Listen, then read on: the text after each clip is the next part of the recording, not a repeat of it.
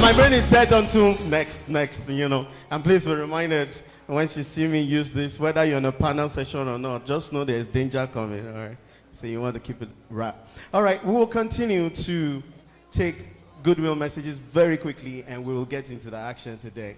I am sure that we are all pumped up, ready to go. Let me drop this leaf before they take too many pictures of me and post it online, and they're wondering. By the way, the professor you were speaking about, that's Professor Motui, is one of the leading professors of medicine in the world, and we have him right here from Ekiti and investing in Ekiti. I don't know if he's here, but let's celebrate him. Come on, let's celebrate that man. The professional herbalist, like I like to call him. All right, we'll move on and take very quickly, just 2 minutes, please. 2 minutes, please. We will take this goodwill message, but very quickly, let me acknowledge. I did it earlier, but I noticed that many of them are not here. We have commissioners and director generals of states present here, and we have a lot of them from the northern states. So kindly allow me to do this. We want to recognize the presence all the way from Borno State. Please, I want you to do this very properly. The aim to show solidarity and to see what we are doing and to share knowledge. Please, let's make welcome and recognize Abdullah Abdul Karim Gatemari. Can we clap? Can we clap? Please, can you stand, sir? Come on, let's do it better. Level. You're welcome. You're welcome, sir. Very quickly, I'll also do this again. The DG for Katsina State Information Technology and Digital Economy. Is he here now? Is he here now? Nofal Hamad. Can we clap? Can we clap? Can we clap? You're very, very welcome. Mr. DJ, one bottle of Coke for you. All right. We also have the DG of Nasarawa State ICT is here, Mr. Sane Aruna. Can we show some Ekiti love? You're very welcome. We hope that you're enjoying your stay here. We also have the Commissioner for Niger State Ministry of Communication and Technology and Digital Economy. Please permit me, Mr. Sulaiman Isa. Can we clap? Can we clap? Can we clap? You're very, very welcome, sir, and thank you so much for coming. We also have the Honorable Commissioner all the way from Akwa Ibom. I hope he is here right now. Is he here right now? Let me quickly do it. Akwa Ibom State Ministry of Science and Digital Economy, Mr. Morris Jack. Can we clap? Can we clap, ladies and gentlemen? He's here. Honorable Commissioner, you're welcome. Okay. Goodwill messages, and then we'll move on. Let me take my leave in literal terms and go welcome up on stage for 2 minutes the founding partner for Lofty Inc., Dr. Wole Odetayo. Very quickly, can we clap? Can we clap? You came to seal the deal. All my wrongs you corrected, and then you made an extra move by giving your life on Calvary too. What else am I gonna do but love you, love you? Hey, I said I love the way you changed my life, and I love the way you put a smile on me. Hello, everyone. Hello, everyone. It's always exciting to be here, but I want to stand on existing protocol.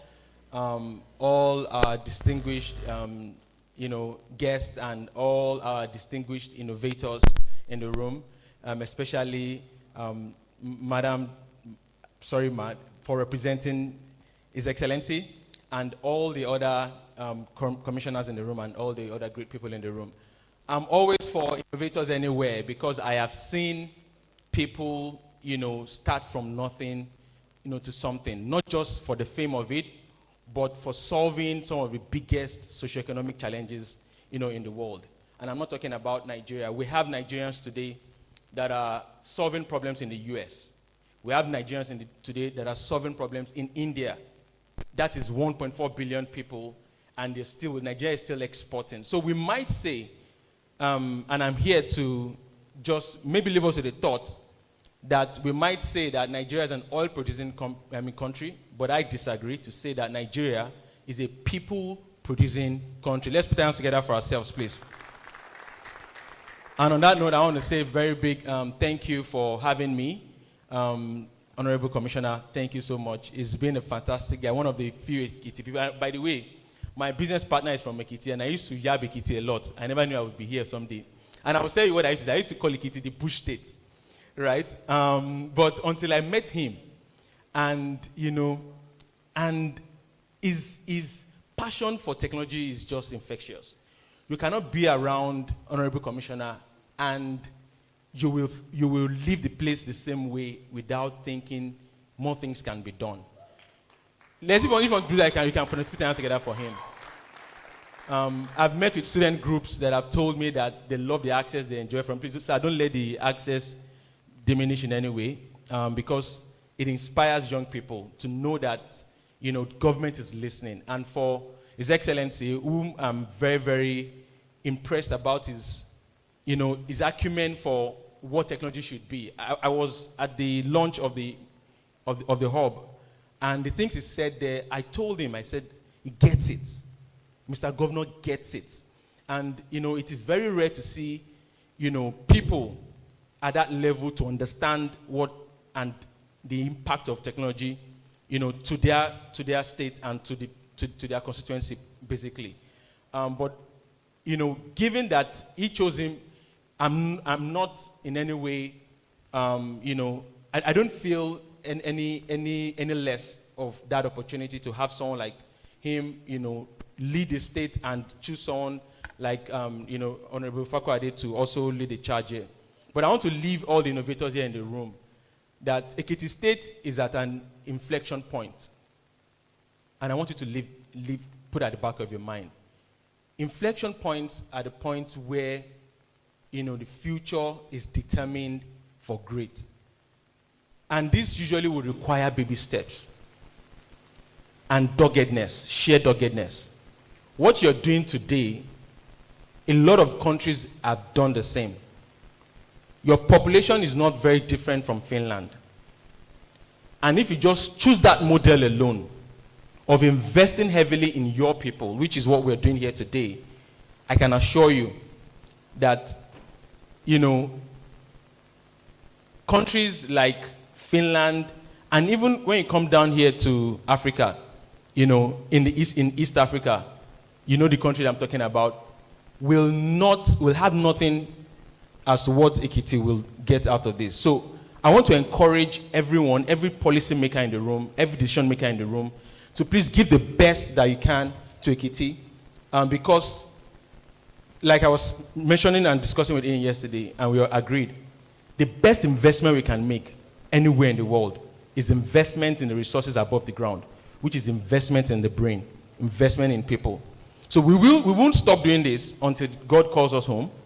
We will continue to make sure that we inspire you, support you, and as much as possible invest in startups that are viable coming out of this great city. Once again, thank you very much for having me, and I wish you the very best. Come on, that applause can be better. Can we do it better? Thank you very much, Dr. Wale Odetayo of Lofty. One more time, can we celebrate him, ladies and gentlemen? Can we do that? All right. Very quickly, can we just be on our feet? I think we've been sitting for too long. Can we be on our feet? Let's do some activity. Thank you. So this is what you're going to do. Just pay attention to me. All right? Just look at me. So we're just, where we are, we're just going to shake our body. Can we move to the rhythm? Just move it. Move. Can we? I know that rhythm is a bit fast, but can we do it? Let's do it. Let's do it. You can't be sitting for too long like that. It's a long day. You need some blood to flow. Let's move. Now let's quickly do this. Raise one hand up. One hand up. Keep it up. Keep it up. Keep it up. Keep it up. While you're still moving. While you're still moving. Keep it up. Keep it up. Keep it up. We're not doing it. Oh my God. And now join me. Join me. Do the second hand.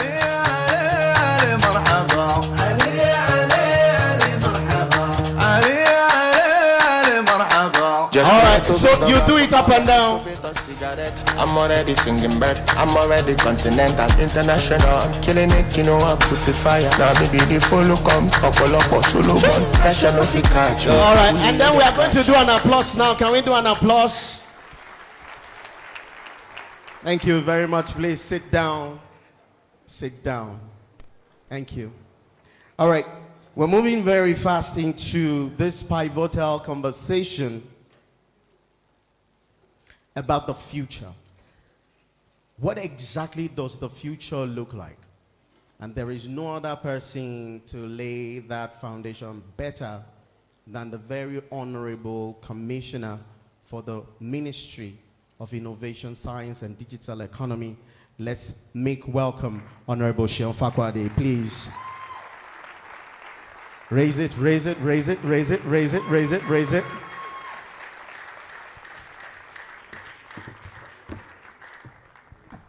Thank you so much. Our time, we have quite a lot to wade through today, so I'm going to be very fast with this presentation.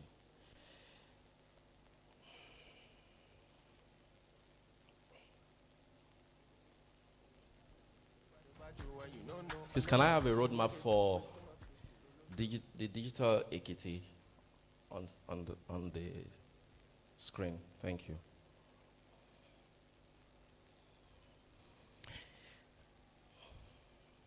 A roadmap for digital revolution in Ekiti State. This is a summary of the government's plan for the next. So Ekiti State has a 30-year master plan, right? And that's what the charge that Mr. Governor has given to all of us to develop and tease out how the vision of the ministries, each department, each agency flows from. And what we've done in the last 1 year, you remember what the anchor said earlier on. Last year was about the potential for Ekiti. This year is about where we go from potential to shared prosperity. And these are not words that are just empty words that I'm saying to you. They are words that are deliberate because we know that the rubric, the ramps, the foundation laying platforms that we need to lay for that prosperity to come has to happen. Mr. Aboyeji has said that we have a lot of work on our hands. There is no doubt about that. There is no economy in the world that has grown from nothing to what it has become by wishing it, by cheerful praying it. It is serious, back-breaking work, tireless work. And our champion, our leader, our father in this state, the governor, has given us the mandate, and we have no excuse in the Ministry of Innovation, Science and Digital Economy than to run with that mandate. Before I go on, let me just acknowledge every member of my team from the Ministry of Innovation, Science and Digital Economy. These are the exceptional guys that have made this job easy for me, and I want to thank you so much for all you do. Okay, I want to move fast. Look, that is our focus. Number one, talent capital for Nigeria. My brother commissioners, DGs, ICTs, Naufal, everybody. Yes, I know we're brothers, we're sisters, but look, we have our eyes on the prize. Number one, talent capital for Nigeria. Number one, startup capital for Nigeria. Lagos, we're coming for you. No, don't do it. This is serious business.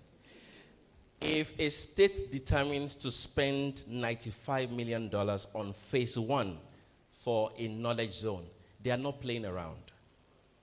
If a state determines to sit with the African Development Bank for 3 years, back-to-back meetings, back-breaking meetings, the governor, the commissioners flying out of town, it is not biscuit bone.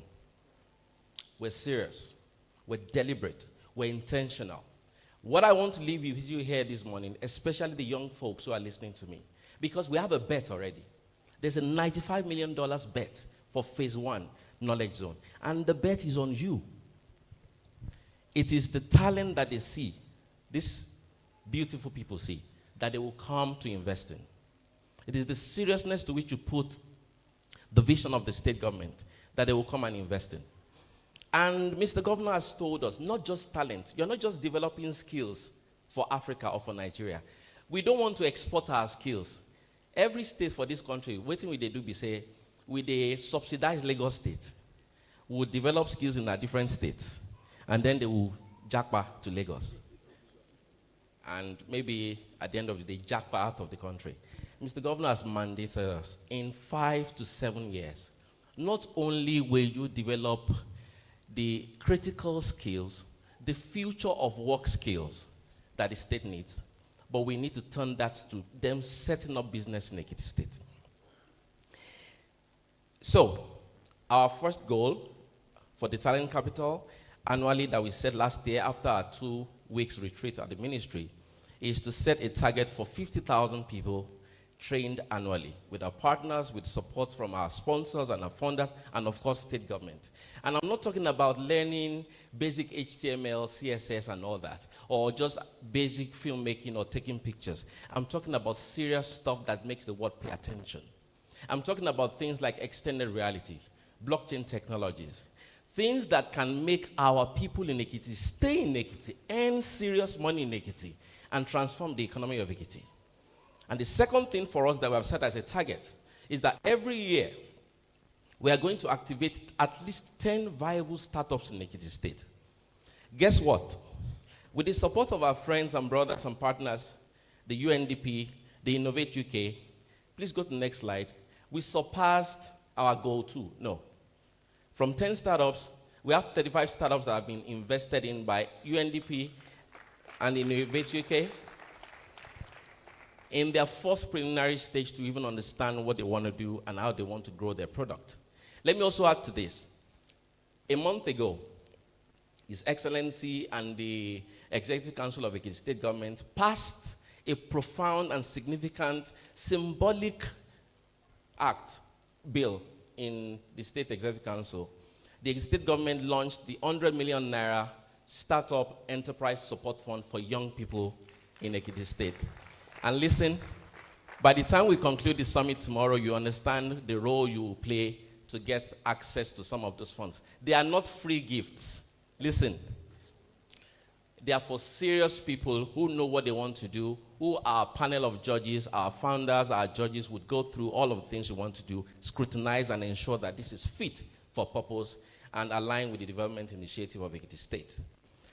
Now, I won't bore you with the challenge of the digital skills in Ekiti State. Is the same, it's rampant across the country. There's a serious dearth of talent, high quality talent across the country. And we, as the people that they call the Bookneto for Nigeria, we're trying to fix that. We're not just interested in being known as the professorial state, where all they do is learn, read. One professor per household. I don't know about you, but I'm starting my PhD in a couple of weeks, and I think I'm the third in my house. And they've been yabbing me for a long time. When will you start your PhD? I don't know any household in this state where if you've not started your PhD, they are not lampooning you and telling you that you're wasting your time, you're wasting your life. I don't know what waiting they find for money. Well, Mr. Governor has always said one thing. Any knowledge that does not translate to wealth creation should be interrogated. And that's what we're doing. At the ministry, whilst Dr. Wali has said that we must keep the door open, the next stage that we are doing is to say to ourselves, all of the brilliant people in Federal University of Ekiti, in Nafe Babalola, in EXU, how are their ideas translating to economic growth for our people, for themselves? How are they changing their communities with their ideas? And it's the challenge I'm telling you today, because some of the things you will hear from us from the ministry are challenges that we have that we know if we work together with you, we can help solve. So we know that we have a serious challenge, and the challenge can also be turned around to become a serious opportunity. Please move very fast. Our key findings here are preliminary. This is not deep enough, but what we've been able to do is to access over 1,200 people to understand where even are we right now. And then put that side by side. Please go very fast to the technical skills page. Move to the next one, next one, next one, Next one. Here, we have identified what we suppose right now that the future of work skills for a global talent pool is across the world. And we have then juxtaposed that side by side with what we see as the current talent requirement in Ekiti State, or talent skills deposit in Ekiti State. We know that we have a huge gap. So, what we've been designing, you can go back, sir. You can go back 3 more steps. What we've been designing then, therefore, a series of programs in the Skills Foundries pillar for Ekiti State. Stay here. When Mr. Governor set us up a year ago as a ministry, these are the things that we faced as challenge. So, usually what you find is that the focus for a lot of global studies that we have seen is that the focus is usually in the formal structures of education. So people who are in school, primary school, secondary school, university. But we've even seen a new report, a new series of reports that have now focused on people who don't have the formal education, but who have some seeming digital literacy skills, or who can actually be brought into that pool. So we found out that 2 in 10 in the formal sector have the right future of skill, or are getting those skills, or aspiring to get them. So that leaves 8 out of 10 for every 10 that we did a study for. And that one is just a summary because it didn't really mount to 1 when we did the analysis. In the informal sector, did not have that skill at all. So if the younger population of this country is what will make the bulk of the population of the country, and if this is what Ekiti, which is supposedly the mercurial professorial state, has, you can extrapolate for across the country. We face a significant challenge as a people, as Nigeria. And what we've determined by the grace of God and the support of our leader and the government and our partners is that we will have to solve this. If the knowledge zone will not fail, you sitting under the sound of my voice have to pick up the right skills so that at the knowledge zone. I hope you understand. If you young people don't pick up the right skills, the knowledge zone is going to happen because it is being backed by government and partners. And the meaning is that when it happens, when the knowledge zone becomes established, if we don't have Ekiti people learning the skills that they need, we would have to import the skills to Ekiti. Do you understand? So the import for us right now, as we start this second-year journey, and as the government and the governor begins to unleash the program for skills acquisition in the state, is for you to get out and get busy. We found that a lot of our young people have smartphones, just surfing the net. The same smartphones that people have access to unbelievable information to learn things. I remember when I was in part 1 in Ife. Too bad you didn't go to AU. Great Ife. Aha. I remember my part 1. I used to turn on the computer of my friend when they go to bed and start learning JavaScript. My part 1. My part 2, I learned lingo. And when I see the incredible opportunities that present itself today on YouTube, on different learning platforms across the digital space, it just amuses me, the focus of our young people.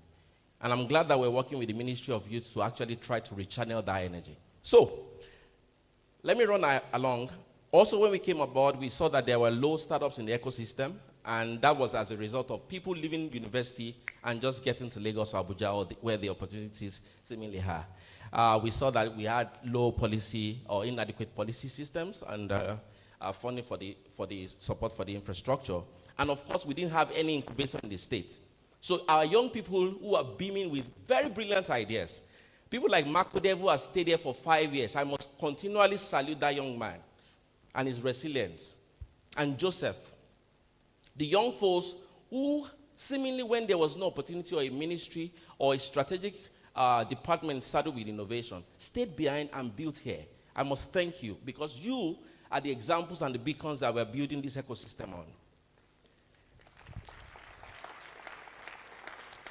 And so in 2023 rather, we didn't have any incubator in the state. We want to thank Innovate Ekiti and Innovate UK, Business Connect, for the work that they have now done to bring an incubator to this state. What an incubator does is, people with ideas who seemingly may not want to come to government or anybody at all can approach those entities to tell them their ideas, and they can go through the different process that Dr. Wale went through with Inyi to invest in Inyi. Okay, let me make something very clear. I'm running fast, but I want to make it clear. When I said to you, attach yourself and be a pest to some people, I was not playing.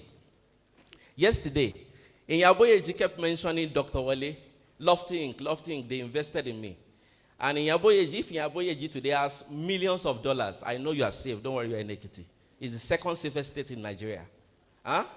If Inyaboyeji now has millions of dollars, imagine how much the person who invested in me has. Dr. Wale, don't look down. I'm talking to you. Dr. Wale is here today. It's not by coincidence. We have prayed, fasted, interceded that God brings him here and is here. So young people, with your ideas, I have cornered him. He's not leaving here until Thursday. After the summit concludes tomorrow, we have to sit down with him and pick his brain because he has to run away. All the strategies, you are working for him. But the important thing is that the work that Lofty Inc. does to invest in businesses, like Inyaboyeji's Andela and Flutterwave, is what the incubator in Ekiti now has the ability to do, with the support, of course, of partners and government. Please move to our strategic plan. So, immediately Mr. Governor set us up. We went, I did a retreat, and came up with 5 pillars to transform Ekiti State's innovation landscape in line with the 30-year master plan. Remember again that our mandate is to work from 30-year master plan to the short and medium-term plans. So, an innovation policy and strategy document, or series of documents for government, digital infrastructure. We'll be discussing that at the session with Jenny Serve. What Ekiti wants to do to take fiber optics across the state under this current administration. It's the promise of Governor Ibanji, and I know as someone who promises, he gets it done. Please clap for him. And I assure you that it's not an investment that's going to go to waste. Imagine our young people like Goroso Ekiti, who sits in his house and makes skits, and then 135,000 likes. Every time I come home and I call my mom, the next question I ask me, have you seen Goroso's skits today? You have a fan everywhere. And now imagine how many kind of Gorosos we can create across the state if people have access to affordable or subsidized internet infrastructure. That's part of the plan of this government. And the third pillar is our skills foundry. And he was saying something fundamental yesterday. That artificial intelligence presents a very existential challenge to us. You know, I think it wasn't Sora that I was looking at. There was a generative AI that I recently saw. You know this call center that you have across the country where the telcos will situate a call center in one state or the other. There are now new AI applications that replicate all of that and makes the job useless. But our job is not just to make sure that you have the right skills, because also the AI needs the models to actually work very well. So that when you have the skills, you can tell AI what to do and it can do it, right? But to also make sure that in accordance to what Inyi was trying to tell us today, that we also situate ourselves or position ourselves to actually establish AI ops centers, right? And all of this fits into the skills foundry plan, and I'm going to go to it very fast. Accelerated and digital transformation will be later today when the head of service takes that call. Please go to the next 2 slides. 2 more, please. Go one more. One more. Thank you. So, under the skills foundry, which is the third pillar of the ministry, this is our strategy, and this is why I'm pitching to our speakers and the big boys and the billionaires in the room this morning. And of course, our sister states who would want to work with us together. So the innovation laboratories in primary and secondary schools, the innovation clusters in universities, hubs in communities, and the transition to the knowledge zone. How does this work? Mr. Governor believes that if all we do in Ekiti State is just go to school and do the same thing that other states across the world are doing, then we're not helping ourselves. The Honorable Commissioner for Education will join us by the grace of God tomorrow. She was meant to be here today, but she traveled for official duties. And she will explain to us some of the tremendous work that this government is doing to equip our young people through the Agile program in 50 secondary schools in Ekiti today. But we're not resting on that. What we plan to do, and maybe during the break you will see that when we go to the Ekiti Startup Garage, is to make our primary and secondary schools thinking schools. And let me explain what I mean. If it would take you to acquire 10 skills to become a professional in your field, the primary and secondary schools would help you acquire skills 1 to like 3. So that when you go to the university, you get to 4, 5, 6. And of course, by the time you're done with the university, you have an intermediate to an advanced skill that the world needs. I know my time is up. Please just give me a minute. Let me run through this.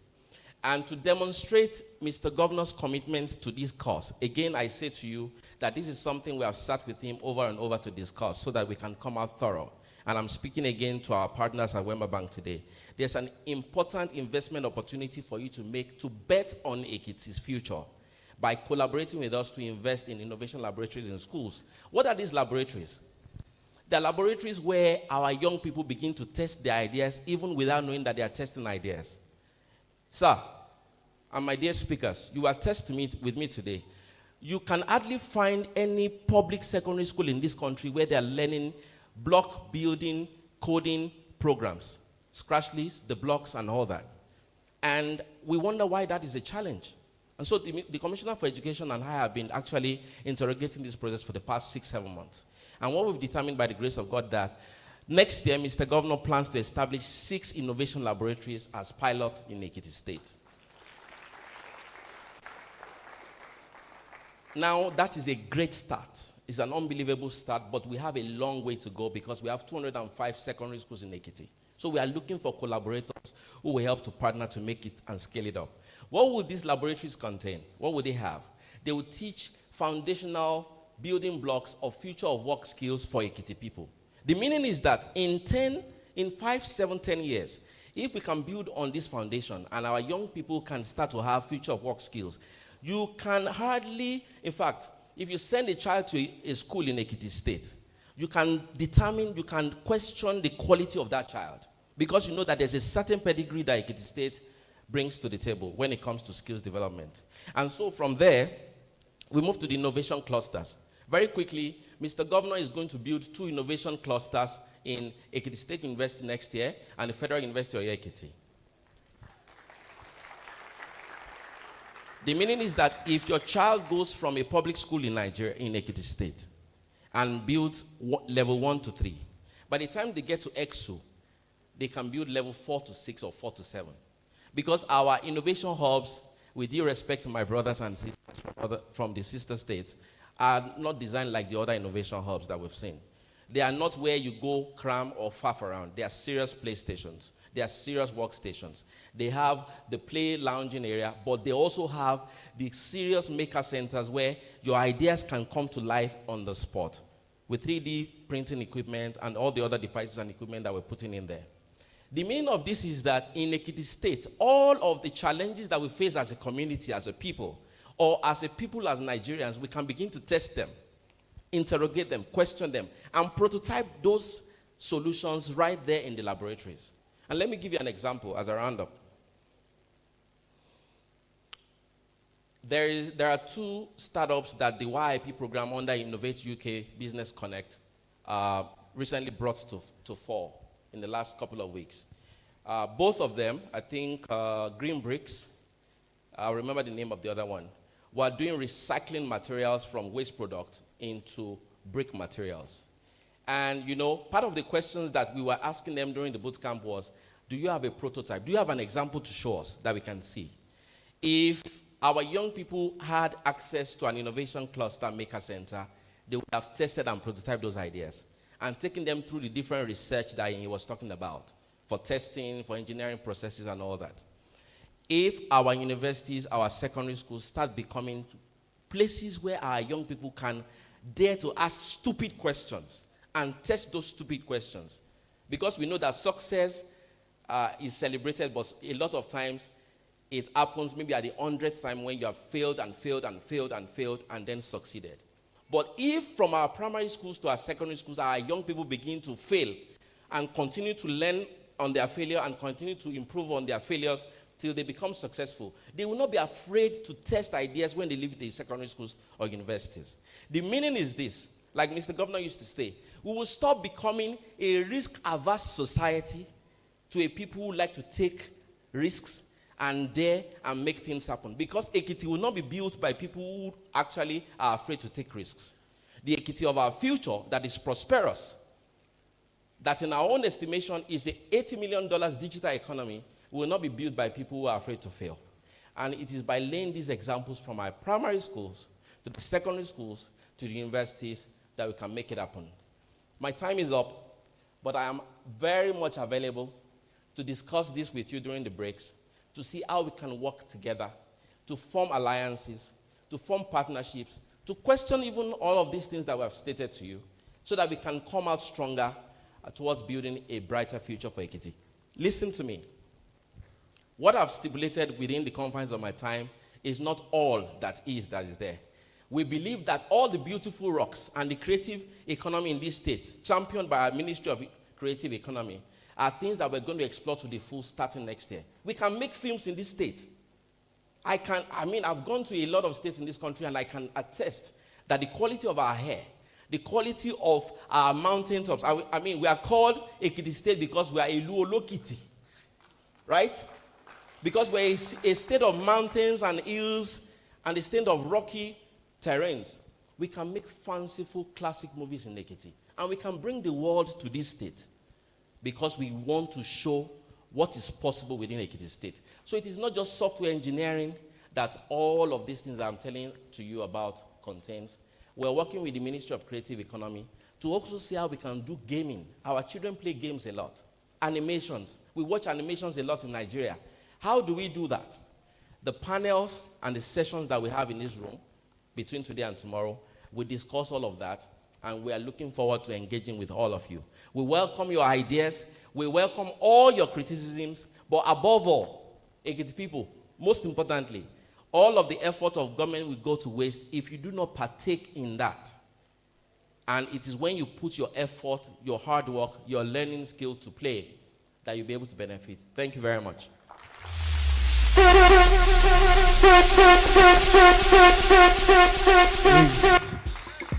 He is taking its time, please. Let's honor him one more time with a round of applause. I want to make go. Me o ti marry.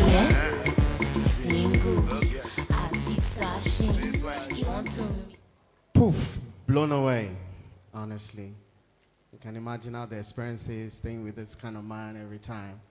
And somebody is wondering, why didn't he bring the leaf up on the stage? How do you bring leaf to a man that pays your salary, have you? All right. Ladies and gentlemen, he has given us a picture of the future, right? But the first panel that we're going to be having today is going to be criticizing it. And let's look at the reality. Because for some, I'm sure a lot of people are wondering, is this true? Is this dream not bigger than Ekiti? Can we achieve it? Well, all those questions will be answered in the first panel session that will be taken today. And please, I urge you, pay all the rapt attention that you can and continue to engage with us online. I see all your pictures and all your videos. Thank you so much. Continue to use the hashtag EISF2024. Let me now welcome the panelists of this first keynote panel discussing Silicon Valley, illusion or possibility. That's the discussion today. One more time, can we celebrate the SSG who's representing His Excellency? Thank you so much for your time, Ma. For anyone with relate, Thank you so much. Sometimes it feels like success is a drought. Now let's come on. Ladies and gentlemen, the first speaker on the panel is no other person than this man who has helped and supported several startups and businesses all over. Very critical to helping us to see If our vision or dream is not too big for us to handle, please make welcome Dr. Wale Odetayo of Lofting. Can we clap? Can we clap? Come on, let's keep clapping. Let's keep clapping. Sometimes it feels like success is a trap. Joining him, ladies and gentlemen, is the managing director of Impact Up, a specialist in helping startups to clear their cobwebs. Please make welcome, I call him Mr. Cobwebs, Idowu Akinde. Can we clap, ladies and gentlemen? Come on, let's celebrate, let's celebrate. Show you the way now the people they back by. No be pride, no be ego. Sometimes I gotta change my mind, sometimes I gotta stay behind, sometimes I would have to say no. After successfully ashing a VC and also with his latest project, Eternal, earning volume of dollars, please make welcome the old hand himself, Enyi Aboyeje. Can we clap, ladies and gentlemen? Come on, why are we not clapping? Come on, let's celebrate.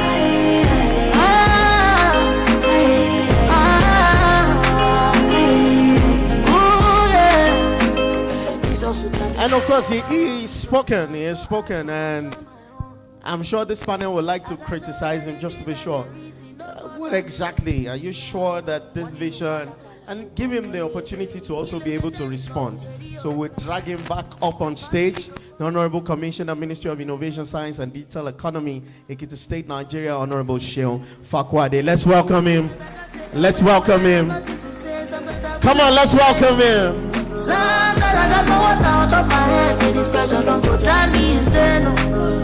So if you see me for sure and I don't greet you, no vex, Papa, my head is full of. And anchoring that panel is a critical partner, country lead, Innovate UK Business Connect, our brother Joshua Adedeji. Can we clap, ladies and gentlemen? Come on, let your applause. We are not clapping over there.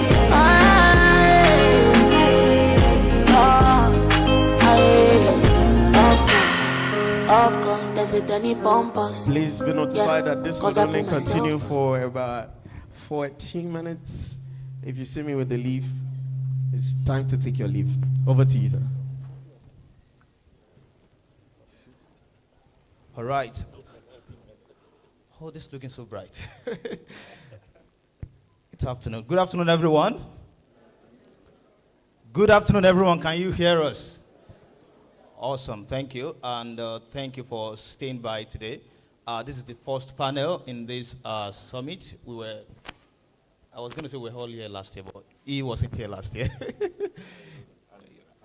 Yeah, and Dr. Wale.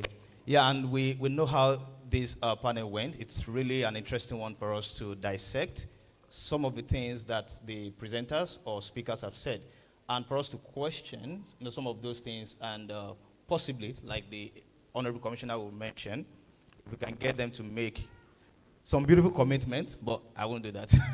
I won't get to make commitment. So what we are going to be looking at on this panel is actually, we've been talking about the EKZ, and also looking at comparing what we want to have on the ground, with what is happening or what has happened at the Silicon Valley. And we want to say, is this possible? They've said all these things, beautifully. Does, what we have at the moment in the state, represent, what we thought we want to see? So, I'm going to start, this question. For those who, I'll start with E.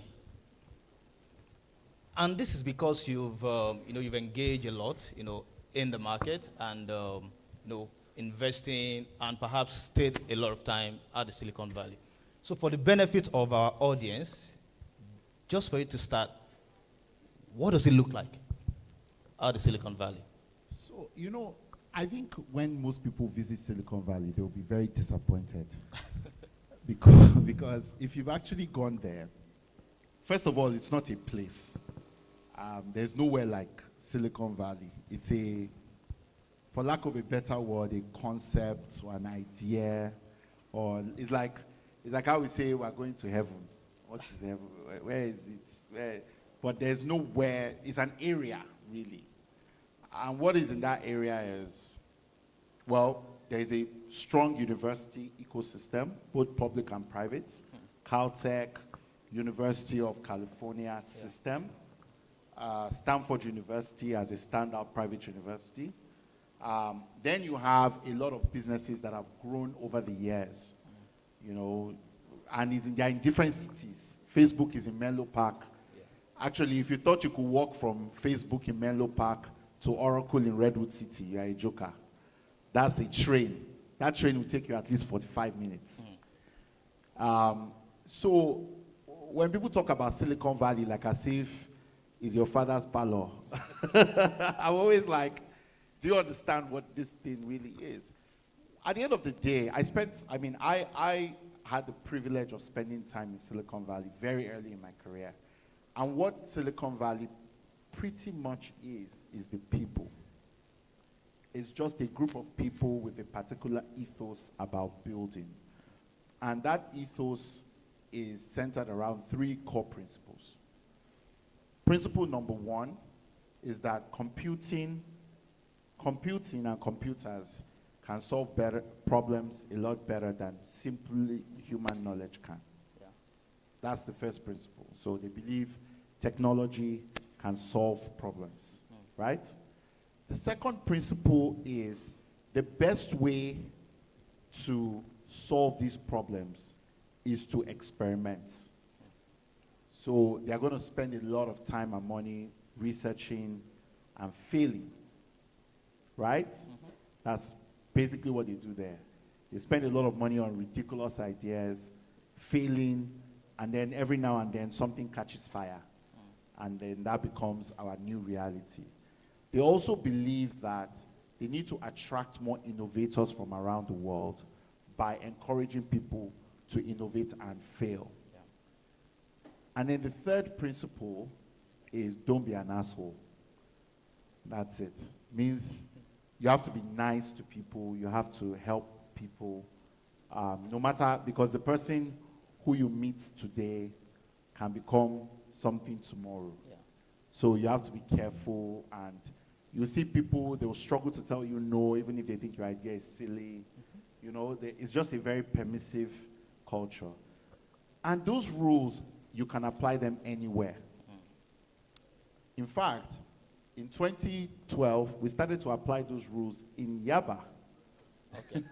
Right? And people like Dr. Wale Odetayo were right beside CC Hub, and we were growing together. I would spend time at CC Hub, I would spend time at that time was that the Yabacon Valley? Well, I guess that was another name for it. But at the end of the day, it was just a community of technologies that were built around these principles. This idea that, first of all, technology can solve problems.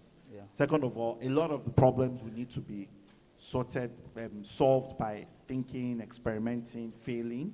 And the third thing is we have to do it in community by collaborating with each other.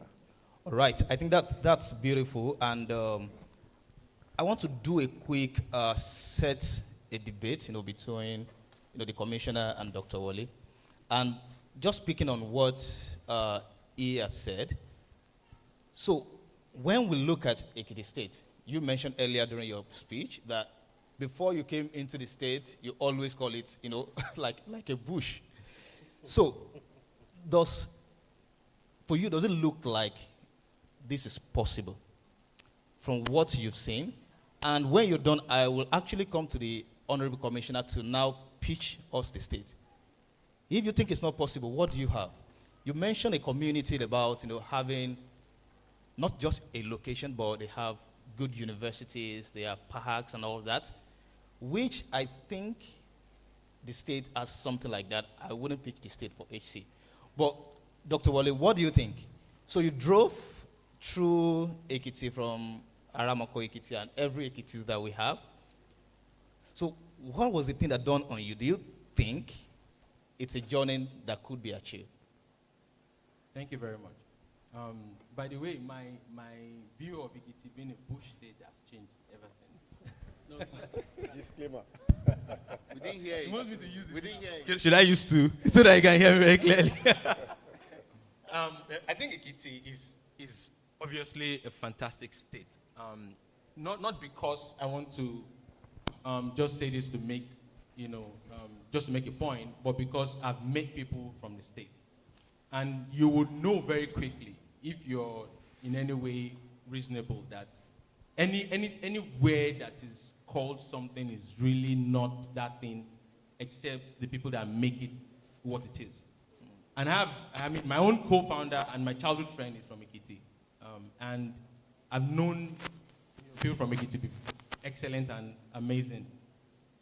So I'll leave it at that. But just to answer your question, it is very possible. And he talked about what we call the Silicon Valley concept. I would like to dive a little bit deeper.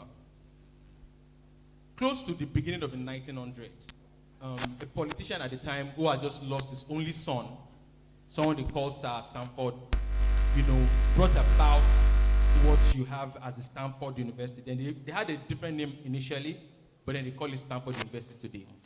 But he did something phenomenal. He gave about $20 million at the time, which is like, hundreds of billions or whatever it is that you want to call it now. $20 million at the time was a lot of money then. This was, I think, 1890 or thereabout. I mean, even it's still a lot. I mean, right? Let's even be clear about that. But he did it for one thing. He said he wants to level the playing ground for everyone that wants to go to school and wants to do something great with university education. So then if you gain admission to Stanford, you won't need to pay anything. You come to Stanford, you would learn, they'll give you the best research. And then it was rivaling. Before then you had Harvard, which is like 100 years older than Stanford. But that in itself changed that Santa Clara place, which was known to be an agricultural or an agrarian zone. And then coupled with the World War, where the Bay Area used to be, where the U.S. Navy ships were launching from, they needed satellite communication. They needed to be able to, communicate with each other, and that what led to what the U.S. government invested in that area. Cut long story short, you have the government, and this is where I'm driving to, you have the government driving research and opening up that IP to the public to use. The GPS you have today, and so many other core fundamental, IP that we have today, technology that we have today, was driven by the government. And that's the reason why I would say that it is possible, because what I'm seeing here with the governor of Ekiti State and what governor of Ekiti State is doing is phenomenal. While we're seated here, we had another veteran that walked in and someone that drove something similar for Lagos State. And if not for people like them, visionaries like them, that would say, let us come together, let us build. With government taking the risk where you have, and by the way, the innovation ecosystem is a 90% money loser, you can call it initially, with a 10% that will give you back your returns over a period of time. So, how many businessmen will put away 90% of their wealth for nothing? You need the government to take on that head on. And you have Ekiti saying it is time to build it. So I think it's possible. Awesome. And that's why I will leave it at. Awesome. Thank you so much. Put your hands together. While we were speaking, someone very important also walked in. And because of him, I will give up my seat. Yeah, I will do that. So permit me to welcome the Honorable Commissioner of Finance in the state to join us on this panel. Let me give him doctoral position, Dr. Akin Oyebode. That would be my father. That would be my father. No. I was professor. Yeah, that's you. All right, you're welcome. And thanks for the amazing work you're doing. All right, so Honorable Commissioner of Innovation. So this is the question. So you've heard about that this is possible. It's not an illusion. But he mentioned something there's a setup that you need to have. So what do you consider the current setup you have in Ekiti State? Now you have the EKZ. Is it just a place? Can you walk us through what exists in the landscape? How do you think, similar to what he has said, he painted a picture, what do you have? He mentioned about I know he is very key, on the airport. So what's the, where's the airport, to the EKZ? Where are the universities to the EKZ? Where are other parks, to the EKZ? All the amazing things you showed us, how do you intend? Do you think they will be scattered all over and the EKZ will just be a place? Can you tell us what it looks like in terms of landscape for what you're planning? Thank you very much. First, to acknowledge that Dr. Wale has retracted his Bush statement. But quick to it. So we have quite a lot of what you would call similitudes to what the Silicon Valley that you've aptly described that we have in Ekiti State. We are very much aware that we have a legacy heritage for education, and that Dr. Ibode, that you're giving his title. For instance, exactly. So there are a lot of complementarities that Ekiti has that you will see very, very much sets us up for the knowledge zone. Yeah. We have what is called the education quadrangle for Ekiti State, the 4 universities of research, of learning. I don't know how many of you have traveled out of this country, for instance, before for your medical checks and needs, but we have sitting here in Ekiti State one of the best health institutions in Nigeria, the Afebawala University Teaching Hospital, and also EXUTH. And that EXUTH, Foye, Abuad, the Ekiti State Polytechnic, all, and even Boesti, all finds the EKZ sitting at the center of that quadrangle. Not just that, I'm talking about human capital now in this regard, that will service the knowledge zone when it eventually sets up. But like I explained in my initial conversation, I also described the laying foundation that we also put into play. Like the Commissioner of Finance would say, it will be very unwise of us, to use a better word, to now start bringing people from neighboring universities when we have universities here that can become the building ramps and even schools that we can start to complement the EKZ. Now on infrastructure, I'm very much certain tomorrow morning the DG Ekdipa would also be here to give you a lot of more other details. But you will see a lot of also new complementarities for road infrastructure, for sight and sound, to the knowledge zone, in the knowledge zone, that will make the knowledge zone idea come to life. So he has repeatedly, from the moment he stepped into Ekiti, said, just fix the airport, I will give you $100 million. And well, I'll build that here. Yeah, that's what I'm saying. No, yes, you will build $100 million here, but you also give the ecosystem money. You said so yesterday. You're on record. So I'm bringing you on record again. So, and the Honorable Commissioner for Finance is here, so that when the airport comes alive, he can start asking you to start bringing the money in. Now, if you go to the knowledge zone, when it eventually starts in a couple of months from now, the groundbreaking ceremony, Commissioner will also speak to that. It sits directly opposite the Ekiti State Agro-Cargo Airport. And there's something that you don't know about the Agro-Cargo Airport when it becomes fully operational. It's one of the most, there was a lot of thought that was put into it in terms of the infrastructure that's there. When people hear agro-cargo, they think it's only flying agricultural products out of the state. An agro-cargo airport actually is much more heavier in terms of the capacity and the load retention and the infrastructure that you build there than a passenger airport. So it has the capacity not just for flying agricultural produce, but human beings. And the meaning is that you can fly directly into Ekiti State. If you fly directly from outside the country, it's straight direct. If you fly to Lagos, it's like 20 minutes, because if accurate to Lagos is around 20, 25 minutes, we can definitely know that it's less time to Ekiti. So in 20, 15 minutes, he can be in Lagos, and then he's in Ekiti in 20 minutes to continue his business, right?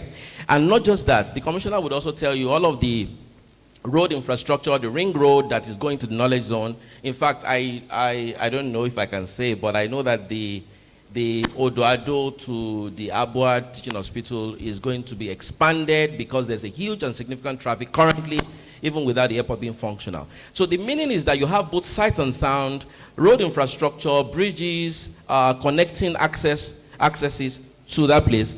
You have a governor that's also planning to begin next year fiber optics infrastructure, starting first from public buildings and public institutions, also to the knowledge zone. Then you have human capital that is surrounding knowledge zone. Let me round up here. Ekiti State is the first state in this country, like other firsts, to start mechatronics engineering, which is a significant thing for the knowledge zone.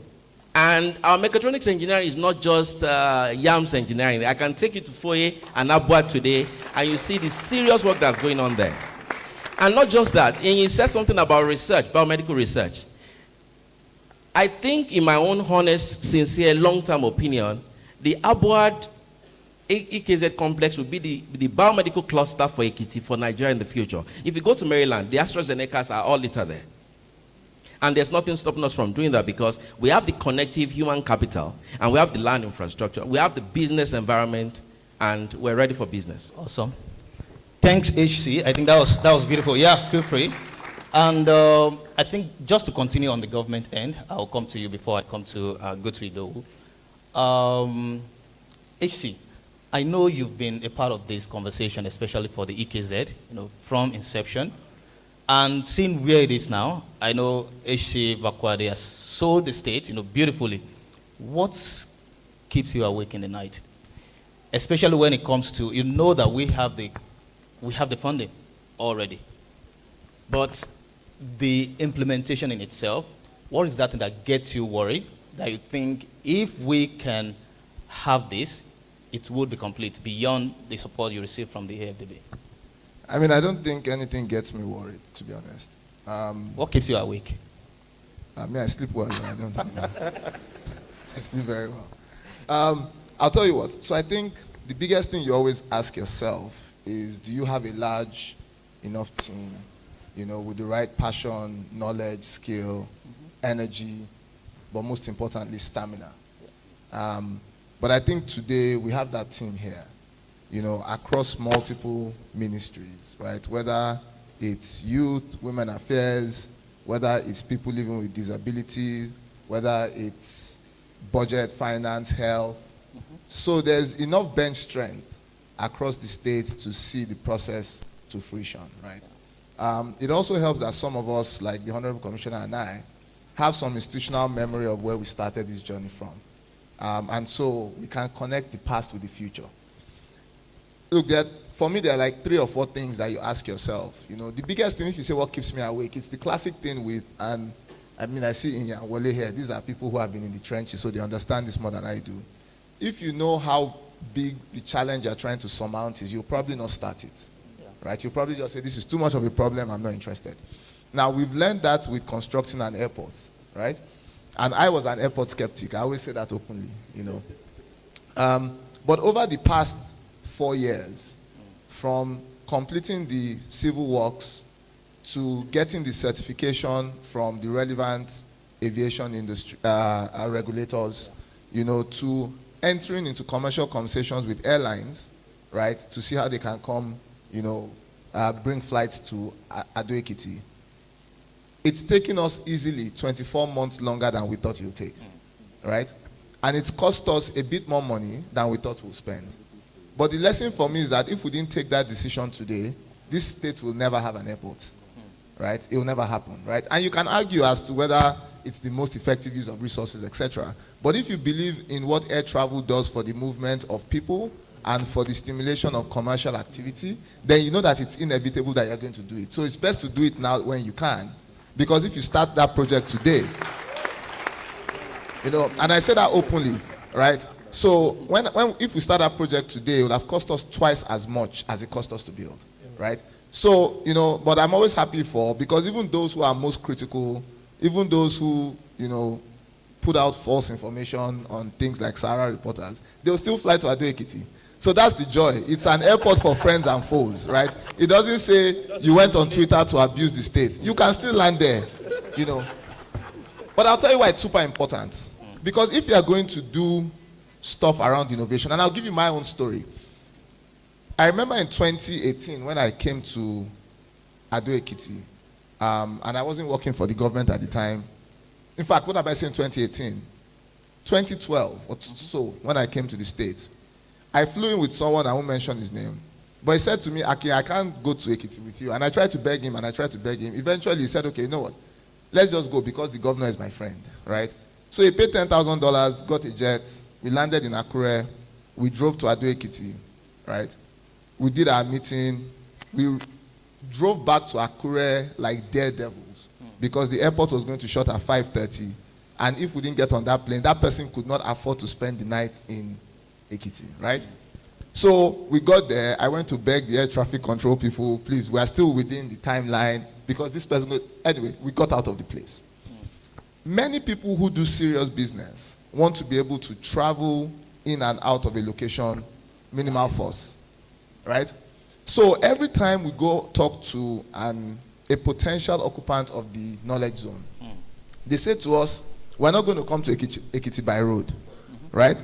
Even if we have to drive from Akure to Ekiti, we're not going to do it, right? We want to be able to land in the States, conduct our business, and leave. So it becomes a necessary condition, right, for doing something of this magnitude.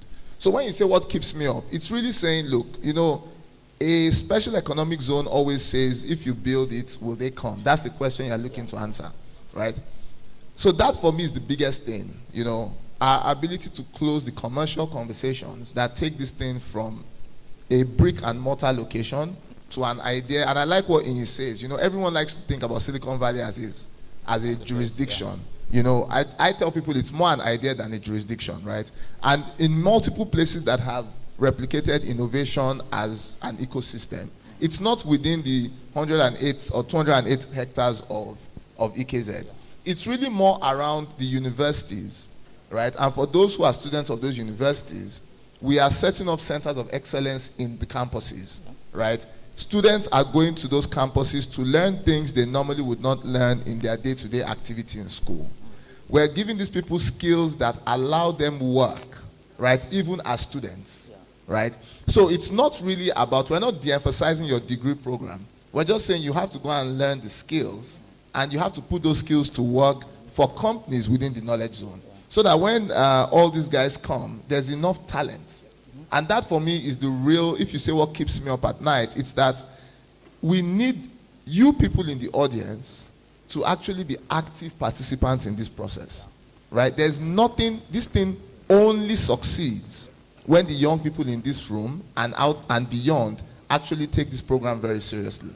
And I'll tell you why I say this. We ran a digital skills academy a few months ago, right? We were looking to train 500 young people from that digital skills academy. We got first 2,500 applications. I was stunned. I was like, I thought we were going to get 10,000. Yeah. Now, when we eventually shortlisted the 500 people that started the program, maybe 360 got to midway through the program. By the time we were graduating people, we graduated, I think, 290 people. This was fully funded by the state, right? Now, we're talking to a company called Outsource Global. You might know Amal Hassan.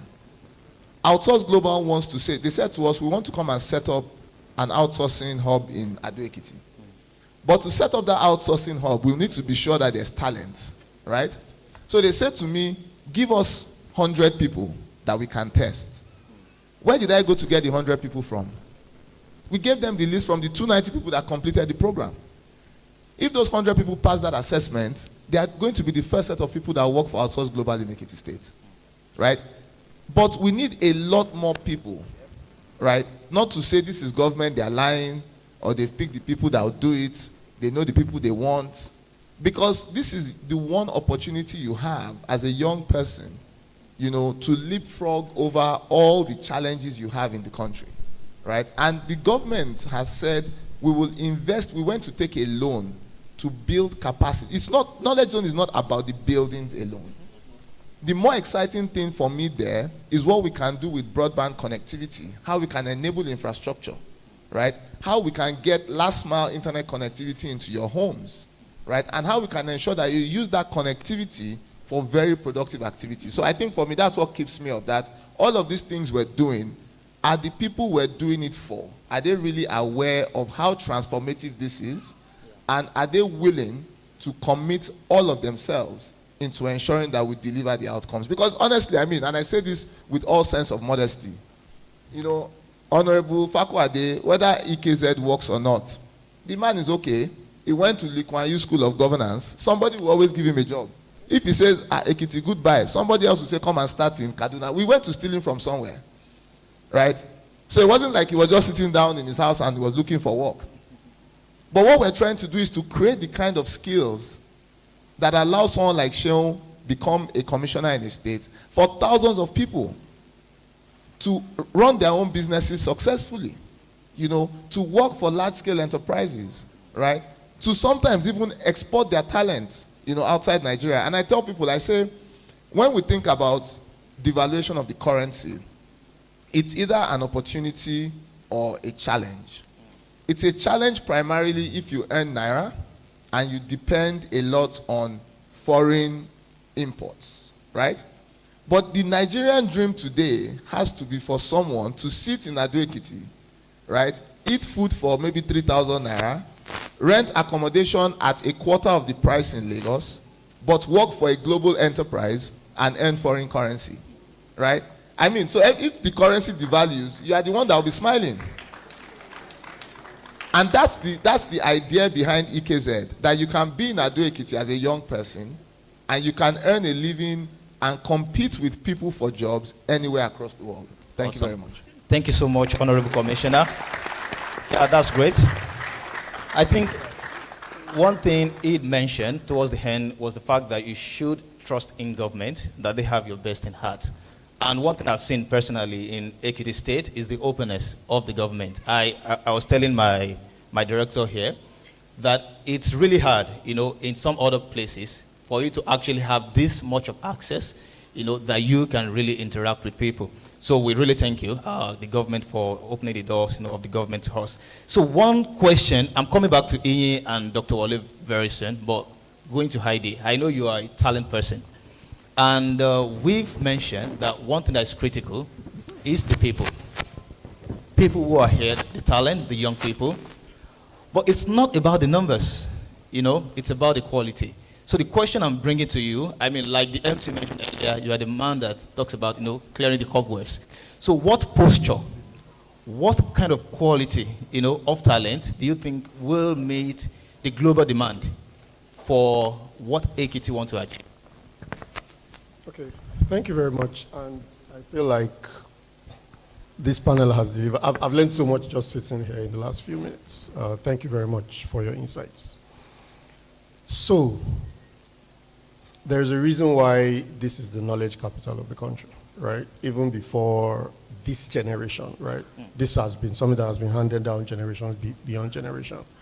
Like Inyi mentioned at the fireside chat yesterday, emphasized actually about team quality and how value follows efficiency and just quality, right? Forget every other attribute and focus on team quality. The Honorable Commissioner of Finance just mentioned that as well. Solid bench on the government of Ekiti State. I will amplify that same point and say you definitely need to, we all definitely need to pay attention to the quality of outputs that are coming out of Ekiti. If we want to, let me use a series of levels to explain it. If you want to build, if you want to work for what you might call state class companies, there's a certain skill level, because within the scope of a state, there is a minimum number of people that you are competing with for those positions. If you want to work for a country class company, the wider pool of competitors that are trying to get that position you're trying to get is wider. If you want to work for a global or world-class company, then the bar is higher. I think it's clear to everybody in this audience that if we are trying to build local talent in Ekiti that will compete with people from Singapore, San Francisco itself, Europe, Asia, every other continent, then we cannot build like we are planning for them to be employed by Ekiti. It would be a plus if they have those skills and they can supply it to the local ecosystem. But if that's the benchmark, then let's build for that benchmark. Make sense? All right. The last thing I'll try to say is maybe this is the opportunity, and the Honorable Commissioner and I will take that further. I represent Impact Hub Lagos, and I have the best regards of Impact Hub Lagos in this conference here. So, as an addition to the Innovate UK investment in the 10 recently graduated startups of the Youth Bootcamp, Impact Hub Lagos will be donating $1,000 worth of coaching each to those 10 finalists, making $10,000 worth of investments. Thank you very much. Awesome. Thank you. I thought we were going to keep that, but it's good that you mentioned it now. Thank you so much for, for making that commitment. My question to you, back to you, Ian. So recently, as as a partner in the state, we released like a resource called the guide to investing, investment guide for the state, and this was better off the fact that we have limited to no presence of investor. I know you've been here recently, but you see more of commercial banks in the state. So one thing we did was to actually started talking to some of the that you think could drive, that engagement to the success of the EKZ. What would you look out for typically, that would drive you into the state beyond the airport, and every other thing we've mentioned earlier? Yeah. So I have a different view in terms of incentives. A lot of investors will tell you that the reason why they would invest in a place is incentives. Yeah. But the reality of incentives is it's after you've made the decision that they matter. Right? If you've made a decision, I'm going to go to Ekiti, then it matters to you that you're going to get tax breaks, blah, blah, blah. But sometimes, some states will come to us with incentives, but we're like, well, yeah, that's great, but I have no intention of going there. And but in terms of what we look for, when we want to make that investment into a state, it's not incentives. Okay. The first thing we're looking at is the quality of talent there. Yeah. So we would map out all the universities. We would map out what research institutes exist. We'll map out what the state's particular competitive advantage is first. On that benchmark, Ekiti more than passes, right? Even just the investment that has been made in ABUTH is enough, right? And then by the time you start piling on other things, you quickly figure out that, look, there is a pretty vast talent pool that you can pull from here. The next thing we look for is infrastructure. So, and the infrastructure we prioritize is infrastructure that makes it easier and cheaper to do business. So when we talk about the airport, I know you say I shouldn't say airport, but that's what we're talking about. Okay. Power, for example, is very important, right? We don't really need if the road network within the area where we will do business works, we're fine. It doesn't need to be everywhere, right? And then the thing that we're now becoming more particular about are things like hotels. That actually matters quite a bit, more than we thought it used to, especially when you're in the capital, when you're in human capital business. We look at, okay, where do people have fun? Where can people just go and relax? We're now increasingly thinking about things like school quality because the age of the talent that we're thinking about is a little bit higher. But sometimes, depending on how early we are in that journey, we can easily make the investment ourselves. Yeah. And then broadly speaking, we think about business environment, which is a big topic. But what it really boils down to is how consistently can I know what my cost of governance is? Mm-hmm.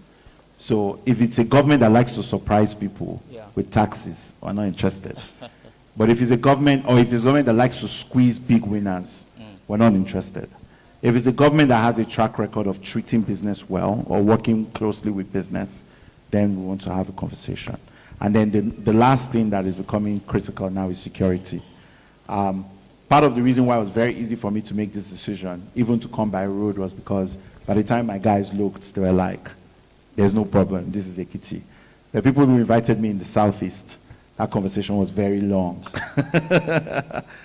Why? Because security is not there. And there will be places in the northeast I want to go, or northwest I want to go, that the conversation will be similarly long. So that security thing is like bedrock now for everywhere we're looking to invest. So I always advise states, don't focus too much on the incentives. At the end of the day, the truth is, if the enterprise is large enough, we will have a conversation about incentives. Me and you will sit down as a government and say, look, well, for me to put the money here, here's my math.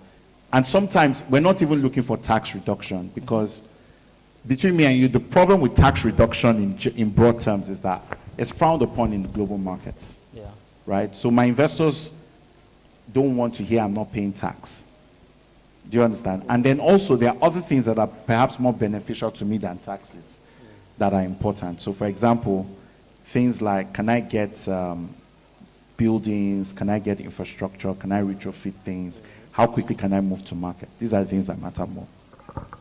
Awesome. Thank you so much. I know, AY, I know you're here, so we'll just take about 5 minutes and we'll run this up very quickly.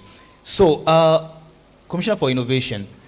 So, Ian mentioned about some of the things that are needed, energy and all those things. And that is helping me to think about the role of innovation. Because if we are to depend on the current state of energy, I know it's improved, greatly recently, but there's a role for innovation. What are you looking at the EKZ? Like in energy and other things, like what's the role of innovation? And the second thing, because of our time, which I have in my question is, I know people here, when you talk about technology, IT, we see sometimes, women, I know it's improved recently, but they push back. But there's a need for the government to actually encourage and push out, especially on the equality hand. So 2 questions in one. What's the role of technology? What are you going to be doing differently in setting up what we call the EKZ? And how do you ensure in a deliberate form to make sure we have a lot of women, young ladies engaged in what you're working at? Okay, thank you. So the EKZ in and of itself is not just when people hear the $80 million, it's not just for all the civil infrastructure that goes in there. It's a well thought through initiative, and meaning that you have all the power infrastructure, the sanitation infrastructure, apart from the sights and sound that you find there, fiber optics and co. So I'm very certain that there is an independent power project that the EKZ is tied to, that also will feed the EKZ, if I'm still very correct, from the Abuad and cluster. Apart from the one that the EKZ itself will serve the EKZ. The plan is also, from what I'm reliably informed of, that the remnant of the energy there would serve communities in the EKZ, because the current one that we have here is around 5 megawatts, and I'm sure that it will be of equal standing for the EKZ. That's on the first part. On women, I'm very grateful that you brought that up. The Commissioner for Women Affairs is here. Oh, interesting. And yes, I spoke not just quite long ago about the 100 million naira that the government provisioned for the Enterprise Support Fund. And around 10% of that is dedicated for women in tech. It's called Shinovate. I'm saying it now, but we're still going to speak about it tomorrow. And it's designed specifically for, so even if you have gotten substantial response from the 90 million that is now put aside for all the other innovation programs or support in the 100 million pool, there's still a 10 million that is designated for supporting women in tech, for their programs, for their initiatives. Of course, it's, like I said, not free money. There are criteria selection that preconditions you for that, but it's dedicated to inspiring women, to ensuring that they participate in the bigger pool of resources. Just to add to HC's point, I think first on power, it's very important to recognize that Ekiti was in the first set of states, right, to take control of its regulatory environment.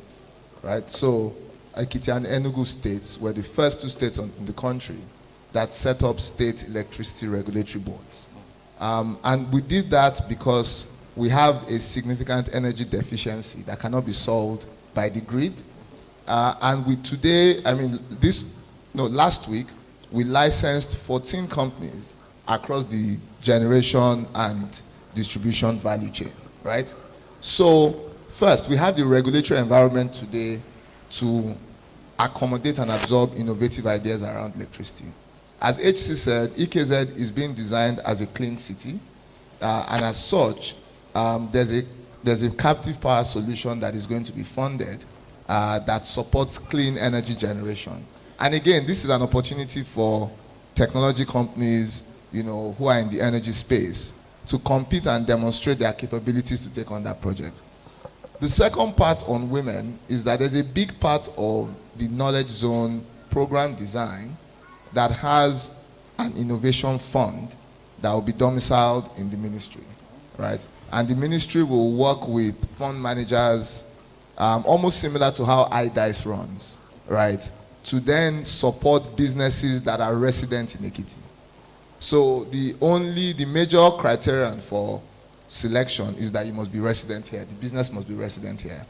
And I believe if it's not 40, it's maybe 35% of that is set aside for female innovators. So for women who are doing excellent stuff. So, and I always say that's a flaw, right? I mean, it could be 100%, right? So that again helps to support the conversation that we're having. Thanks. Awesome. I love listening to forward-thinking government. Thank you. Put your hands together. Thank you. As we are running up, a quick one to Dr. Wale. So, as a ministry, as a state and as a government, we've gained huge momentum. I mean, I came to Ekiti State like 3 weeks ago. We had the Young Innovators Bootcamp, and concurrently, the UNDP MasterCard session were going on. A lot of things going on in the state. We've heard about, massive investment, in Ikogusi in the, through our brother here. A lot of things happening at the moment, and momentum is actually critical here. So what are the things necessary, for the Ministry of Innovation and every other ministry we have, the commissioners seated here? What do we need to do so we don't set ourselves up and then we can continue? What are the building blocks that we need to continue to build as we gain this momentum? I will tell you something. One thing that might happen is when you see a lot of this, investment, grant funding, coming in, we at some point might focus on numbers. Numbers is really great, but how do we ensure that the momentum also creates quality based on what we've said that it's required to build a successful EKZ? Thank you so very much. I'm going to talk about 2 things very quickly. Number 1 is courage. So I'd heard Honorable Commissioner Pakwade and Oyebode, Honorable Commissioner Oyebode, talk about their fear of the young Ekiti people not engaging in these opportunities that they're creating. But I want to allay their fears. Don't worry, sirs. This is very, very natural. In the very early stage of ecosystem building, you would have people thinking, what is going on here? Number 1. Number 2, most people, and this is not second point, this is just to buttress that, most people that are indigenous to opportunities don't value opportunities. I will tell you that for free. In the US, about over 40% of the unicorns created in the US were founded by immigrants. I'm not talking about second class, I'm talking about immigrants. People that migrated to the US during their own lifetime have created almost half of the unicorns in the US. So this is it's normal. That when you put opportunities to people will be like, where are they coming from? These people, I don't trust them. And then, don't worry, people from Ondo, people from Osun, people from Oyo will come. People from all over the other states will come. So we don't need to necessarily to preach to them, but I want to enjoin the government to keep being courageous. Because really, if you want to build what will last here, you have to build more than the capacity of your 4 million people. I want to put that to you first. The second thing is never fail from showing up. I can't tell these my guys, technical things that they already know way, way more than me. But those two things is what I want to bring to the table. Courage and never fail in showing up. There will be times where you will question what you're trying to do. I mean, just like now you're feeling like these people are not responsive, but there will be times that people will say, no, we can't come to your state. Sorry, 4 million is too small for you. But remember that the more you put in effort, the more you're closer to doing what will really, truly scale. And I'll leave it at those 2 points. Awesome. And my final question would be to Heidi. AY, I know you're coming. This is the final question. I know we've spoken a lot about the talent, the young people. And one thing you mentioned, which actually brought about the question, is the essence of partnerships, where you've mentioned that Impact Hub is interested in doing this. But beyond that, an ecosystem is made up of quite a lot of things, not just the talent, not just the infrastructure. We have people at the academia, and every other element. How do you think we can run this without leaving any stone untouched? Anyone, outside of this? Because I remember Ian mentioned about the role of, the universities, which Ekiti State have in abundance. So how do we ensure we are able to carry everyone along in this journey? Thank you very much. So it's like throwing a ball to a kitten. I'll use Impact Hub as an example.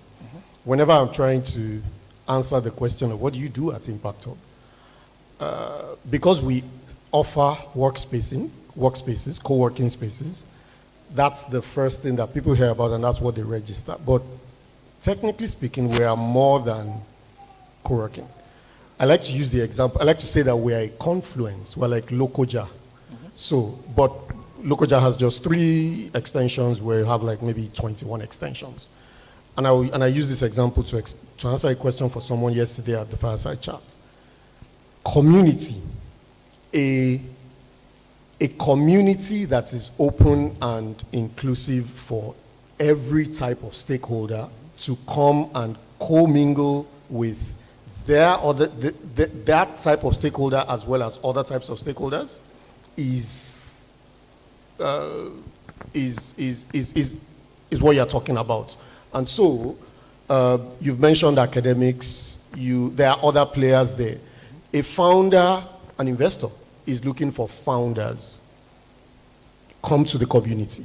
If we build and stimulate that community well enough with enough engagement and activities and just engagement, then the investor will remember that when I need access to partners, founders, XYZ, the community is where to come. The founder will remember that when I need to find a co-founder matching, which is a big headache, we'll talk about that later. When I need to find investors, when I need to find mentors, advisors, legal experts, this is where to come. So having that inclusive community and being deliberate about making sure that everybody feels like there is value for them to get from that type of community is what I'd say is what we need to build. Awesome. Thank you so much for that. And final word from everyone, Dr. Wale, and you pass the mic around. What is that final thing you would love to say, just in 3 seconds, as we journey to building the greater Ekiti together? I would say talent, courage, and perseverance. Talent, courage, perseverance. Thank you so much for that. E, over to you. Many things to say, but 5 seconds. I would say it might be helpful to focus on one thing first. I feel like there's a lot going on, and it might not help us get an outcome. Awesome. Commissioner, yours is different. So you wake up 2 years' time. What would you love to see? Well, in Yaboyeji's company's investments, Dr. Wale's investments, Idowu's investment in Ekiti, and I'll pass it to the Commissioner of Finance. All right, the same question to you. I mean, I think for me it's fairly simple. It's all these people in the audience in high-paying jobs. I think that for me. Awesome. Thank you. Thank you to all our panelists. This has been a great one. I've learned so much from everyone, from the commissioners, from our investors, and of course from our talent expert. And I'm not sure if we have any time for questions, from the audience. If not, feel free to engage with any of them at the end of this session. It's been a privilege leading this session, and I appreciate everyone. And we hope to continue in the conversation. Thank you.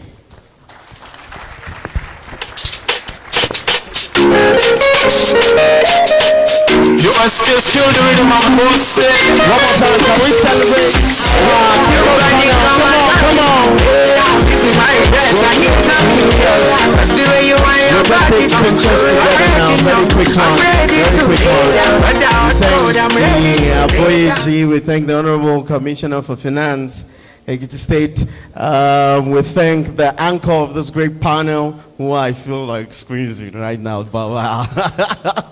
Maybe money will come out. Joshua Adedeji, the Honorable Commissioner for Miss Day, we thank you. We thank you so much, expert in cobweb clearing, and we thank you for speaking so glowingly about Lofty Inn.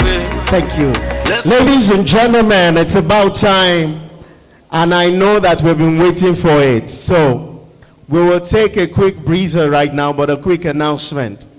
The entire Ekiti Innovation Summit 2024 is a full showcase from downstairs all the way up here. For VIPs, this is the only access to the hall.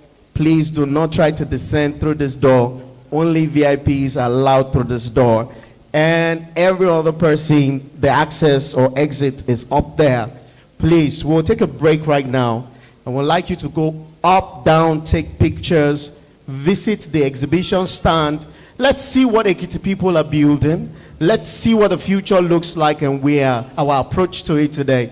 Ask questions, critique, connect, network, take pictures on your way, take videos on your way, and return in 15 minutes where we'll have lunch, all right? Lunch is ready, water is ready. We want to thank all the students from the Technical College. We'll celebrate you. One more time, can we celebrate the students? And the students of Divine Touch, DTIS, we thank you so much. Lunch is ready, water is available. Please, just like I said, this exit is only for VIPs and our speakers. The upper exit is for everybody. Take a walk through. Get yourself water, get yourself a lunch pack, go to the exhibition stand downstairs.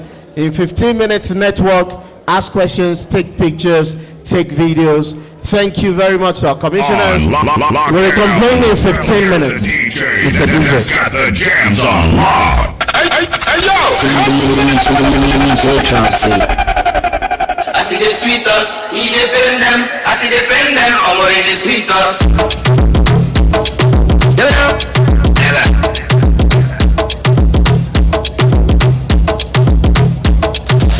I see the sweetest, he depend them. I see the pen them, I'm already sweetest. I see the sweetest, he depend them. I see the pen them, I'm already sweetest. I see the sweetest, he depend them. I see the pen them, I'm already sweetest. I see the sweetest, he depend them. I see the pen them, I'm already sweetest. Everybody might follow, tell them I might follow. Steady on my mind, I'm on. Strength to the key, man, everybody got them. All the test me, get your body get them. You the sweet me when your body get down. Ginger me when your body get down. I see the sweetness, eat the pen them. I see the pen them, eat the pen them. I see the pen them. I see the pen them. I see the pen them. I see the pen them. I see the pen them. I see the pen them. Eat the pen them. I see the pen them. Eat the pen them. I see the pen them. Eat the pen them. I see the pen them. Eat the pen them. I see the pen them.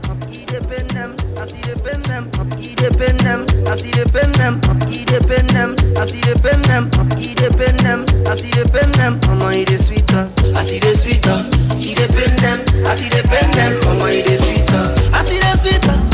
Eat the pen them. I see the pen them. Mama, eat the sweetest. I see the sweetest.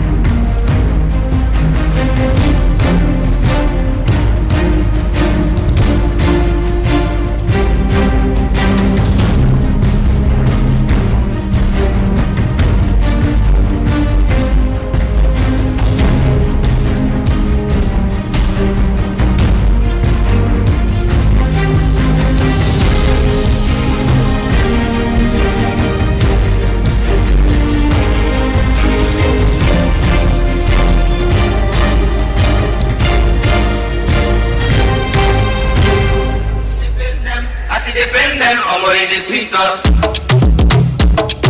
Yeah, now.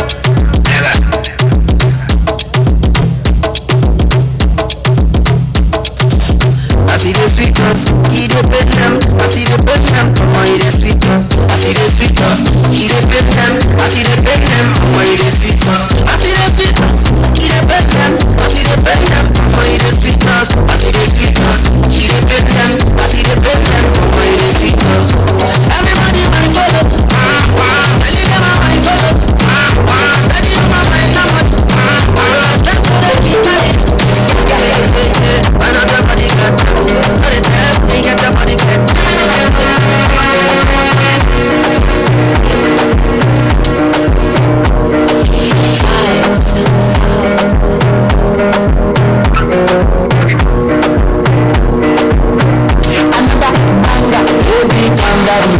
calm down. Oh, this your body, you put in my heart for lockdown, oh lockdown. Girl, you sweet life, fan down. If I tell you say I love you, you know they for me, young girl. Not tell me no.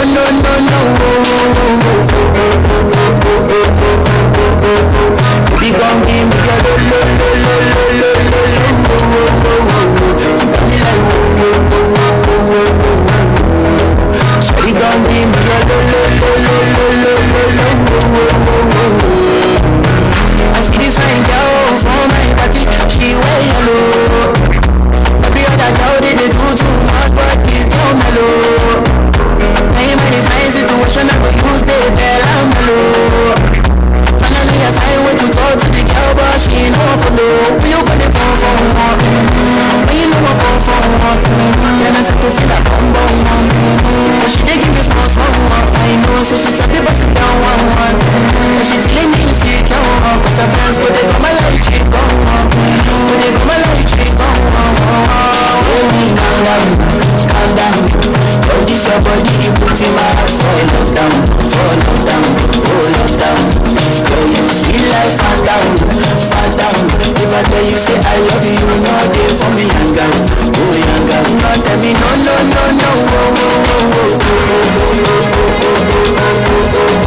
Baby, gon' give me your lo. Got me like Shawty gon' give me your lo.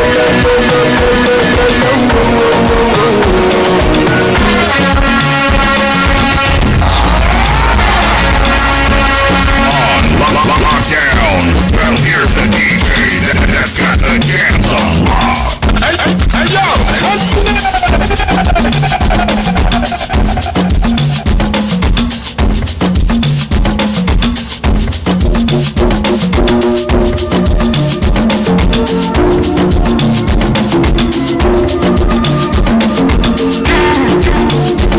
She wants to outside in a bed tonight.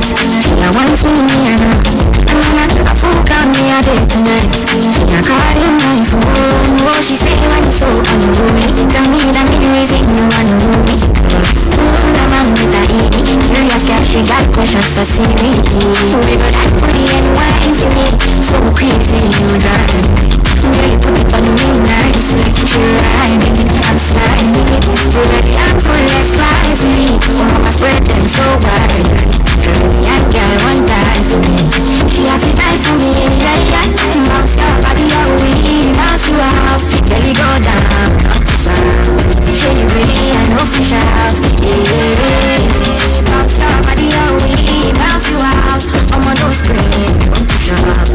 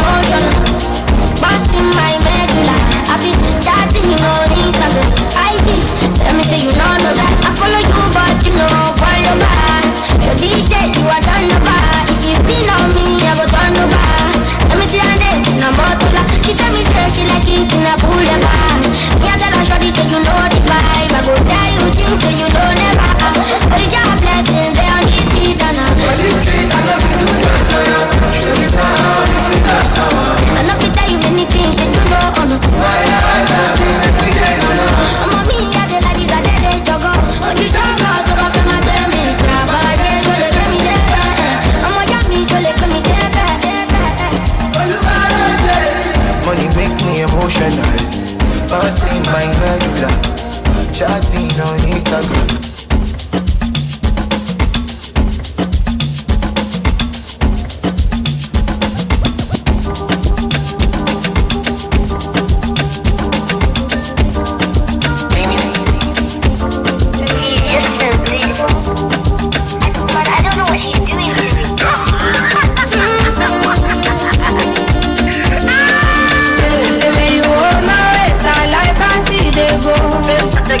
Gone dance to save myself, but see outside the road. Guilty pleasures I take part in those.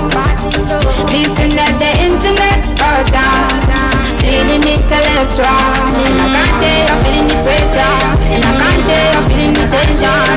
You move your legs like this and that. You can't drive away depression. I can't tell your skill is precious. You can't change the whole direction. You move your legs like this and that. You can't drive away depression. Go my ways, go my ways, go my ways. I like I see they go. Baby, I like I see they go. Go my ways, go my ways, go my ways. I like I see they go. Baby, I like I see they go. Make your body come, my body make I cool my tension. I'ma give me a feel like your body, they call my attention. Big ways, five days, I no go lie for you, I don't place for you. I'ma get a dog place for you. Follow me, make we chop life for Dubai. Anything you want, girl, I go buy. You they put me for high tension. This one of my confession. We go do holiday for Mumbai. Anything you want, girl, I go buy. You they put me for high tension. This one of my confession. You got me like higher, pain that pass. I wanna love you for life. I don't go like to say goodbye. Lady is my disease.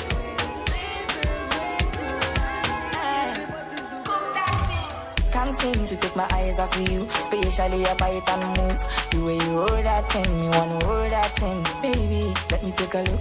Oh Lord, me want all the girls in the whole world. I know what I'm doing is so wrong. But since no man can focus, we definitely don't give a fuck. She said she know me got a girlfriend, and so what? What if I do? She said she know me got a woman on me bed. What if I, oh la la la, what if I do? Listen to me quick, so me girlfriend says she wants me back home by 2. What will I do? So me tell her say my car broke down at mile 2. Girl, I won't be home so soon. Oh Lord, me want all the girls in the whole world. I know what I'm doing is so wrong. But since no man can focus, we definitely don't give a fuck. She said she know me got a girlfriend, and so what? What if I do?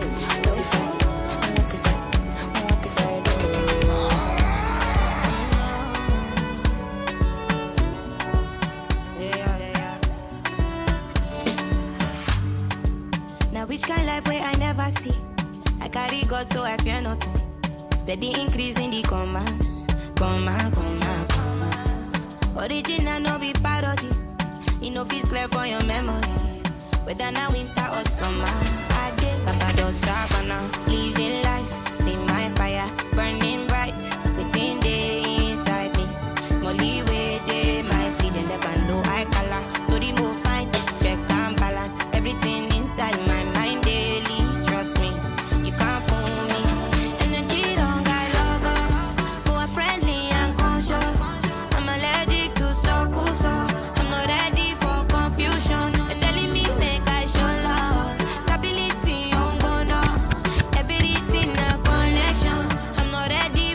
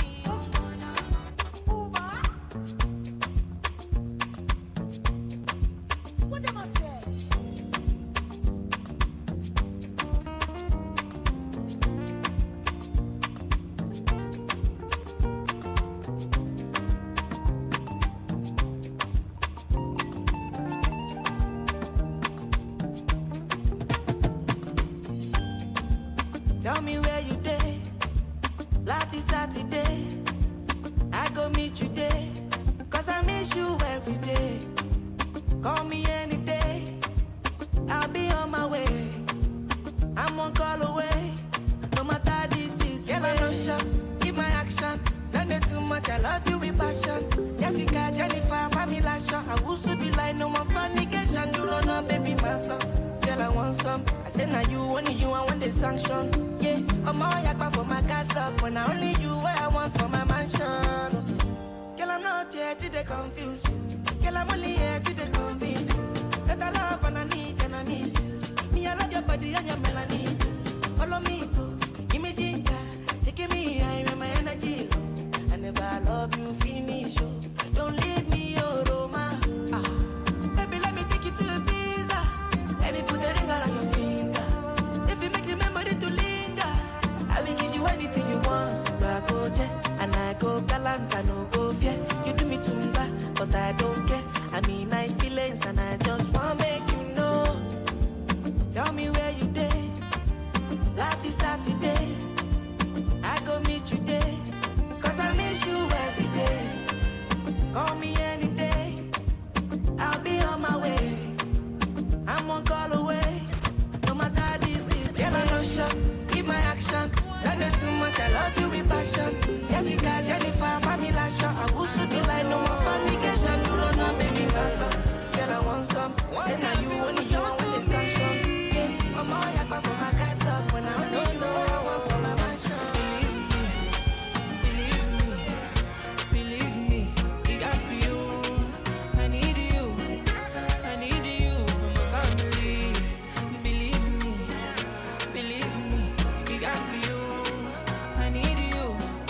I need you for my family. It must be you, oh, family. I need you for my family. It must be you, oh, family. I need you for my family. Oh baby, oh, been in love with you for days. Done day with you for so long. Show more. I'm crazy, oh, girl, I'm crazy over you. Now waiting man go do to make you know. What you won't believe if you don't believe me. I will not deceive, do not deceive me. And my love go past the love you give me. If I follow your hand, I beg to eat. What you won't believe if you don't believe me. I will not deceive, do not deceive me. And my love go past the love you give me. If I follow your hand, I beg to eat me. Baby, what have you done to me? I don't know. Back then the people they talk about today. Which guy close you come put you today? Your 8 will be 8 if you 8 your way. You know catch your dick, you they buy Panadol. Okay, got the money long for later. Don't near me, I get OCD. My corner mommy, I be OGB. I dey live my life, no compromising, don't be fighting. If you don't agree, I go move to the side. Talk to the next person, if they try to go easy. I'm a rock back, I'm frozen, me, hello, share. If you know me, you go know, say my flight is different, I no need ticket.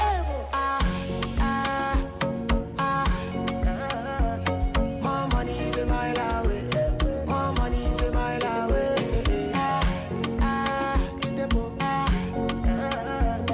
More money is a mile away. More money is a mile away. Comparison, it stress me, so no talking bullshit when you near me. I'm just into my own thing, and I don't care about your own thing. You carry first for the class, you dey mentor. Shaping a person, we carry last go by car. At the end of the day, now for my car, you go to do for the people where they high class. I dey live my life, no compromising, don't be fighting. If you don't agree, I go move to the side. Talk to the next person, if they try to go easy. I'm a rock market, I'm frozen, me, hello, share. If you know me, you go know, say my flight is different, and no need to get. Kukaye, what I do with my life. If you know like I'm quick Fatima.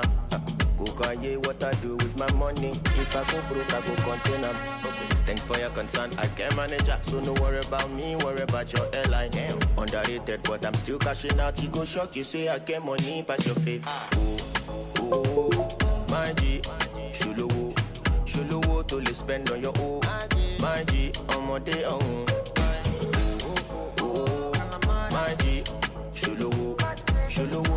spend on your own. My G, on my day on.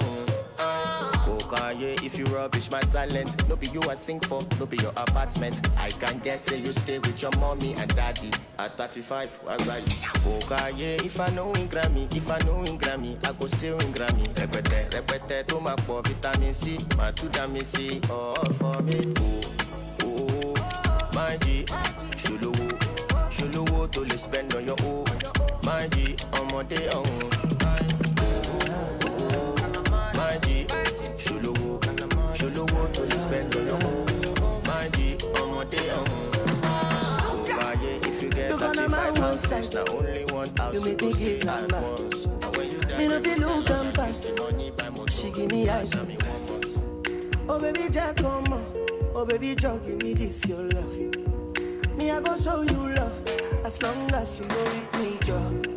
Your body must go kill him, and I know mine to be one of them. Columbia body name, I want to make my mind a rest. You better make a day with you, cause it's solo show than they cost. Baby, turn around, make a come on down. Be like I take it by now. You like a boss like Anna. Show to me love, Amaya. Put all the love for trousers. You make me want to the dance, girl. Mama Yankuya. Control shift to your pants, girl. Come taking my banana. Yeah, that is kind of your body they standing for no. Your body they draw like a bono. Your body they hot to your bono. Be like I take it banana. She a pretty vibe too from New York. Say she a love me and I know. Me not feel like girl I'm stuck. Like Blueface and Christian. Make a pull up at your location. Cause I miss you, oh baby. What my worry, my child. My motto like Loche. Cause you sweet of face, Allah. You're my only desire. You know me kissing, I know ya. I'm a no rata, baby, oh baby, I miss you tonight. I love you, die. So don't say bye, don't you say bye. Oh baby, I miss you tonight. I love you, die. Everything good thing you say, don't say bye. I don't say you get me now, but I miss you so far, that's crazy now. Yeah, boy, let me go crazy. I'ma get say you sure for me. Say make a we drama. Oh, man, no good and great. Make a carry your luggage. I define you for this. For this, I no trust I fit to contain. Your body not baggage. So you know, see, I'm falling for love. Overdose me, your love they overdose me. Now you, I want me love you, I think of follow. Overloading, I'll be overloading. Your bank account, money plenty, tell me the amount. Don't tell me love it tastes like this. Got my money in my pocket like this. Bitcoin in my wallet like this. Wisdom in my knowledge like this. Follow God, I know they follow man. For you, I might have to consider trips to LA taking photographs. You sign by me, then it's an autograph. Live to die another day for you, baby. Quit my Casanova ways for you, baby. The only time that you say that you hate me is when I take the last slice of pastry. Now I'm on the run. Loving you till kingdom come, but you drive me crazy. Send someone, still my billboard baby. My number one, see they be. You they, I mean like by me. I just wanna be there when you need me. Baby, now your matter, I did sing all day, yeah. Overdose, body overdose. I'ma say you got it overload. And you know you bad like commando, yeah. Oh, man, no good and great. You can carry your luggage. I define you for this. For this, no trust, I fit to contain. Your body no baggage.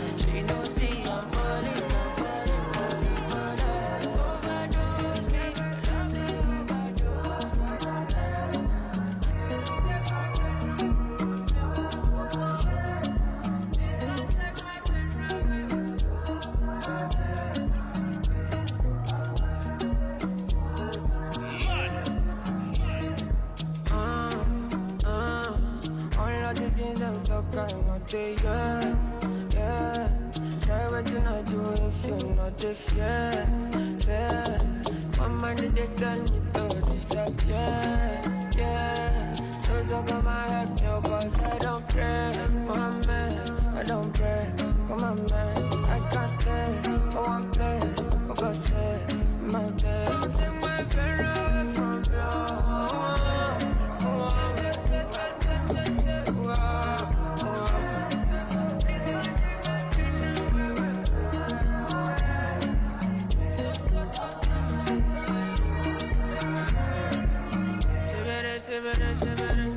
they are talking shit, what them no get me? You for what's me? I put up my eyes, then shut my eyes, just good. I cry, offshore, but my dread love. Leave me, I don't pray, Mohammed, I don't pray. Come on, man, I can't stay for one place, for six, my baby, my teacher, me, only you just feel my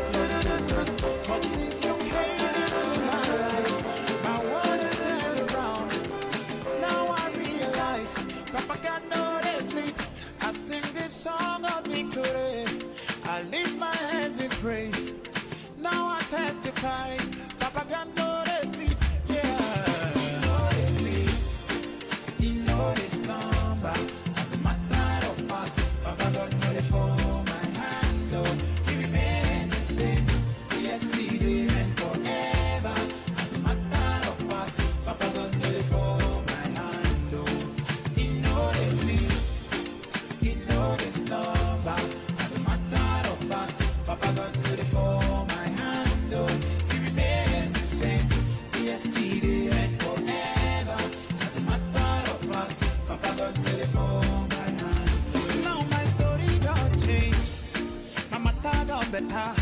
I don't be the man where I be before. I don't be the same person again. My levels don't change. Nobody to somebody. My brother no be lie. My father no dey sleep. It no matter who you be. It no matter where you be. If you trust in God, you know go for your head. No matter the circumstance. No matter the matter. Because of desire, seriously, wahala. He asking my lover, borrow, borrow, borrow, borrow, borrow me your baby. Borrow, borrow, borrow, borrow, borrow me your baby. Borrow, borrow, borrow, borrow, borrow me your baby. Borrow, borrow, borrow, borrow, borrow me your baby. Killing me softly. I give you warning. Why you today call me? You say you want me, but what really funny? You get your money, and my baby say for get your money. No, no, sandali. Sumote ukashi fili. Lebera para poriri. Tabono ni diagiri. Itaya, olaya. Because of desire. Seriously, wahala. He asking my lover. Borrow, borrow, borrow, borrow, borrow me your baby. Feel like I don't win no more. I know if you cool it down. Baby girl, I'm whiskey away, whiskey away on holiday, holiday to Mozambique. Follow me go to Mozambique. Baby girl, are you on your way? She made her bring helicopter. Oh, na shake it up like I do overdo. But we go trouble their timeline. Keep them in the cola, chop all their mega pot. Make them fight, what you know.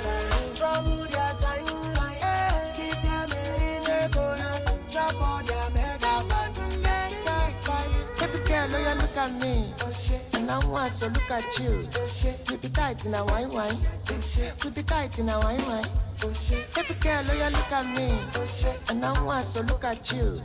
Keep it tight in a wine. Keep it tight in a wine. Fly boy.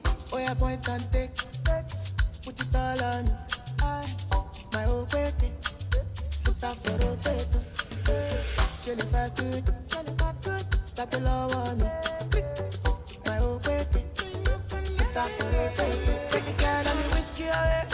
Whiskey away on holiday. Holiday to Mozambique. Follow me go to Mozambique. Baby girl, are you on your way? She made her bring helicopter. Oh, na shake it up like I do overdo. But we go trouble that time. Keep them in the cola, chop all the mega pot. Make them fight, what you know. Trouble that time. Keep them in the cola, chop all the mega pot.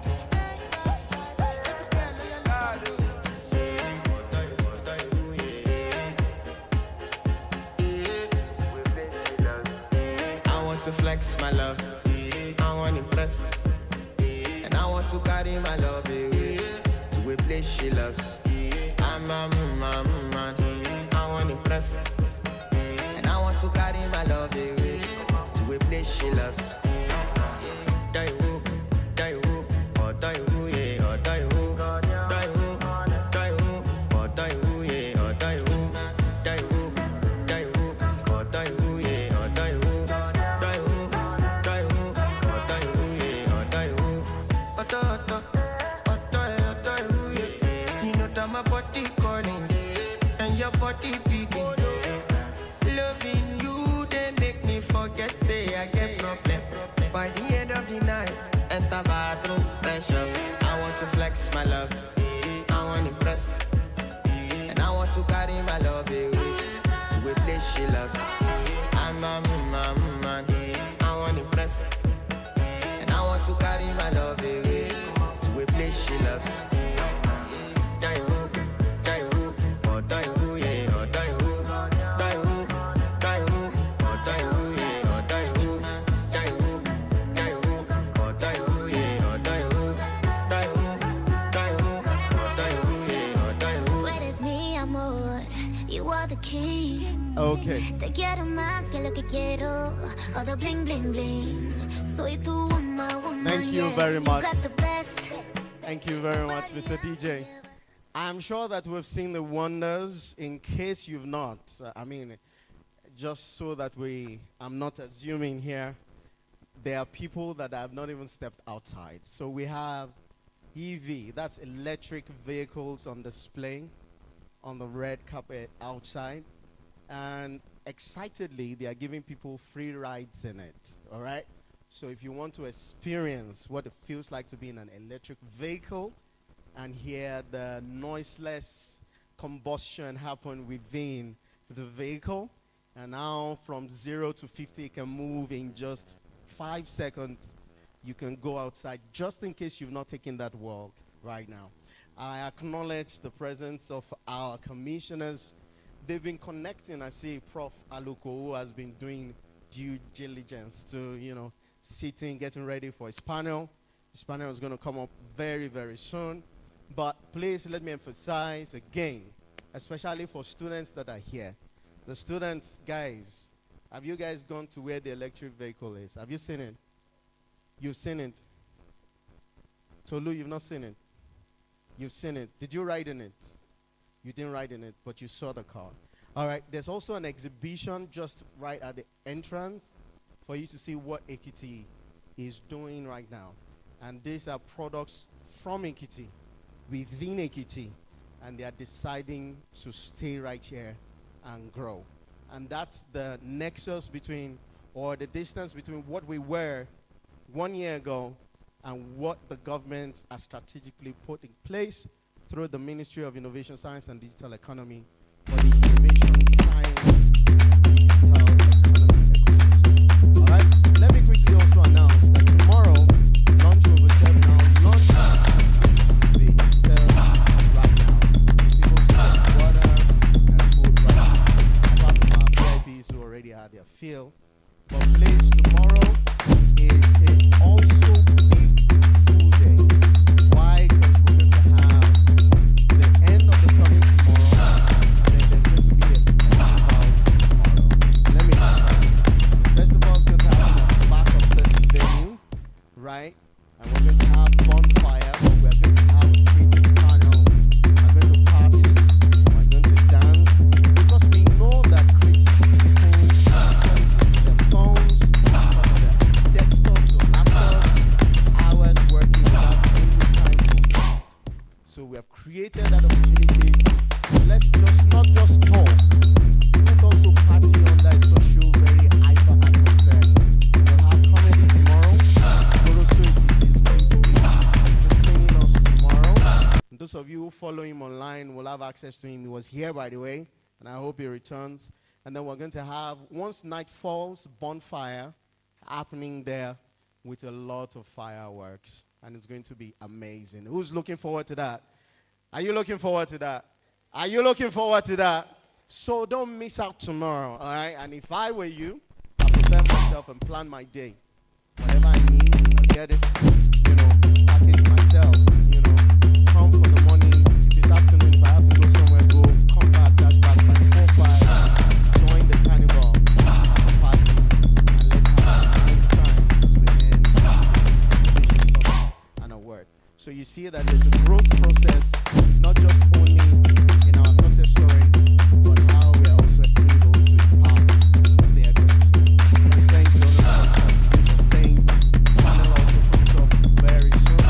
But please, again, let me announce, lunch is served right now. And let's watch a few of the videos that we have on the screen while we wait for others to come back.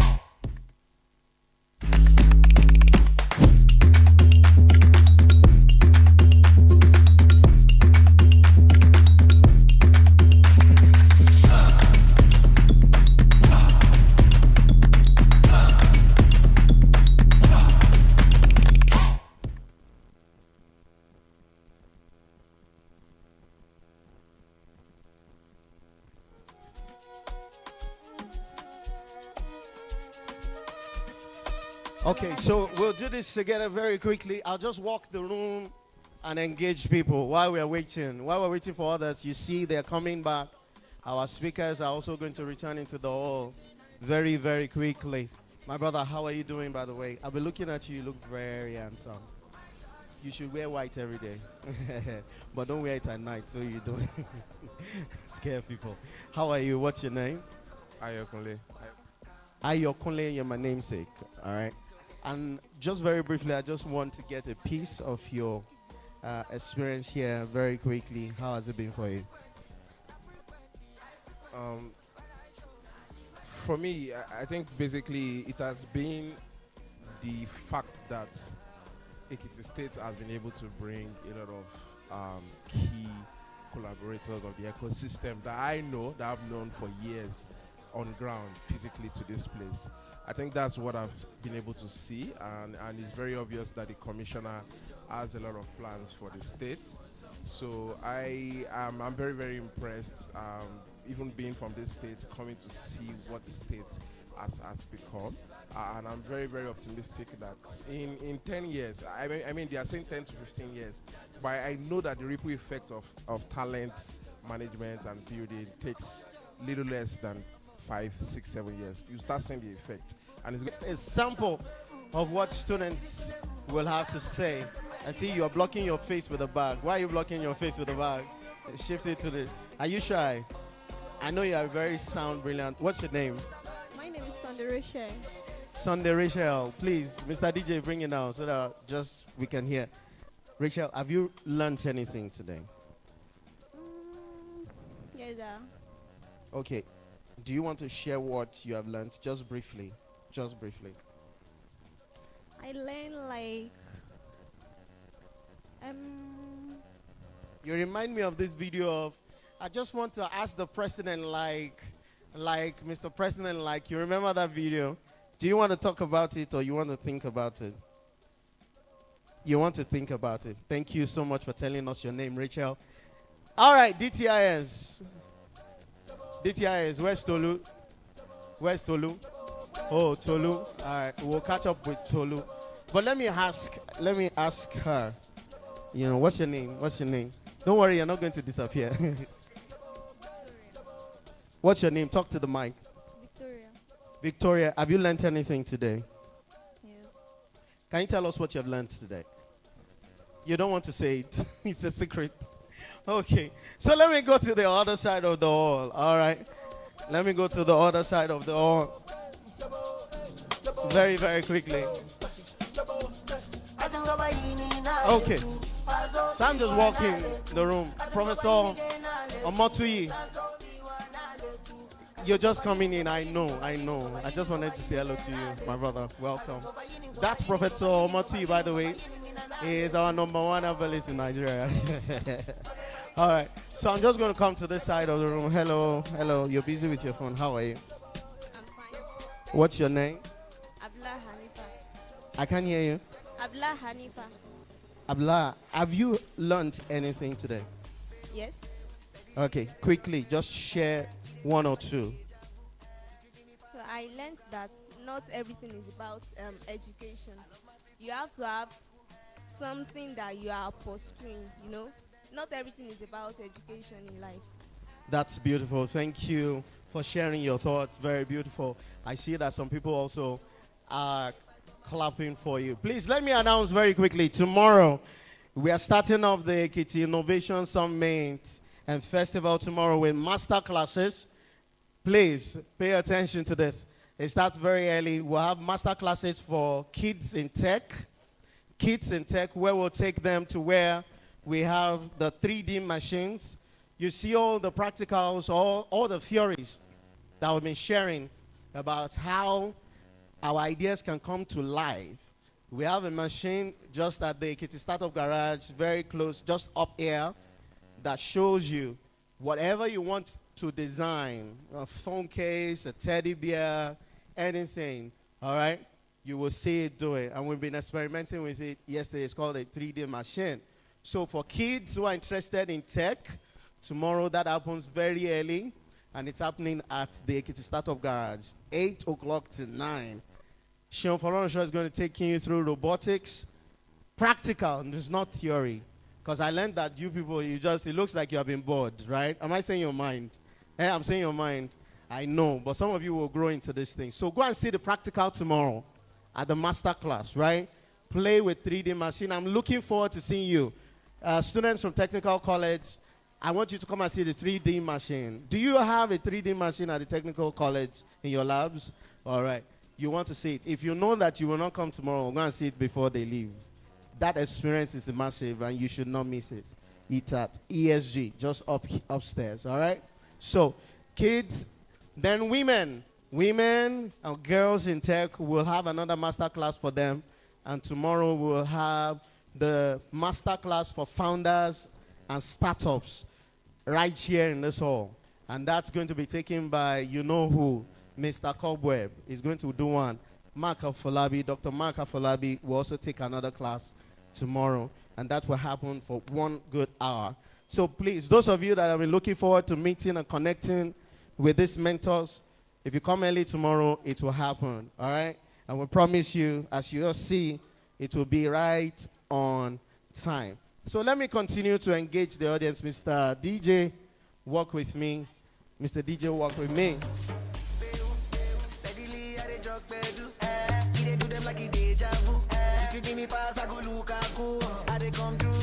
So I've got a good question here to place. We have internet, scan to connect. For those of you, we have free internet for everybody.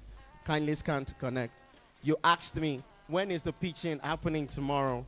It's happening tomorrow between 3 and 4. That's like the final agenda where prizes will be given. However, if you're looking forward to pitch, you should go and see Sean Folorunsho right now. All right?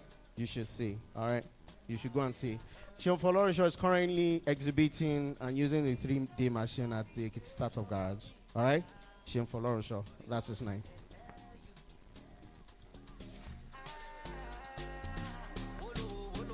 Okay. It's just for 2 days. Let me. So we started yesterday, by the way. Let me clarify that. A lot of questions have also come. Is it 2 days? Is it 3 days? Yesterday was a closed event, and we had a fireside, amazing one with Inyaboyeji. We learned about a secret, how he founded Andela and Flutterwave, all right? And so today is the official open one. Tomorrow closes, all right? Tomorrow we'll have all the summit close, prize will go, we'll have the festival afterwards, the spill into the night, all right? So let me stress that again. Tomorrow is a full day, but it's not going to be all talk. From 4 o'clock down to the night, we'll have festival. All of us will move open air outside. There will be music, there will be dance, there will be drama, there will be drink, there will be food, and there will be bonfire when night falls, all right? Have I answered your question? So it's an all massive experience. By the way, what's your name? I just would like to get your name. My name is Winifred Moses. Did you come from, it looks like, did you come from Ekiti State or you traveled down?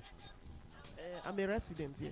You're a resident here. I mean, what's one word that you describe your experience here today? It's an interesting event because even as at last year we were here for the same program. It was not, that one was also interesting, but there's an improvement this year. All right, that's a big deal. Thank you so much for your feedback. I'm walking the hall right now while we're getting set. Yeah. What's up? Fast back and beating by the way. DJ Neptune. Okay, so let me continue to connect with you people. My dear brother, how are you? What's your name? Ayobami by name. Ayobami. Have you met anybody new here today? Yeah. Do you remember the name of the person you met? My friend with Shola. You met your friend Shola? Or I don't understand. You met your friend Shola, or when you met him, you now became friends? It's been a long time. You cannot meet somebody that it's been a long time you've been friends. Have you met someone new? Yeah.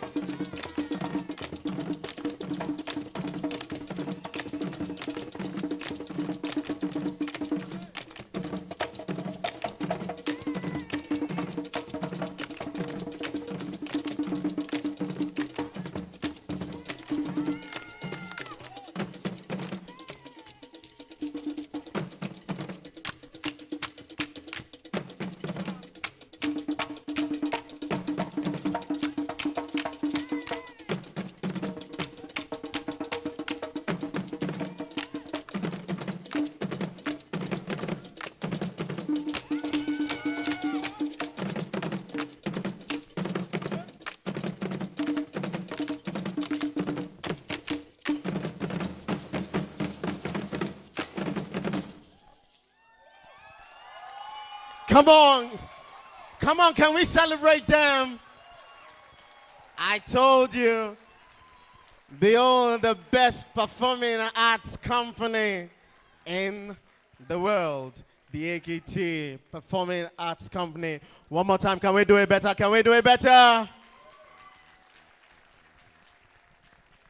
Distinguished guests, ladies and gentlemen, I see a lot of us sitting far back, so let's quickly do some housekeeping right now. Very, very quickly. Mr. DJ, work with me. Please, those of us that are at the back, please, let's come back here. Don't worry, the seats are not reserved except for the ones, the two in front or the three in front. Everybody, can we quickly come down so that we can continue with the session. Mr. DJ, work with me. Please, you have eaten now, you're taking water, so locomote down. Let's do that, locomote. Let's move. Let's move forward. Ushers, please help. Guide them forward. There are spaces here. There are spaces here. There are spaces here. There are spaces here. Let us not stay far back, please. Let's come. Let's come down. We are well over 600 people in the hall, so, and around. All right, so let it not show as though we didn't pack this place, please. Let's move forward, forward, forward.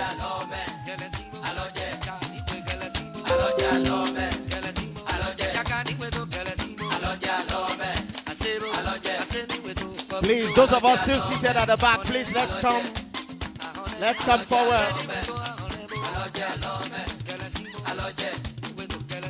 I still see some of us still sitting there. My brothers, my dear brothers, come forward. Come forward. Let's come. Don't worry, they're not reserved. Let's bring it forward. Some of us are still seated at the back. Please, let's come. I don't know why we're running away from front seat. Please, my brothers, please come. My brothers, please come. No, not you. The row at the back. Please, guys, let's come.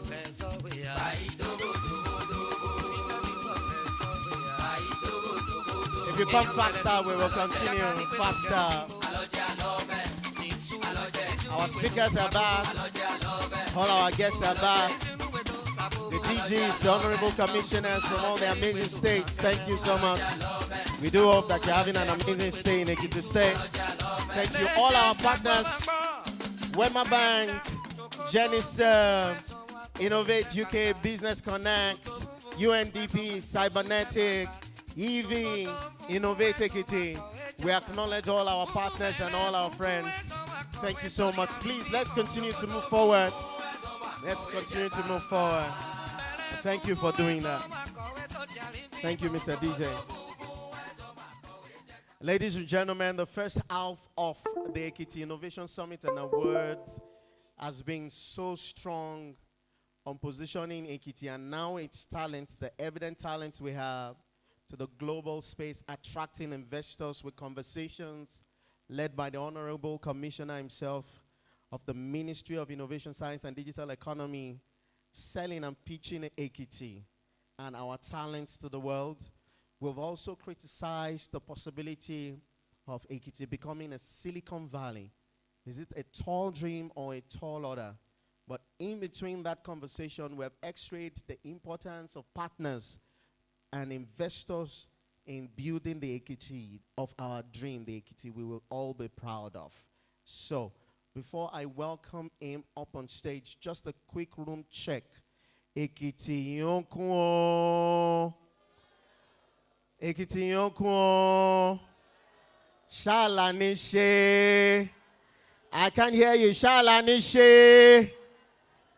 All right, ladies and gentlemen, this is one critical partner to the ecosystem here in Ekiti State. They recently supported and empowered like 10 of our startups and our critical thinkers in a boot camp that saw about 5 of them going home with £1,000 and £2,000 respectively. And we are so excited to have them. The head of that incorporation is here right now with us, flying in all the way from the United Kingdom. Please join us. I'm waiting and looking for him. He's excited to come up on stage for the next 20 minutes. And please, before I bring him and announce him and you welcome him so profoundly, Let's also not forget the leaf is still active. The leaf. Once you see me close to the stage, it means your time is up. If you see the leaf in my mouth, it means you're in trouble. It's time for you to take your leave. Please join me. Welcome. Need you take. Can we clap? Can we clap?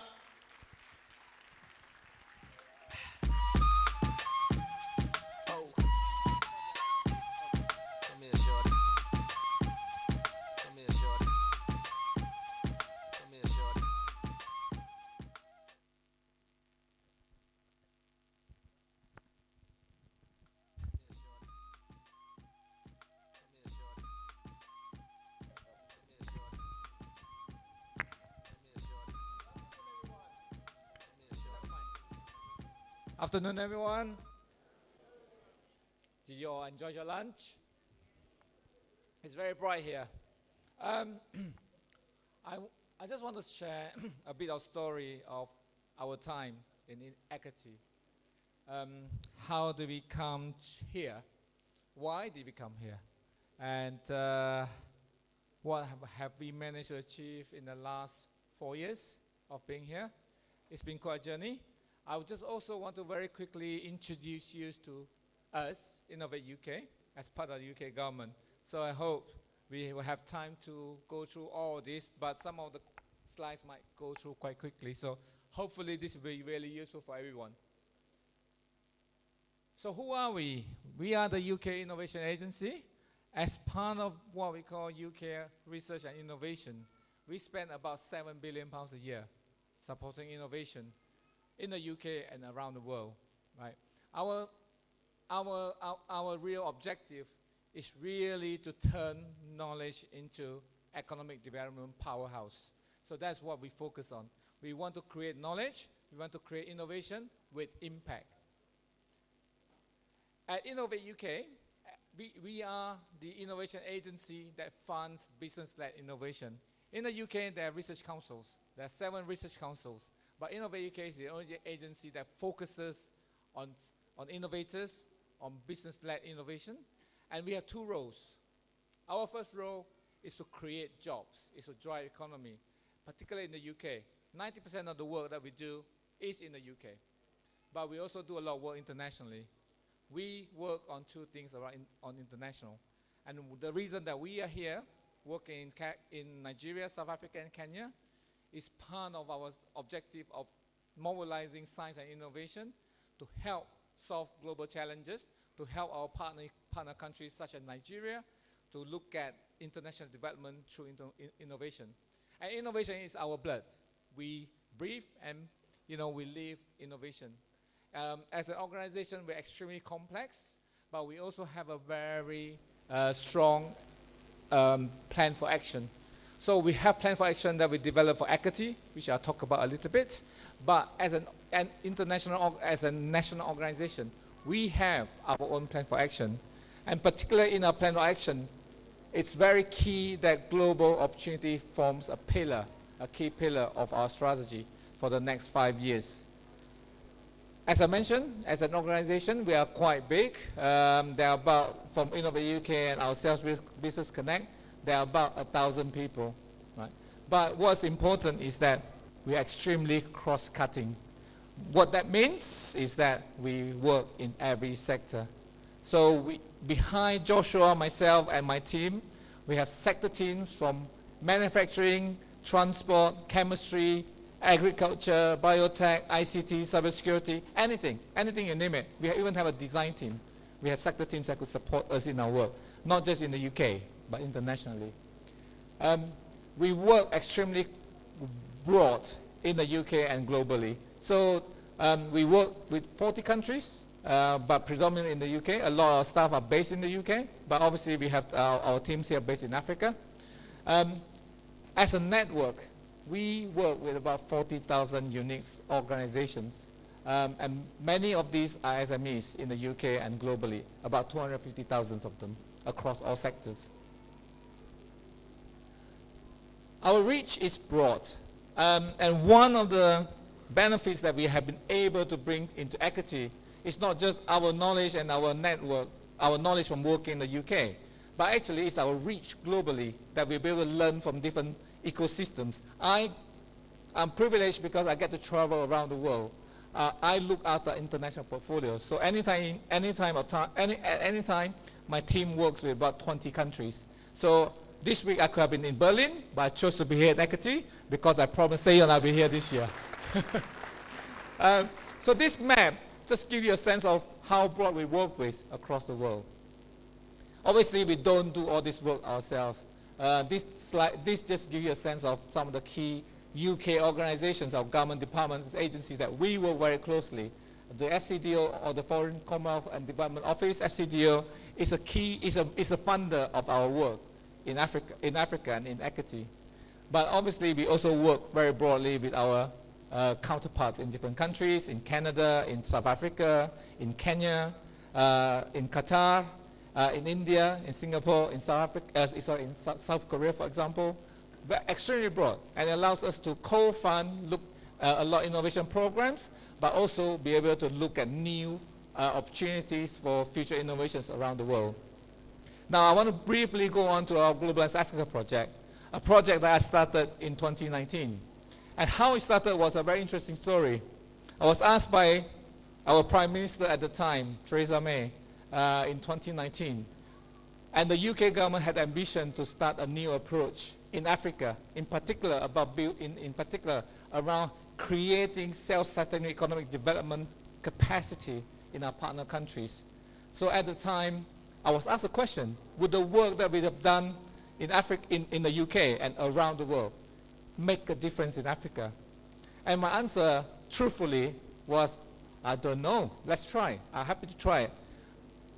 So I then designed a 6-year program, which translated into a Globalized Africa program that really focuses on understanding the challenges and the demands in our partner countries and how the UK, through its innovation and policy and partnership, particularly focusing on equitable partnership, could help to make a difference, right? So we designed a program at a national level. In Nigeria, we're doing a lot of work at national level through our open innovation, through our innovation network activities. But there's a slight focus also on place-based innovation. By place-based innovation, my ambition was to also work with secondary locations in partner countries. But in order to essentially pilot this activity, we really needed to work with a geography that sees innovation in its future. And in that, we actually found in Ekiti. It was Akin actually who actually first had conversation with us. I still remember having conversations with Akin in Lagos, and then Seon came on, and Seon really helped to drive our partnerships going forward. So we wouldn't have been able to get to where we are without Akin and Seon, that's for sure. So place-based innovation is very simple. It's really looking at understanding first and foremost what is a local specialization in that area. We can't go into a local area and start to build, to start having really ambitious plan without understanding what is inherent capacity in the area that we can build from. That gives us a strong foundation to start bringing together the ecosystem players, bringing together capacity, and also taking small steps. And by doing that, we start to bring the community together. And we started this with a number of steps. If we move on to the next one, please. So we started coming to Ekiti in 2021 during the pandemic. A lot of the work that we did initially was virtually. We did we carried out an innovation audit to understand the ecosystem here, to understand what you guys are really good at. What are the sort of underlying economic sector that we could build from to take Ekiti forward. But more importantly, how to help embed innovation in the economic development of Ekiti. And we were so excited because we had a governor and also the High Commissioner, Honorable Commissioners who understood innovation, who wanted innovation.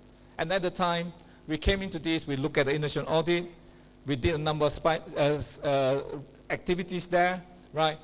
We eventually launched an innovation action plan and set up an innovation advisory group.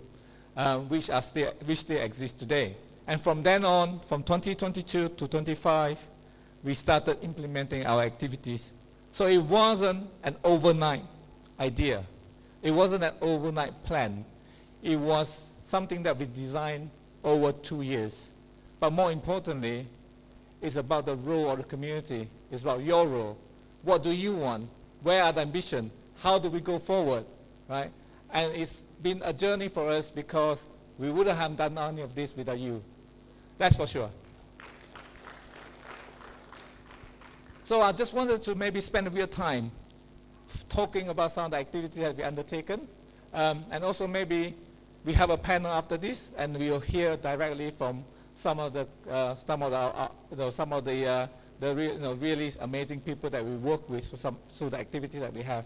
In 2023, we understood that the cost of animal feed and aquaculture feed in Nigeria has tripled overnight.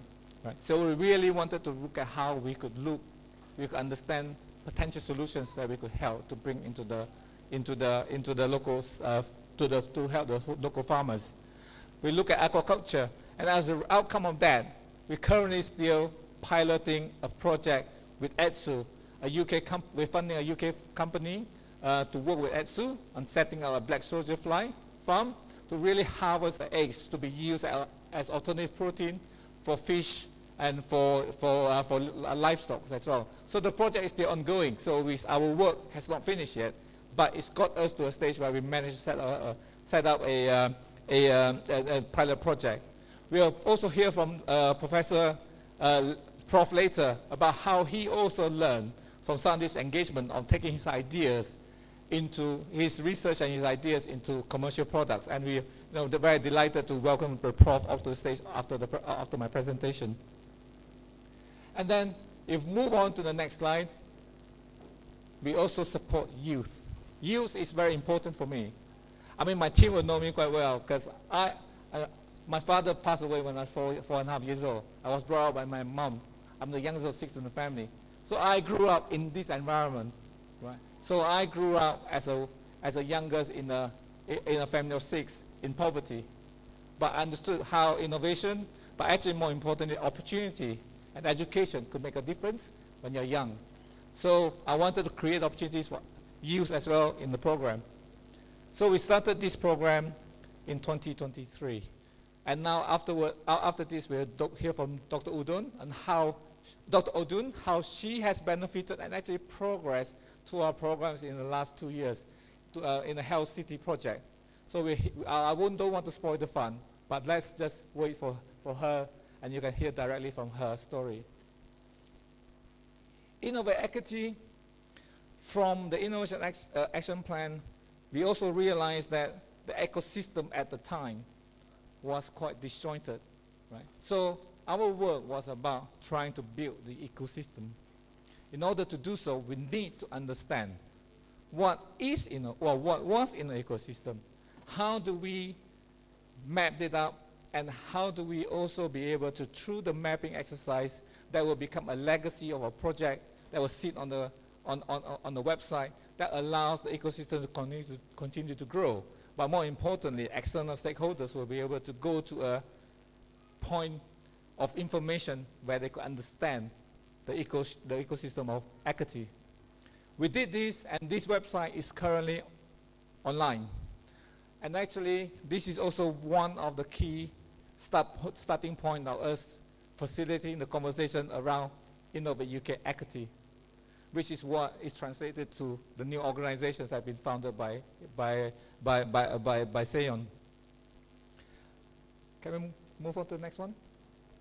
What's also very important is, in doing the ecosystem mapping, we saw that there wasn't a strong presence of external investment in Ekiti. So what did we do in order to work to understand and support this? We actually produced an investment guide for Ekiti in 2024. The last time I was here was to launch the investment guide. And this is a live document. This actually also helped us to get Seon to start engaging more actively with foreign investors. And some of the colleagues that you see in the room hopefully has come from some of the conversation that we helped to seed as well, to say, look, we need to start putting Ekiti on the map to attract for external investors. And this is the starting point of that as well. So what did this all lead to? One of the proudest moments for me in working with Ekiti was the announcement by AFDB, right? While our work didn't directly contribute to ASB's investment in EKZ, right? But it has formed a sound foundation, actually also to demonstrate to AFDB as well that the UK government believe in Ekiti. We have been here, we have been here from 2020, and we'll continue to work with Ekiti, right? So it was such an amazing outcome for us. So it has been a journey for us. It's quite a good journey, quite a positive journey. And the last time I was here, I was adopted and be given a Yoruba name as well here. But I just want to know some of the diagrams here, some of the pictures here. It goes back a long time. There were pictures from 2022 when we met in Lagos, and all the way down to when I was here last time. So what is truly important here is, I just want to put out the message here. You go on to the next one, please. So, Innovate UK and Ekiti State, we are an innovation partnership that just works. Hope that's useful. Okay, come on, let's give it up. Let's give it up. All right, so we'll have Niju have a seat right now. You can hold that mic. Come on, let's celebrate him and their investment. Come on, let's celebrate them. These things matter. And I will also invite very quickly to join him up on stage.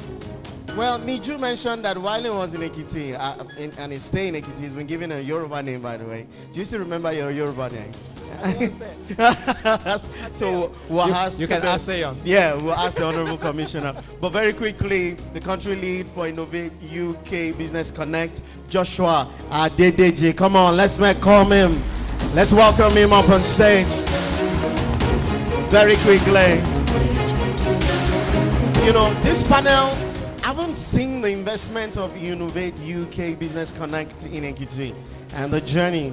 It's okay to also let's talk about it in case you're probably not familiar with it.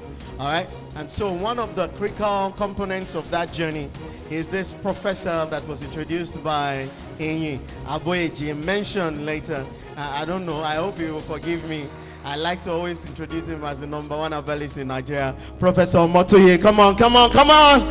This is one of the leading professors of medicine in the world. Come on, let's celebrate him. This man can cure anything with leaf. Amazing. And over their journey, Innovate UK's journey right here in Ekiti State, it's very critical that the government has also, one way or the other, facilitated and aided that network. As you noted in Niju's statement, he mentioned that this would not have been a reality or gone this far without the contribution of the Honorable Commissioner for Finance, that's Akiyu Bode, and then the Honorable Commissioner for the Ministry of Innovation, Science and Digital Economy, Sheon Fakwade. Let's welcome him up on stage right now. Come on. Yes, let's welcome him up on stage right now. Come on, let's celebrate. Come on, let's keep the energy up. And so in also their journey, you are wondering, these people have been dealing with young people, right? So you want to know who exactly, what are their products. We have a success story, as much as we have like about 5 more that will be coming up on stage today. Odunla, you hear Dr. Odunla, who, by the way, just launched a new health outfit. All right, LCT, CEO LCT. Odunla, you hear? She's coming up. Come on, let's celebrate her. Let's celebrate her. She's our pride and she's our joy. Welcome. One of the quick questions I'm going to ask her straight up is, last year she was the winner of Young Innovators program 1.0. And I'm just going to quickly ask her how much or how she has spent the money. But very quickly, let me introduce myself. I'll be anchoring this panel. My name is Ayodele Ayoakonde A1 Nigeria. Okay. All right. So let's do this very quickly. I told you about the Honorable Commissioner. Very useful. His eyes, he no go great. Come on, let's celebrate him one more time. Do we all have the microphones right now? So the microphones are turned on. So let me. Niju already laid the foundation, but I'm just going to ask straight questions because this panel is not going to take more than 30 minutes. If it takes more than that, I'll go and bring leaf and share everybody. All right, Niju, very quickly. From the global perspective, you've shared with us what Innovate UK Business Connect does. What really is the drive behind this? And why are you doing this in Africa, in Nigeria, and in Ekiti State?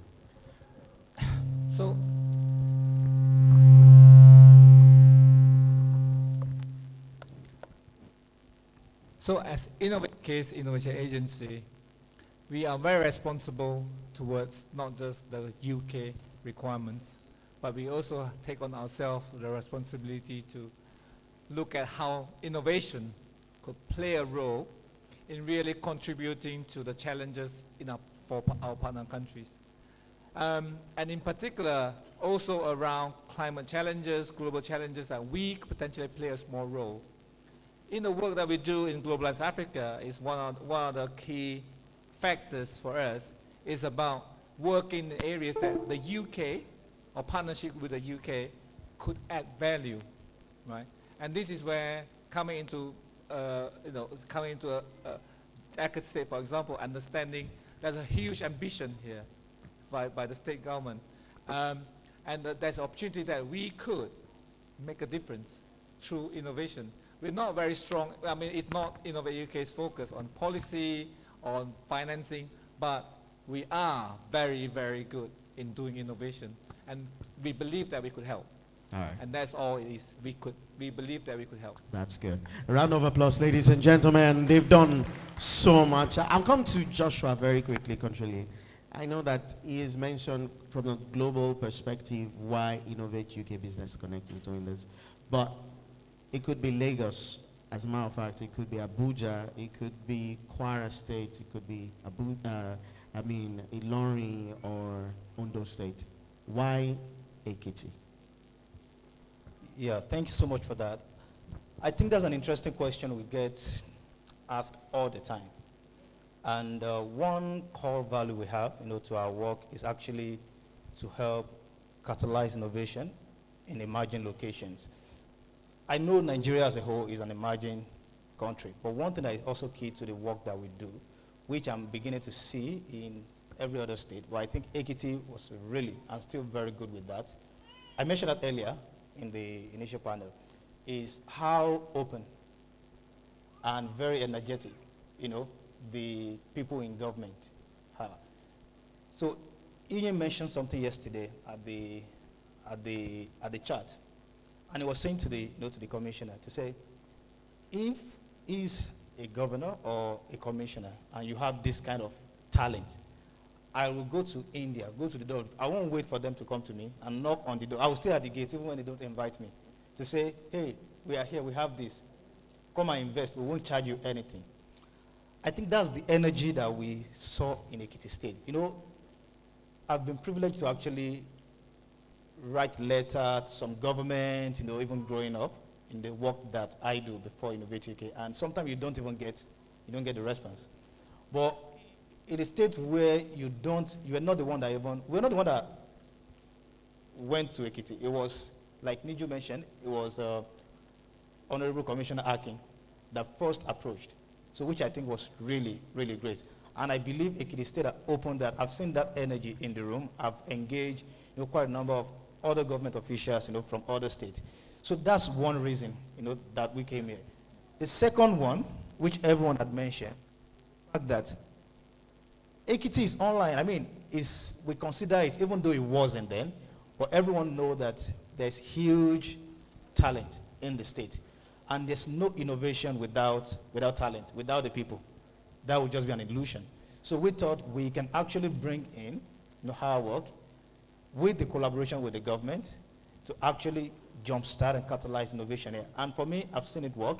One of the beautiful things about PBI, like Niju mentioned earlier, is the fact that we want to build on the comparative advantage of each of the states. So if we are to replicate PBI, place-based innovation in another state, it might not be the same way because we want to build on the strength of the state. And everything we've done here has been about the young talent, also in agriculture, and of course, just fostering the local innovation ecosystem.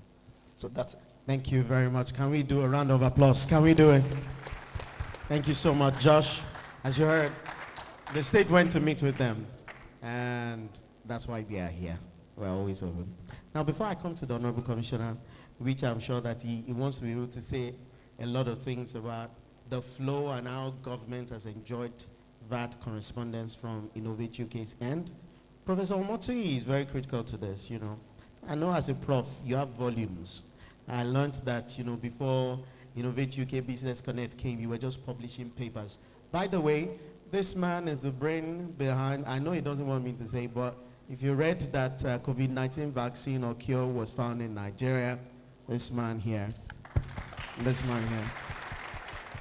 and his team. So, Prof, Innovate UK, how have they helped, put together your volumes, your papers, and what exactly has that impact been, connecting with Innovate UK? Thank you very much, and good afternoon, everyone. So I think for me, when I met them by chance. It was a meeting I wasn't supposed to attend. I just came looking for someone, and when I got there, I was attracted by the depth and content of what they were talking about, especially the place-based innovation. And when I got home that night, I asked myself, I've worked in Nagasaki University for years, developing drugs for Japanese people. We have people daily die in my environment. So this is a place-based problem.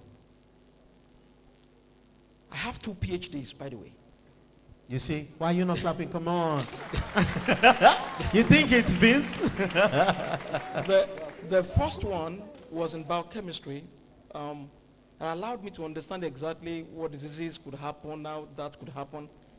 And the second one specifically was in pharmaceutical science in drug development.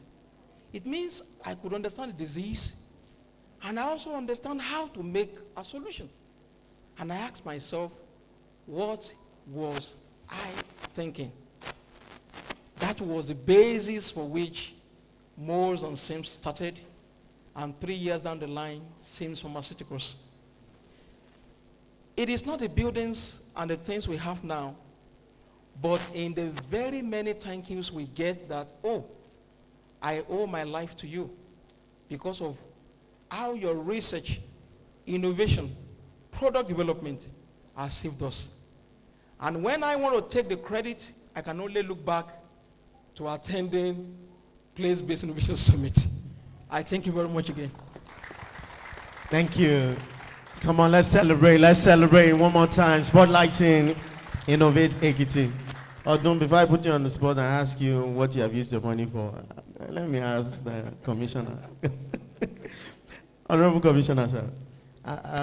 The relationship between the ministry and the state and Innovate UK, how would you describe it? Well, I would say it's been very, very useful. I always say that thank God for the email or the contact that HC Oyebode did to the Innovate UK team at the time that he did.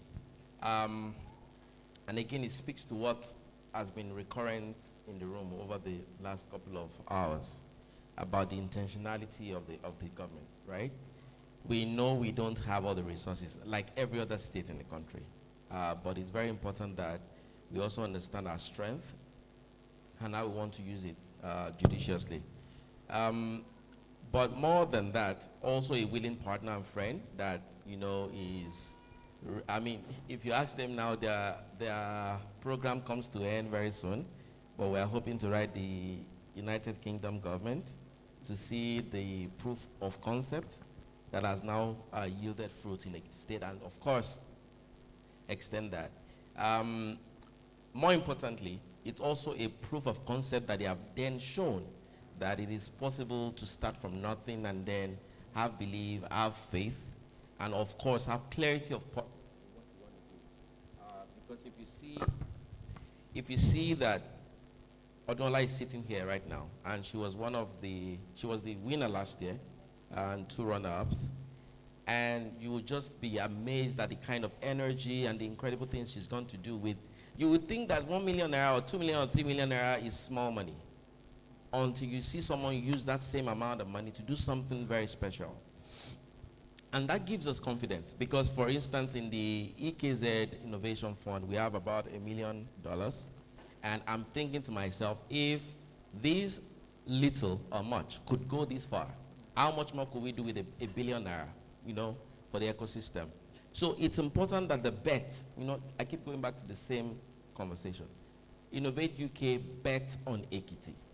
And I'm glad that our young folks have repaid that debt. Professor Motui is talking about, this man sitting gently here. I won't expose him right now. But if you go to his lab, it's a multi-million-dollar lab that is set up here in Ekiti. And it's part of what I call the biomedical, someone who attended briefly a PBI summit 3 years ago has now gone to do exceedingly well for himself. And is an inspiration, same as Odunola, is an inspiration to other young people in the room. And I'm much more confident also about the outcome of the YIP that has happened this year, because we know very strongly, now that the state is also then putting its weight behind them, that they'll do very well. So it's been good, and I hope that you spend the next 30 years here. Perhaps you come and build your house too here. Yeah. Can I just add as well? Prof can tell us that there's a direct economic impact here. He's gone on to, he was telling me last night that he's currently employing about 25 people from his new work. So I'm really glad. For me, that's amazing. I mean, it's a ripple effect, and you can see the nexus as already shared by the Honorable Commissioner. And for all the amazing things that Innovate UK is doing, before we go to the proof, let's celebrate them one more time. Can we do that? They say the proof of a pudding is in its taste. Tasteful LCT CEO, Dr. £5,000? Direct, no time. I'm a journalist, right? Broadcast journalist. How did that help you? Quickly. Okay, thank you, sir. So I would like to say thank you to the Innovate UK team and the state government through the Ministry of Innovation, Science and Digital Economy. I would even say beyond the money, the connection that this has given us, the platform, the knowledge, we couldn't have gotten it anywhere else. So we were in a meeting with Niju yesterday and was saying that when I started my business, I started as a student. I started because I had a dream, I had a passion, I had a mentor who supported me, and I had people around me, but we started without particularly knowing what we want to do, right? Or how to run a business, or the fundamentals of, I knew you had to register a business, right? I did that, but all the other things like you want to do a health company, you need to have, you need to be registered with Data Protection Commission or all of these things. I didn't know that. But when the Young Innovators Program came forward, they said they would train innovators as to what to do, how to better their businesses, how to potentially make money. And I mean, that was it for me. For someone who had no formal training, it was like, yes, it has come. If we get trained, if we know what to do, we can potentially double that. And going from the training to then pitching for money and eventually winning, I mean, it was transformative, to say the least. The 2,500 pounds, like you said, it was that came from you get might seem like small money to other people, but for people who had been grinding for a while back, it was validation. And I can't tell you how good Innovate UK, and there's a picture that I have with Honorable Commissioner Mr. Joshua. You've been and posting it everywhere. I shared it everywhere. I can't lie to you. Like, I think that took my LinkedIn from like 50 to 100. People were like, you know people. Oh. And, you know, just the validation, I mean, saying that, sorry, you know the Honorable Commissioner? I said, yes. It's like a big brother to me.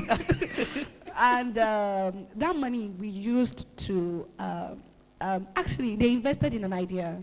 So we had done some groundwork before, but the idea we pitched was that we're ready to take what we've done, we're ready to take it a step further and build Ask the Dog. And at that point, Ask the Dog was not existing. But they actually invested in that idea. And today I'm going to say that idea is live, we're launched. And if you go to askthedoghq.com, you can you'll see us later. Yes, advert. So sign up, please. So we build a platform that connects adolescents and young people that want to talk to a doctor about their sexual health easily, cheaply, and at a judgment-free. So they invested in that, and it's live now. And beyond even money, the social impact that they're enabling us to do is a big deal. So thank you, Innovate UK. Thank you, Mr. Come on, can we do a round of applause, ladies and gentlemen? By the way, you are now YIP winner 1.0. There is a YIP winner 2.0. Yeah. Really excited for what they're going to do. And I mean, this just shows the importance of showing up, events, show up, opportunities. Don't just say it's a scam and then waste your time. Show up. Let me be bullish. Go ahead and ask you, need you. I am aware that the time frame of this project is coming to an end. And as bullish as we are, maybe I should yield the microphone to the Honorable Commissioner. Honorable Commissioner, where do we go from here? Well, where is the permanent secretary?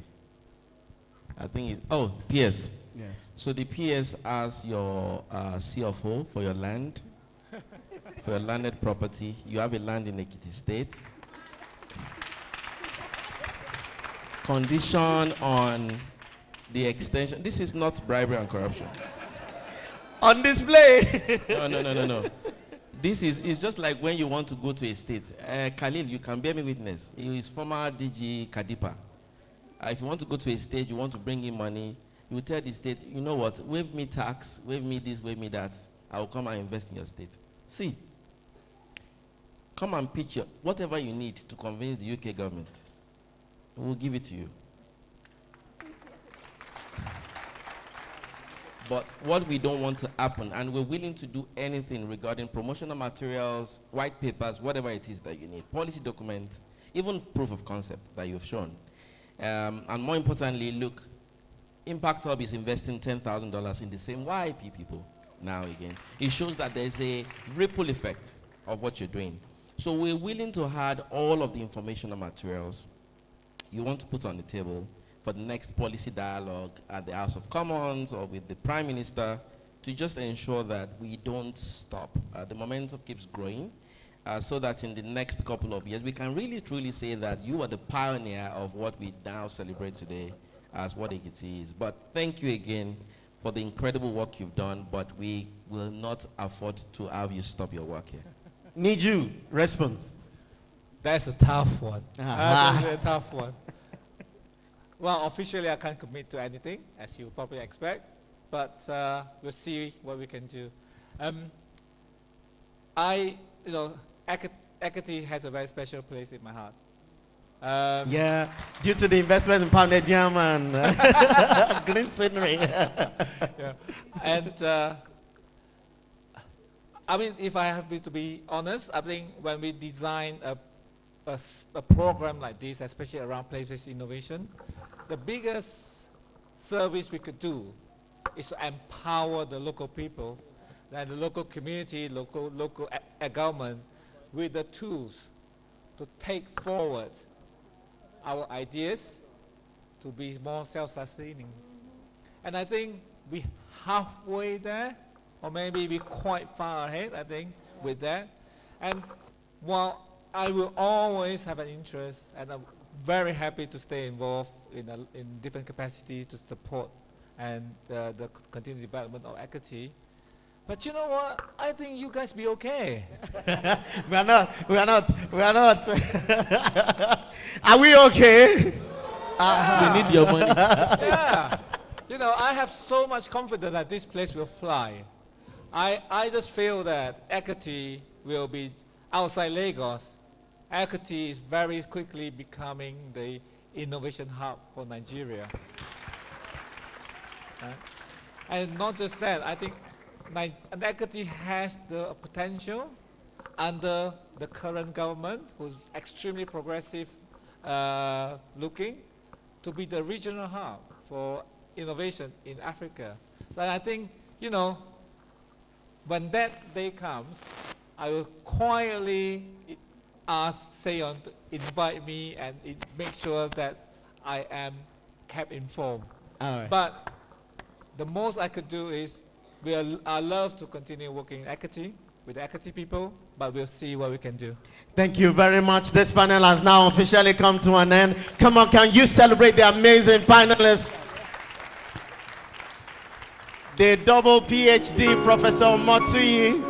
Please, come on, let's celebrate him. Dr. Odunola CEO as the Doc, Joshua Adedeji, country lead, and the Honorable Commissioner. We will take pictures right now. Need you. Well done. We'll take pictures right now. Do not forget, ladies and gentlemen, just take pictures. Pictures, please. Do not forget the official hashtag for this event is hashtag EISF 2024, all in capital letter. Push your thoughts. Tweet at us at MISD Ekiti, MISD Ekiti. Come on, let's celebrate them. Let's celebrate them. I can feel the sun on my face. We are. I see the light at the end of the tunnel, and I can feel heaven in this place, and that's the sign of a victory. That's a sign of a victory.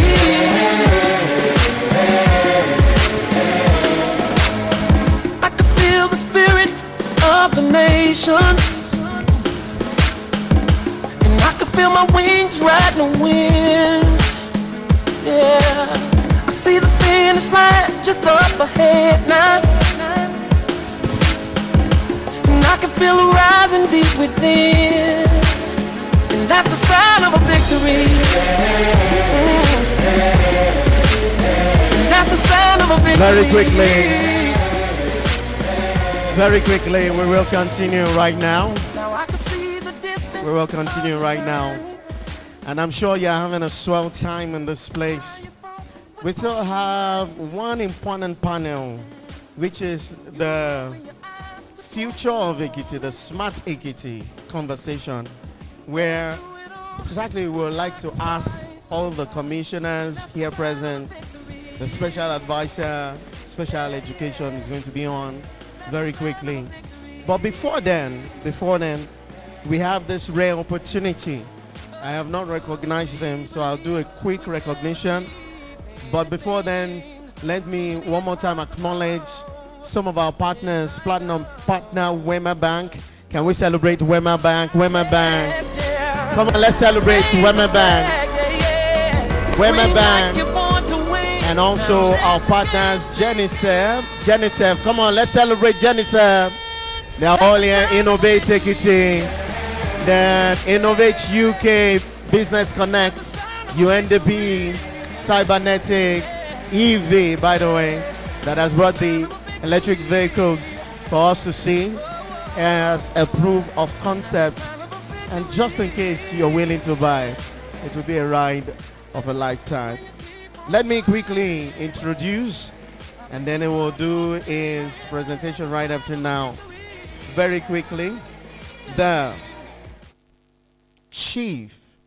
Why did you kill the music? Let's keep the mood up. We have the chief economic advisor to Katsina State Government right here in our midst. Please join me, celebrate and welcome Khalil and Khalil. Please, let's clap, let's clap. Come on, let's clap, let's clap, let's clap. This is an engaging time. This is one of the youngest leaders in public service in Nigeria. Come on, one more time, let's celebrate him. Lead on me when you're not strong. I'll be your friend. I'll help you carry on. It won't be long till I'm gonna need somebody to lean on. Please swallow your pride. If I have plans, you need to Yes, thank you very much, Mr. DJ. I've not eaten the pounded yam, so I'm a bit sleepy. Okay, so good afternoon, everyone. Apparently, this place has the most professors per square kilometer and per capita. So everybody I meet, I just go, prof, how far now? And so on. But yeah, excited to be here, honestly. Katsina to Kano, Kano to Abuja, Abuja to Akure, Akure to Ekiti.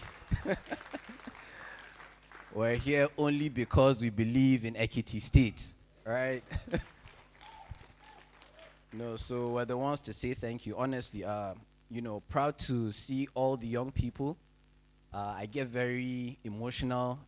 You guys inspire people like us in government to keep doing what we're doing.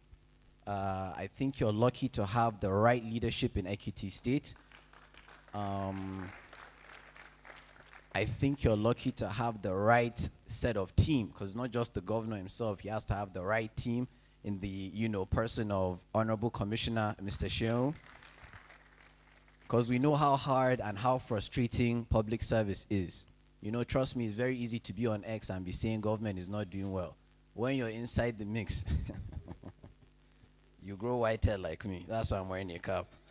Okay, so very quickly, I'm here to talk about how innovation will deliver an Ekiti that works. And to give a brief, background, my name is Khalil Nur Khalil. I used to be the Director of Investment Intelligence at a place called Kaduna Investment Promotion Agency. Then, I was a corper. In 3 years, I became the Executive Secretary of the... yes, you're clapping, but me, I'm tired of, this government stuff. So yeah, after I was done with Kaduna, then, I'm from Katsina State, so our governor snatched me back to Katsina State, where I'm now the economic advisor to the state government. Okay, so a quick overview. I'll be talking about, one, the role of innovation in regional transformation, Ekiti's strategic potential for innovation, and then the collaborative approaches to foster innovation. I think a lot of what I needed to say has been said. The likes of the billionaires and co have said a lot. So I'm not going to dwell too much on a few things. I just need to draw our attention to a few things. One, I'm excited that this is happening because when you're building an ecosystem, when you're building, subnational economies, these are decade-long transactions, these are decade-long things. It's not going to be us. The unfortunate thing is a generation has to sacrifice itself for Nigeria to move forward. And I believe it is our generation, sadly. Somebody has to put himself on the line, or a group of people. Because only when progressives from the north, an average northerner that is a progressive, aligns with an average progressive in the south, will Nigeria ever see anything moving forward.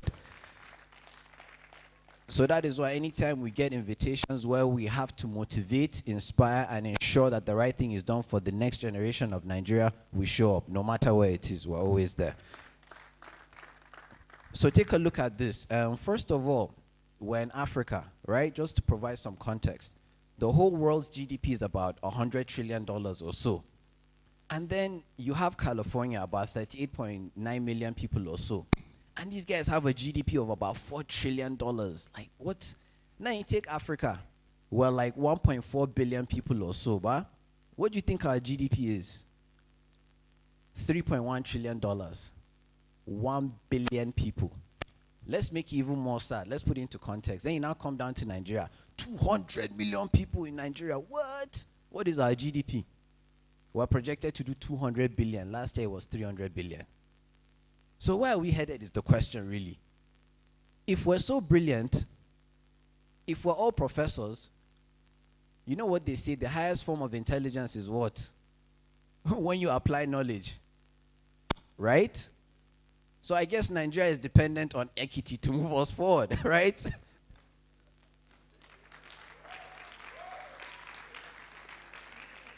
So I'm very optimistic that this will actually happen. You know, you take a look at maybe the creator economy, for example. It's about $150 billion industry in the whole world. All those TikTok guys and so on and babes and whatever.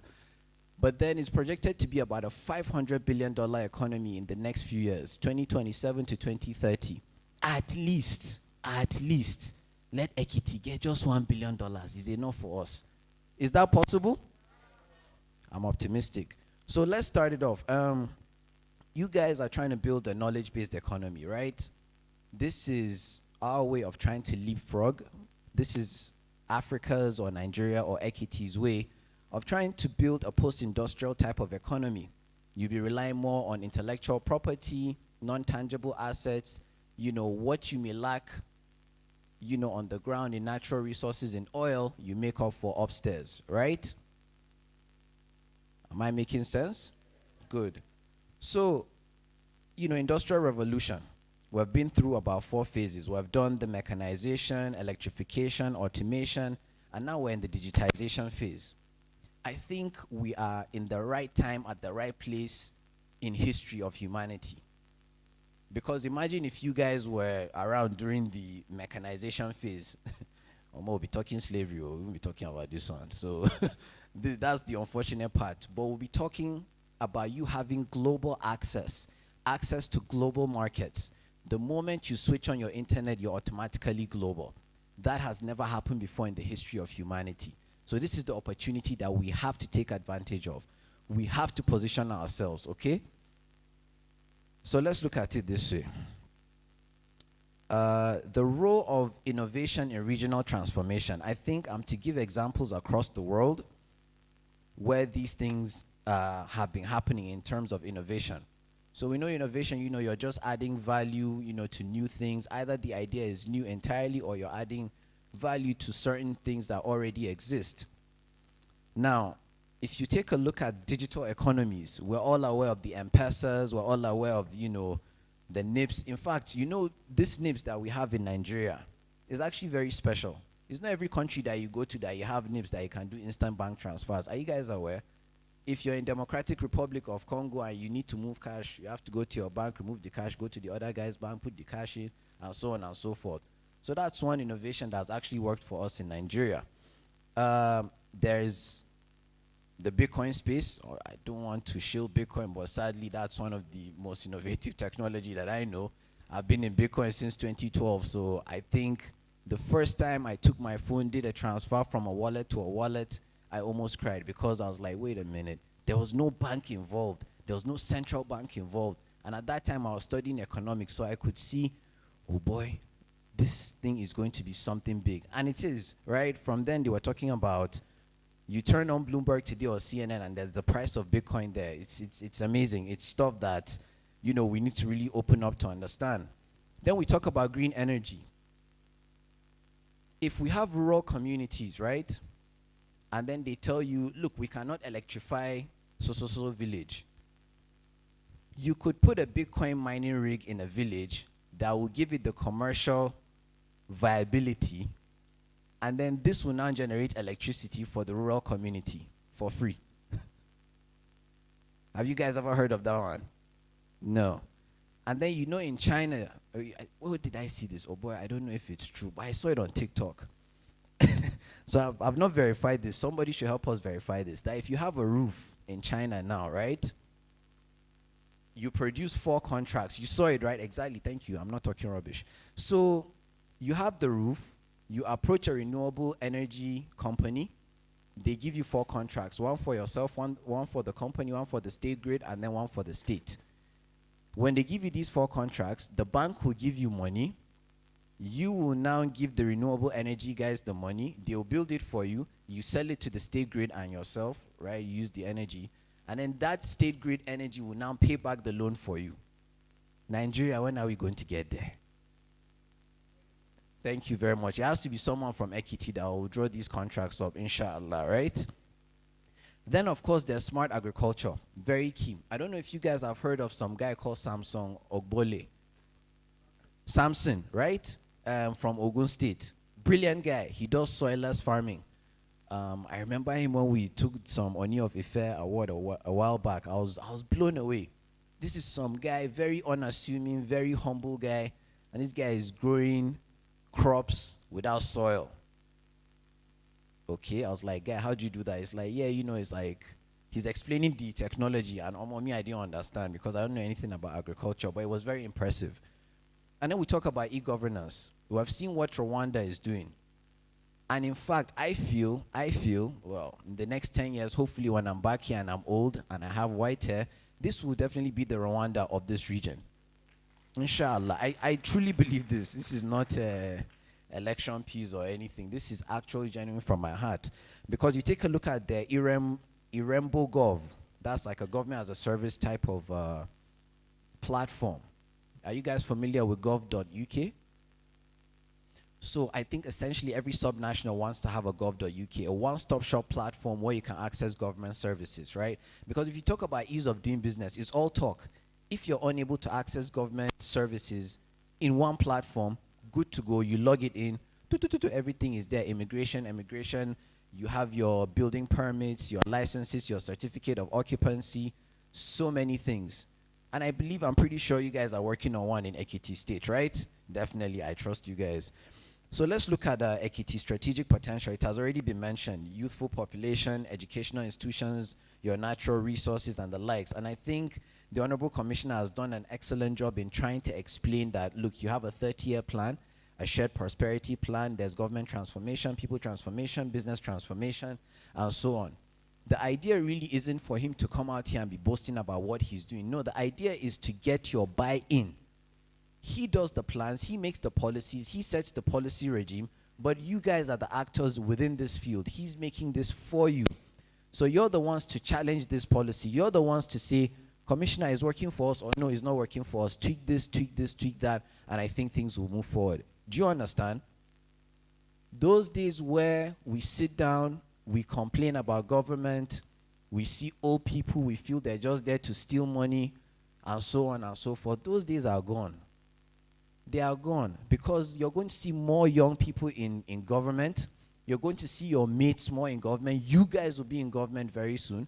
Do you understand? You have to begin to think about how you're going to solve solutions for the future. The days of complaining are over. That is just the honest truth. There's no excuse for Ekiti not to succeed. I'm sorry. It's not me trapping you or anything, but you have the right leadership and you guys have the right mindset. Period. So let's talk about the Ekiti Knowledge Zone. I think when you co-locate people, ideas in one place, right? And I think what you fail to understand, and I love what Ekiti has done with this knowledge city. I've been involved in like 2 or 3 industrial parks. These things take a long time. They are decades long. You begin the process, it's feasibility study, is what in our region they call Turenchi, which is English, is talk. In fact, when you see people like us, they say, those small English boys have come again. This meeting is going to take 5 hours. But when you're done with the meetings, when you're fast forwarding the next 5-10 years, and then those people are enjoying the fruits of your English that you are speaking, only then will they begin to see the vision. So I hate to tell you this, I might be coming from the future, but I've already seen this Ekiti knowledge zone in my head already. It's fantastic. It is a zone where you have everybody co-located. Who knows, one day I might retire when I'm 35. I think I'm 31 now or so. I can't remember my age anymore. Things are taking a toll. I might end up coming to Ekiti to stay because what is the excuse? You have the right infrastructure. You have the right accommodation. Your friends are there. You guys are talking about ideas. You have the funding that is on ground. You have access to global markets. There's no excuse. I'm pounded yam. Thank you. There's no excuse. So I think I'd like to emphasize on the state government to to ensure that linkages are being created. Linkages are everything. In fact, I feel like if government can just shut up, don't even do anything, and just create linkages between certain ecosystems, government, private sector, and then academic institutions, that work enough is enough to propel any society to greater heights. So let's take a look at some examples very quickly. In China, there are some things called science parks. And I'm pretty sure I'm going to pronounce this place wrong. It's called the Chongqua place. I'm definitely pronouncing it wrong. But this is where the likes of Lenovo and Co came out from. These were created in the 80s, right? This is when, perhaps, when we were all living under IBB or whatever, and we're hearing what China is doing with science parks, and we're like, man, those socialist guys or whatever. Fast forward 30, 40 years later, where are they, where are we? Do you understand? And it's the same thing with other states. What Ekiti is doing now is what other states are looking at, and then they're going, okay, let's see how it goes. By the time you guys have gone far, all of you here are billionaires, everybody will be like, oh, more in 2024, I remember when these guys were talking about doing this thing. This is what it means. You guys are leapfrogging. You guys need to take advantage of this thing. You need to key in, and you need to key in now. Have your ideas ready. When these things come to fruition, make sure you take advantage of these opportunities. Show up. Show up. And I keep saying this because a lot of people always sit down and think, oh, how are you people able to come into government so early? We just showed up. That was just it. Opportunities abound. If you sit down, all those people tweeting, this thing is a scam. It doesn't work. They're privileged kids. They're this, they're that. It's a lie. These are people that are lazy. They don't want to work. They don't want to get up because they're scared of what the future looks like. You guys are not scared, right?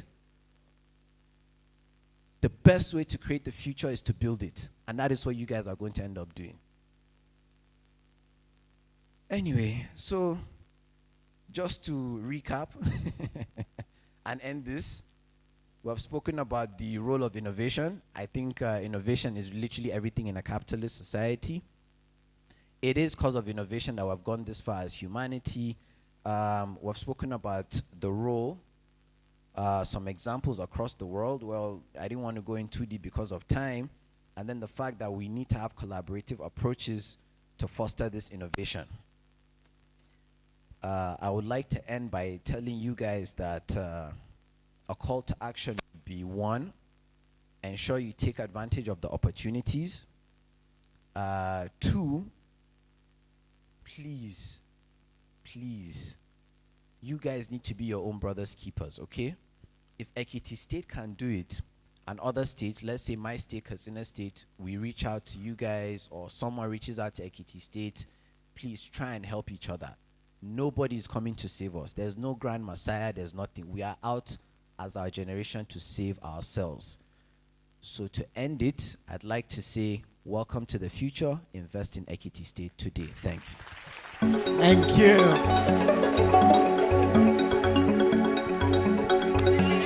Come on.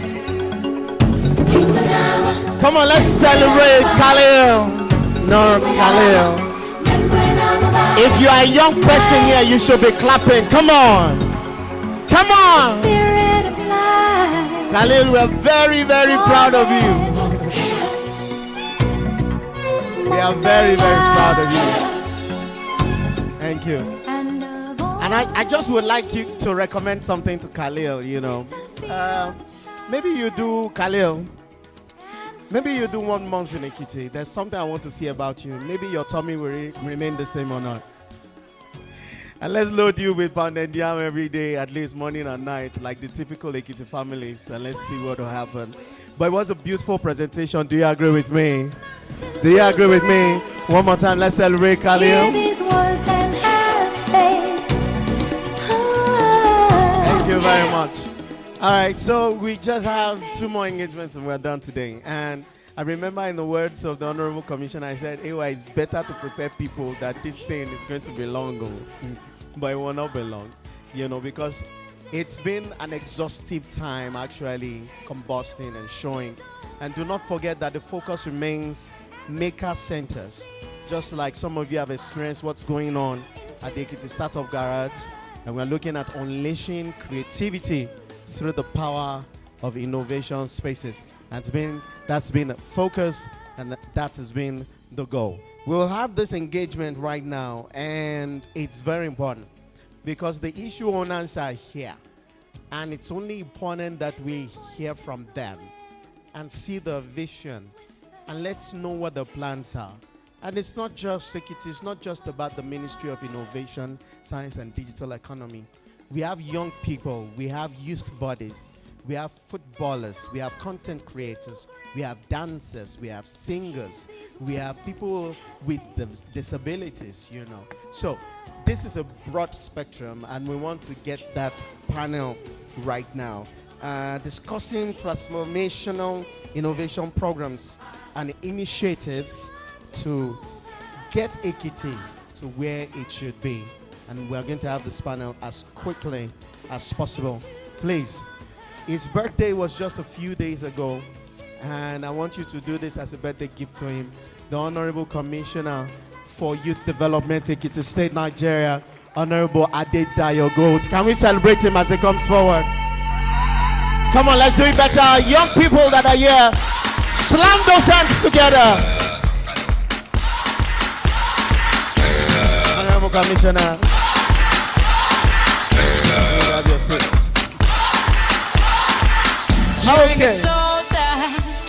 Okay. When it comes to attention to people with special needs, this woman is a professional both in the development sector, now in public service. And I hope, like Khalil, you're not hoping to retire very soon because your journey just started. We have the special advisor, special education in Ekiti State. Come on, let's recognize and celebrate her as she comes forward. Come on, let's do this properly. No matter the stage, let's also see what no matter the stage, there's a bit of people with special greatness needs. in every man. Thank you so There's much. power to rise. Ma'am, I think you should come and sit in the center. And joining the panel, ladies and gentlemen, I think there's supposed to be Prof, but Prof is not here. Head of service, Prof. Well, hopefully they join us, but we don't want to wait any longer. I know it's been back to back. Hopefully, in fact, I have a picture in my mind that when the Honorable Commissioner is coming tomorrow, we'll put a sellotape on his lips. I'll put a tiny bowl with coffee, let him just suck it. Anyway, before I bring him up on stage, let me introduce this man. He is very bullish with his dream to transform and make Nigeria the startup capital of the world. Olumide Akishola is here. Come on, let's celebrate him. Let's acknowledge him. You're welcome. You're welcome, sir. You're welcome. And quickly, let me just acknowledge the CEO Float XR. By the way, this great guy does so much with extended reality, artificial intelligence, all the realities, building tech. And I remember the Honorable Commissioner found him out. And this guy is going to blow your mind tomorrow. Guys, don't miss tomorrow. There's so many videos to see tomorrow. There's so many things to see tomorrow. Iyobosa is here. Come on, let's celebrate Iyobosa. Iyobosa. All of you that like toys, experimenting. All right, that's the guy to go meet. Now let's bring him up on stage. Hopefully, he will not get tired of coming up on stage. Honorable Sheil Fakwade, the Honorable Commissioner for the Ministry of Innovation, Science and Digital Economy. Poor people's zone, but it's my home. All I have known, where I got grown, but now it's gone. Okay. Out of the darkness. Honorable Commissioner, sir.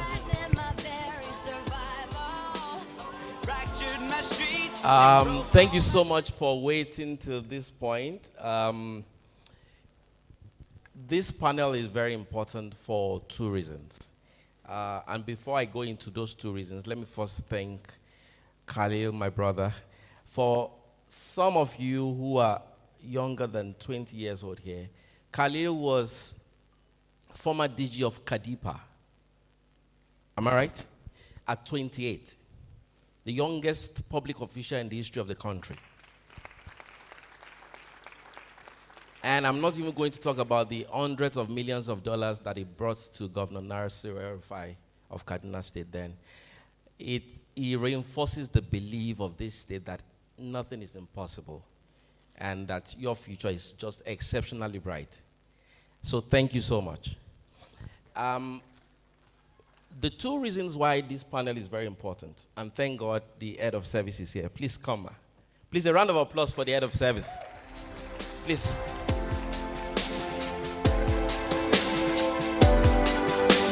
A round of applause, please. Thank you so much.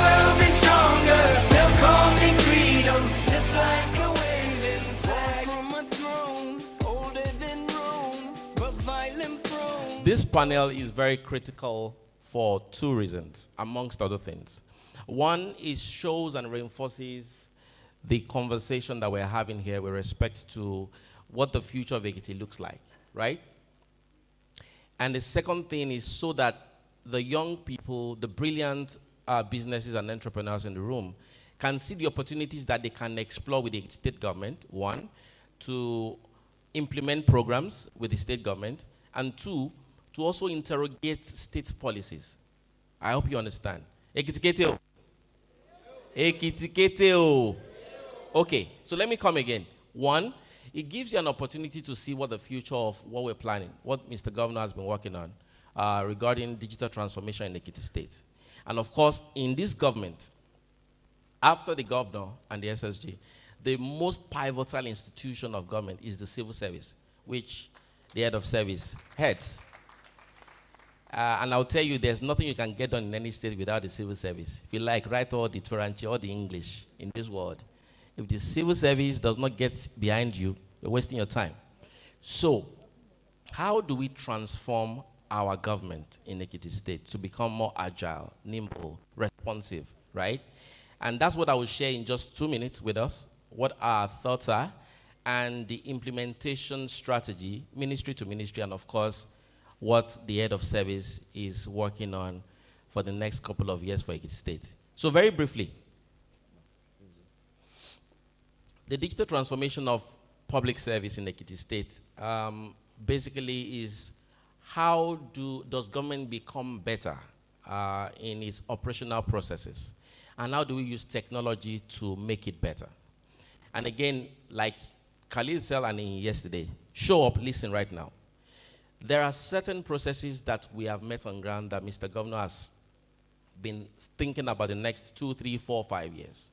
How do we start from ensuring that if someone wants to apply for a landed property today, they don't have to travel all the way down to Ekiti? How do we ensure that people pay their taxes from the comfort of their homes in a way that is honest, fair, right?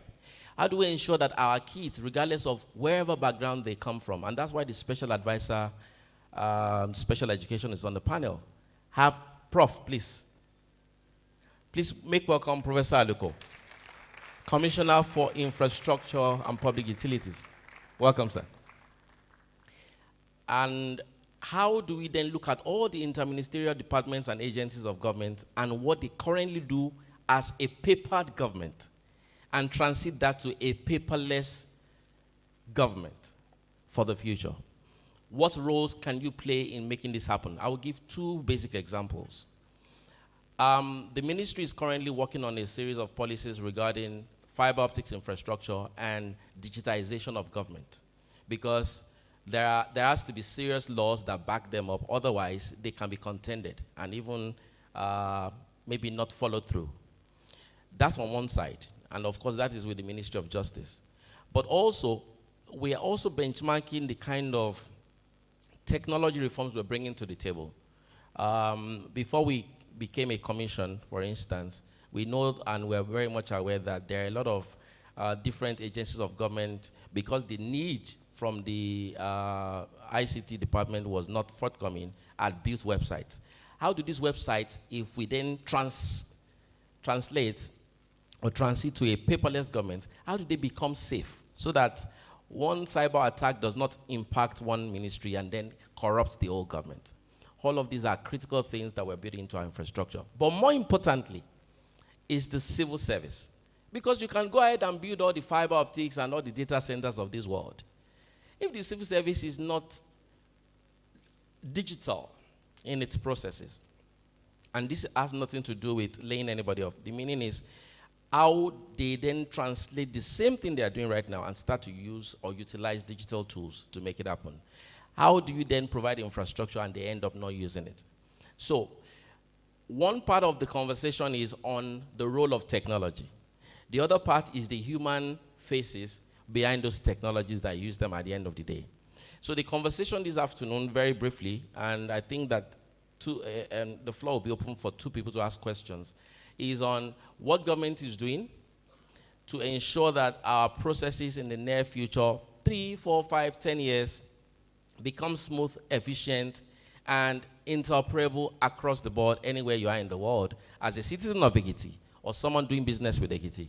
And the second thing is, what is the role of the civil service and, of course, the ministries in making this happen? I'm almost convinced to give the floor to the head of service, but let me start from the plans of the ministries for the future as they build for the future. Let me start from Professor Aluko. Prof, before you came this afternoon, there have been conversations around what the energy requirements, for instance, for the knowledge zone would be. But part of that is also looking at how technology would impact the knowledge zone. What kind of clean energy reforms or clean energy resources or even partnerships are we willing to draw into? Do you want to very quickly, in 1 to 2 minutes, lay the base, status quo of where we are and what you envision for the future of Ekiti? Thank you very much. Thank you very much for Shehu for giving me the floor. I came in a little bit late, but I'm speaking early. Whatever it is we're doing with technology requires energy, requires in particular electricity. And we in Ekiti are quick to tell you that we have an energy deficit in the state. And so making it up is one of the first steps towards ensuring that our technological future, all the aims and objectives of the innovation and digital economy that we're talking about will be achieved. And that electricity provision will come from both renewable and non-renewable energy. I always say that the state can be zoned into 5 different areas. We have the tourism zone around the Cargo Sea. We have the mining zone around the Jero. We have the agri-processing zone around the Ijo Ikao axis. We have the knowledge zone around the Ado-Ijo axis. And each one of this requires its special technology, requires its special energy. Part of what the ministry is doing right now is to really do an energy audit of each one of those places. And part of that energy audit will have the needs, of course, for individual persons, but residential, commercial, industrial, transportation when that comes in, and street lights. So we are happy to continue to work towards ensuring that each of these areas are adequately energized so that all the ambitions of the state. I just recently published a electricity availability of the state. And we don't get more than 26.7 megawatts of energy and throughout the entire state, while in fact we need something like 120 megawatts. And but right now we have a Ekiti IPP, a CNG-based independent power project that gives us 2.6 megawatts. Part of the electricity that we have here is provided by that. But we intend to expand upon that, not only in Ado, but elsewhere in the state. So I think that is really where we are, that energy is a major requirement, and we'll be working towards ensuring that wherever it is needed for our technological aims, we'll be able to provide that adequately. Thank you. Thank you very much. The special advisor, special education. I want to ask you, what are the things, the provisions of government right now taking care of people with special needs?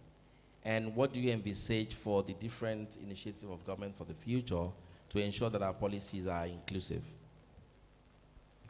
Thank you, H.C. Shum.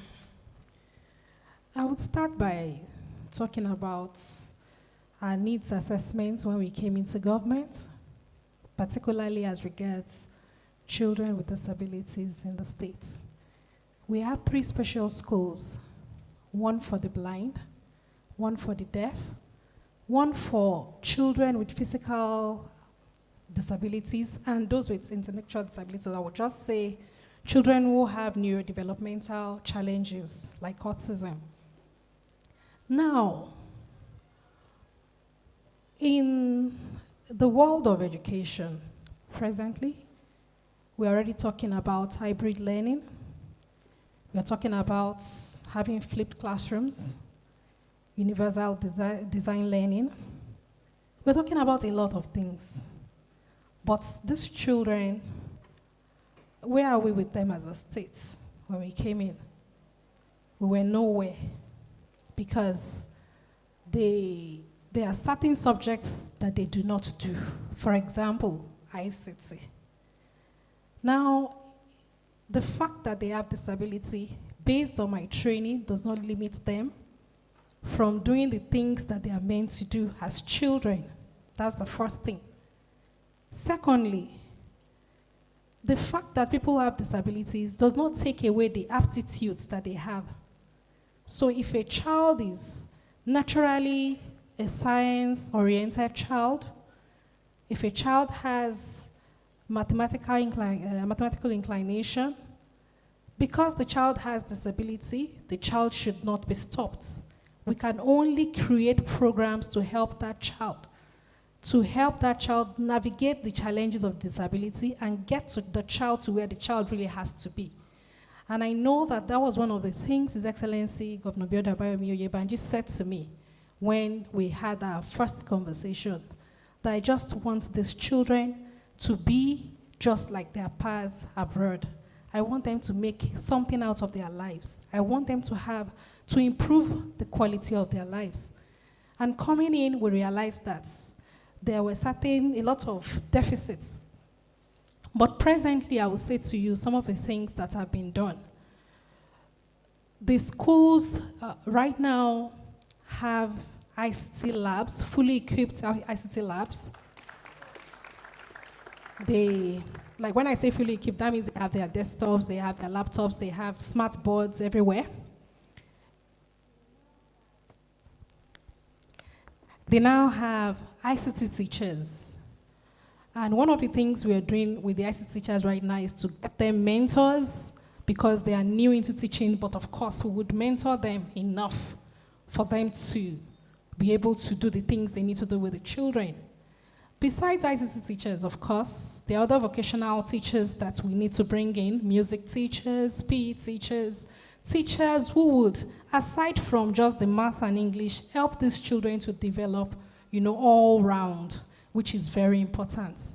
Besides that, when we have children with disabilities, most time what suffers are their senses. When we talk about our senses, we're looking at the sight, the hearing, the tactile. We're looking at those are the things that people used to learn. And those are the things that are affected from when they are children, either because they have a disability, their parents are pitying them or sympathizing with them and they are not engaging those senses as they should engage with them, or they just don't know what to do with the children, so they keep them on one side. And I'm not just talking about parents, I'm talking about schools generally. And to ensure that is corrected, the present government had to employ therapists. And when I say therapists, and this is the first time it's happening in a public school, government school in Nigeria, because Now we have physiotherapists in the schools to help those who have mobility challenges. We have speech therapists, we have rehabilitation therapists, we have occupational therapists to work with these children. And besides that, of course, aside from all the normal infrastructure, like ensuring they have new hostels, they have renovated hostels, they have bunks, beds, and all of those things, talking about the teaching and learning, which is what forms the education. The teachers are going through a lot of training. And we have also adopted a kind of curriculum, which we call the Montessori curriculum for them, because, based on the past neglect, there is a need to fill up those gaps quickly as much as we can. And I want to say here that Ekiti is on the path of recovery for these children. There are also some children who could not even go to school at all because of the kind of challenges they have. I mean, they have severe critical challenges at age 15. They don't have neck control, and their parents would have to back them when they are going out. I think they are babies, but they are age 15, age 18. We've met children like that.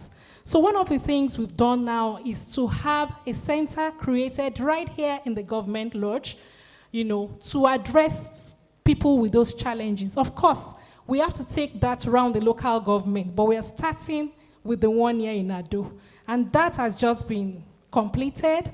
I'm sure after this session, if anybody who is interested, we can take you there to see some of the beautiful things that the government is doing. And, we just decided to start that, and somehow help came for us. The MD Premium Trust Bank came in right from Bahrain and decided to visit the place, saw how it was, and he made sure, he told us he was taking over the project, and he took over that particular project. Of course, we are still open to a lot of help because, like I said, it has to go around the local governments. We have 16 local governments.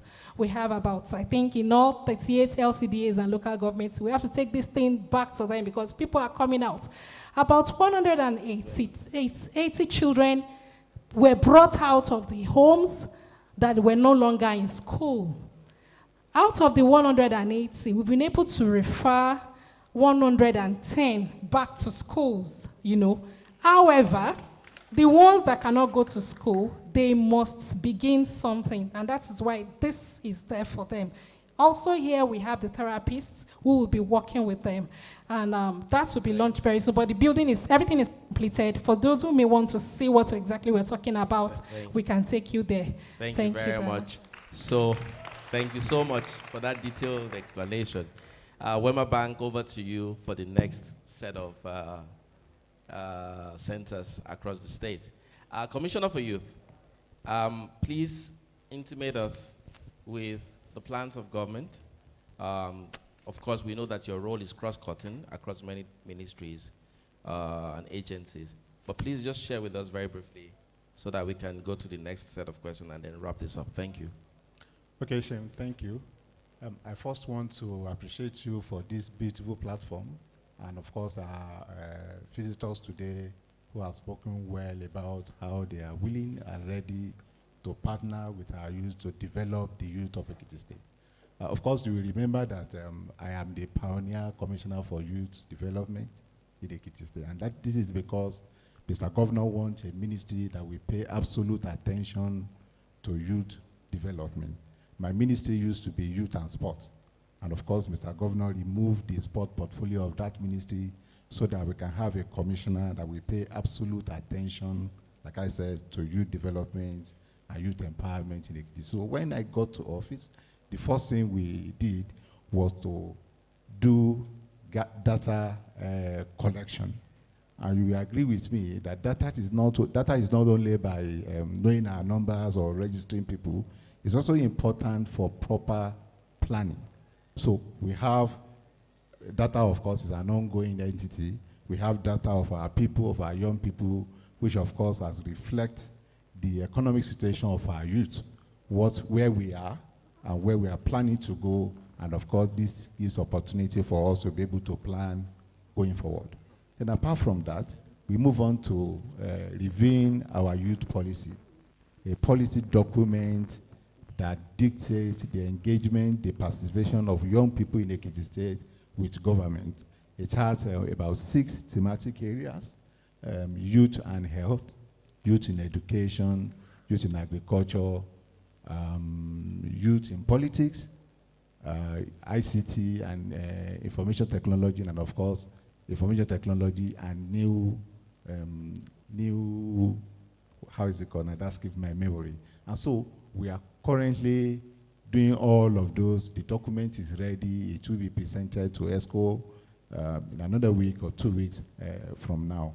Then thereafter, to drive youth inclusion into activities in Ekiti State, so that we don't concentrate only on Ado Ekiti, which happens to be the capital city of Ekiti State, we decided to go into our local government to also be able to find out exactly how is government doing among our youth ecosystem in our respective local government. And so from the findings that we gather from that place, we gave birth to a center in our ministry that is called Job Resource Center. This center is to help our youth who are done with school. Don't forget that this ministry is in charge of almost 70% of the population of Ekiti State. And this population is badly hit by unemployment, not only in Ekiti State, but nationwide and I think world over. And so we try to put structure in place in our ministry. It is called Youth Resource Center, so that people can come and take advantage of all the opportunities that are currently ongoing in our nation. You will agree with me that it is not enough for you to carry a smartphone. Some of our youths don't have it in our respective local government and in our villages and towns. Some of them don't, they only have smartphone, or some don't even have. Some don't have access to internet facilities. And when they do, probably they lack the required skill to be able to register and take advantage of some of the opportunities that are currently ongoing. So in the ministry, we have made available system in conjunction with our partners. We have computers, internet facilities, and of course some of our staffs who are ready to guide them to register, to be able to key into, like I said, some of the opportunities that are currently ongoing. Now, we know that the one-stop solution in that ministry is not enough for Ekiti State. So we are looking at opportunity to replicate what we have in the ministry now in all our local government headquarters, particularly in our local government secretariat, so that you don't really have to travel all the way from Osun Ekiti, by local government, or from Ijero, as the case may be, or from Omo to come to Ado to be able to key into an opportunity or fill a form. So if we have it at your local government headquarters, you can just stroll to the resource center at your local government secretariat, and of course still be able to do that which will be currently going by the grace of God. In this nearest future, say in about 2 or 3 months' time, we are going to have 3 in Ekiti, 1 per senatorial district, but ultimately we are looking at an opportunity to be able to have it in all our local government. Thank you very much. Thank you very much. So access to opportunities through our job resource centers in your communities. Coming to you, the head of service. I know that there are plans within the civil service to transform our civil service from its good stage to a better stage to a best stage. Do you want to share some of the plans that the head of service, the civil service is working on for the transformation of the civil service?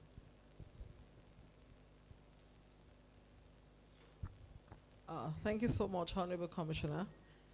Good afternoon, ladies and gentlemen. I'm sure you are stretched out. I won't take so much of your time. Well, I'll start by way of introduction that the public service is considered pivotal to government development policies, program implementation.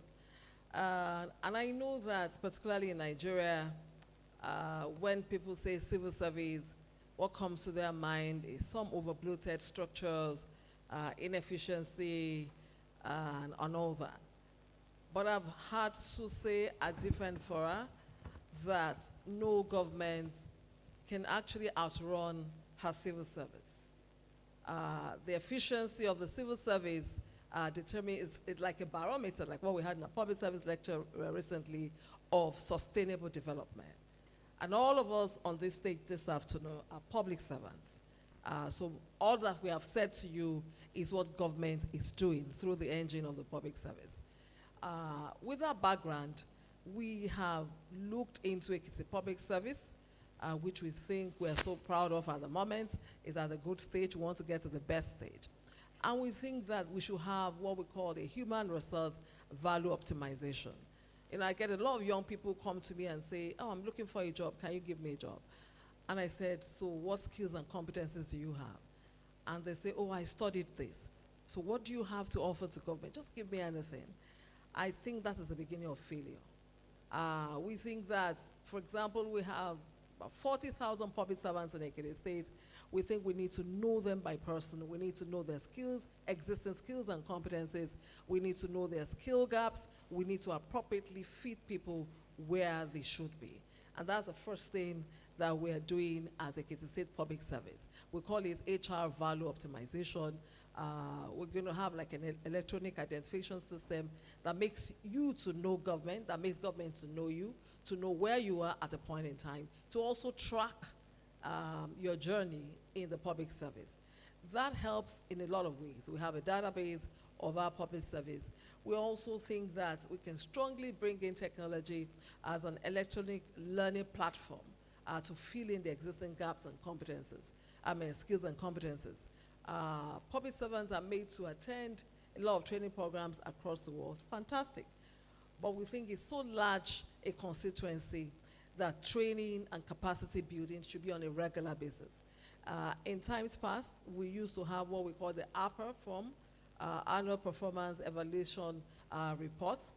These have been digitalized such that we have real-time evaluation of what each personnel is doing.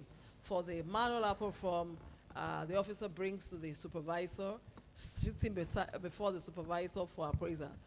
We think it's not an objective format of appraisal. We think that there should be peer review. Your peer should be able to evaluate what you're doing. Your supervisor should be able to evaluate what you're doing. Your supervisee as well should also be able to evaluate what you're doing. That is one area that technology should come in to help us streamline that process. As I speak also, we're trying to migrate to electronic validation of our pensioners so that we don't have to validate them physically. They travel from far and near to come to the headquarters for us to know that they are still alive. So that's one area we're engaging digital technology. Going forward as well, we know that it's a huge resource to have a clock-in, clock-out system in the public service, but we're looking for a way around it by which when we have done the electronic identifier system for every person, every officer, they're also able to upload what they do on a weekly basis, on a monthly basis. So that will eventually validate our payroll system. At the moment, what we do is the finance department compiles the nominal roll with the payroll, and then we send to the account system. But we know that this can be flawed. I cannot say it is flawed. So we need an electronic management system that validates what you have done in the month, and that translates to the head of HR, who translates to the head of accounts before it gets to the payroll. That is in the process, and I'm sure in the next 9 to 12 months, we'll have that ongoing. Now, the Honorable Commissioner also talked about moving from the manual civil service to the electronic civil service, and that is the ultimate. That is where we are going. I agree very much that there's little we can do without technology. I do not say the future of work anymore. The future of work is already here.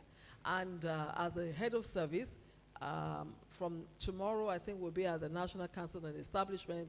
And one of the things we are also discussing is how we'll be able to warehouse or to domicile these technology skills within the civil service.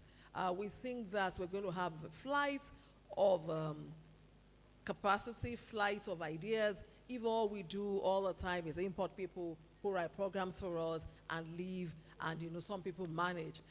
So we're inviting, we need to create a cadre for that and have a talent discovery pod where we can actually make this system and make these capacities stay within the service.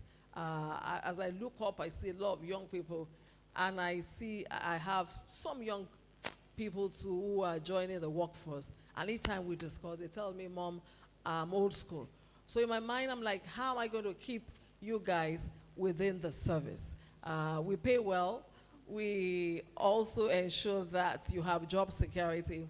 But I think what I want to leave you with is that the private sector cannot survive without the public sector. So we're actually in the best of our hands in the public service. And Ekiti State Public Service is opening itself up. Over the past 1 week, I've met with the top 3 management consultants in the world, really to come to join us on the HR optimization. So I can assure you that Ekiti State Public Service is open to a lot of innovation as we move into the next year. Thank you very much.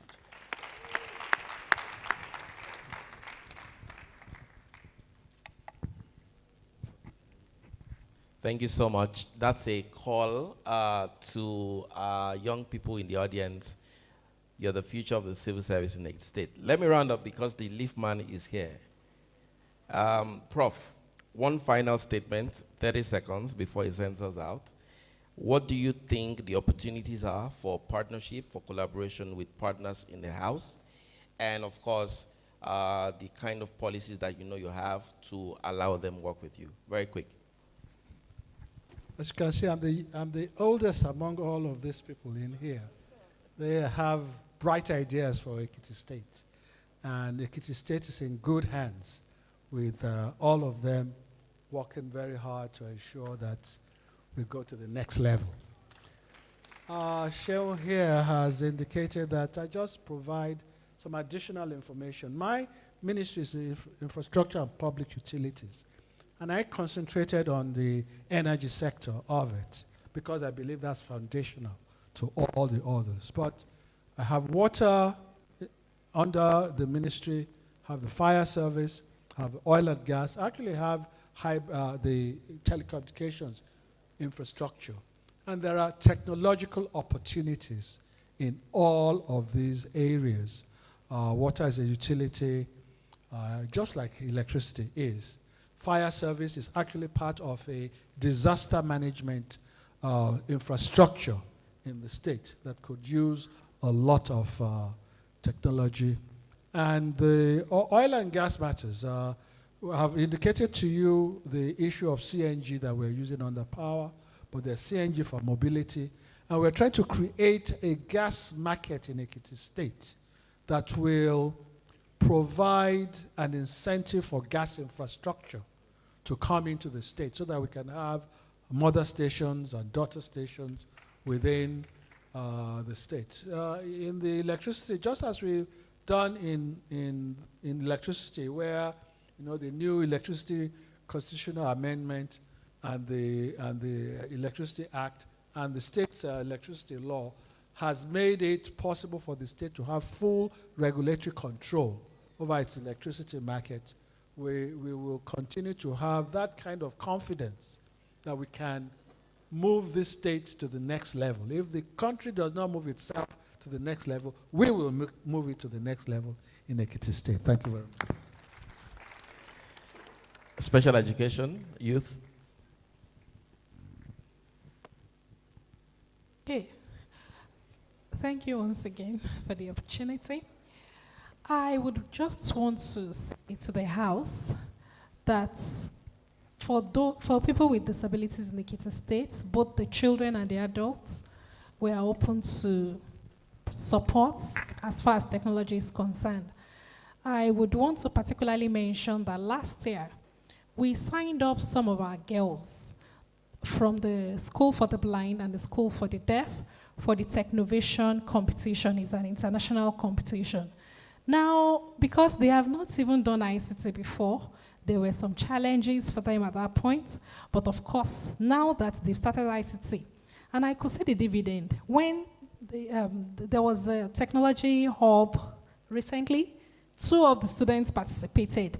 Even when the facilitator felt the tasks were becoming too rigorous, they stuck to it and they completed that training. For me, it shows that now they understand what we are talking about. They are trying to also leverage on technology. So please, for those who are technological savvy here, particularly those from Ekiti State who can actually volunteer in the schools to support us, we are open to support. We are open to, your voluntary services. And, we may not have so much to give, but I'm sure we would welcome you very well. Thank you very much. And I just would use this opportunity also to say, please let's give people with disabilities a chance all the time.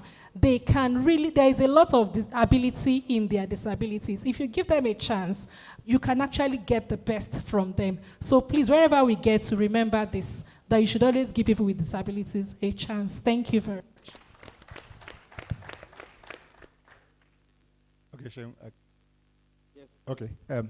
I think it's important for me to say this, that this is an opportunity for Ekiti youth to come out and key into all the initiative that is currently ongoing in our state for us to better our lives, for us to contribute our own quota to the development of our state. It's not only in the Ministry of Youth Development, in all our sister ministries, because in Ekiti, no ministry work in silos. We all work together. So in the Ministry of Agriculture, in innovation, like the one we are having here today, in trade and investment, in education, in all our sister ministries, please take advantage of all the programs that are currently ongoing. Our captain, the governor of Ekiti State, is youth-loving. He has provided enough opportunity, level ground for our youth to succeed. And to audience here today, I say to you, like the young man that spoke like said, this is the future. Please key into this opportunity. The sky is our limit. Thank you. God bless you. All right, thank you once again. I think the panel has spoken. I'll just add that Ekiti State's human resource optimization is open to the world. We're looking for partners, we're looking for technology support, and you're all very welcome. I also want to say that Ekiti State government is a very accountable government. Like the HC spoke about digitization of our land use, our tax system is digitized, our education management information system is on the road to digitization, our health management information system is digitized, and that means that you can actually partner and leverage and call us to accountability. Our procurement system is digitized, our payroll system is digitized, and so it means you can actually communicate with us lots more. And so we're open to support, we're open to constructive criticism, we're open to the world of technology. Thank you very much. And with that, we have come to the end of the panel, right? Yes, absolutely. A round of applause, ladies and gentlemen. Let's start at We have heard directly from the source. We'll take pictures right now. Pictures very quickly. Please, let's just take pictures. I know it's been a long day. Do you agree with me?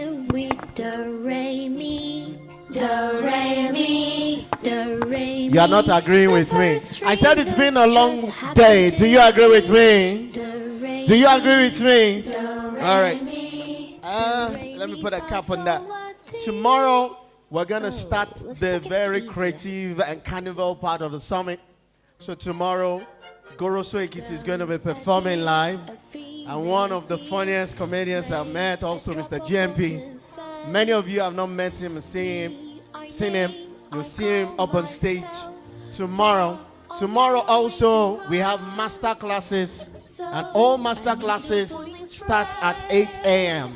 We will take the master class for the founders. We are not done.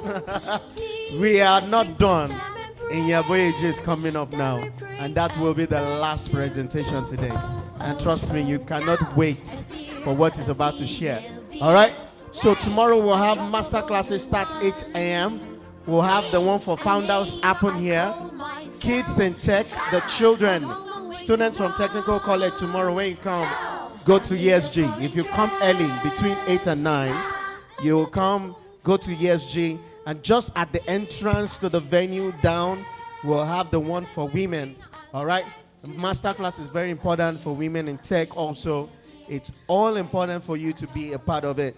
And then the journey to the summit will end tomorrow around 5 or 4 o'clock. And then the festival will begin under open air outside. And when the night falls, we'll have the bonfire tomorrow. Who is excited about tomorrow? Are you excited about tomorrow? All right, so, and please do us a favor tomorrow. Come on time. You know, it's very common to have people complain about length of events and they forget the role they had to play in elongating the event. So tomorrow, I just want to see your happy, pretty, handsome faces coming early, on time. Join the masterclass, learn. All these mentors, if you have noticed, it's very deliberate that we didn't take opportunity for questions because we expect you to walk up to them, connect to them, exchange your contacts. You never can tell.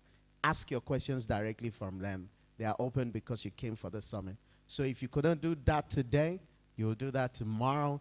And please be deliberate about it. Don't just come and go. Don't just come, eat, and go. Please be deliberate about your network and your growth. Right now, I'd like to bring up on stage a final session today. And I am so happy that we still have people here seated. It's a proof to the, or testament to the fact that value has again gone up from this podium right into the hall.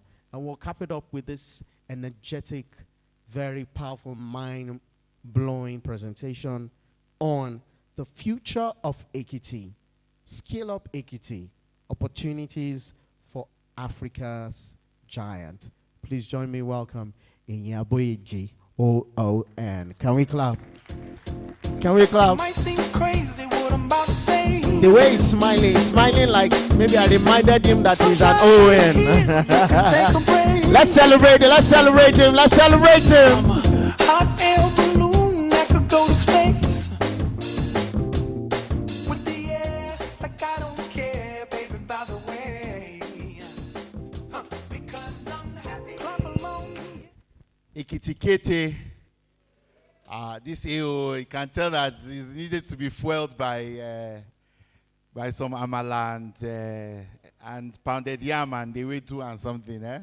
I'll forgive you because I know it's been a long day. And I also want to keep this short because even myself, I'm remitier.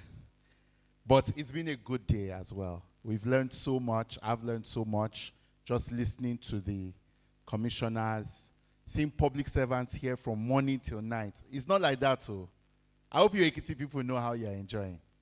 It's not like that, so you have a governor that loves you, that's working for your interests, plunking $90 million.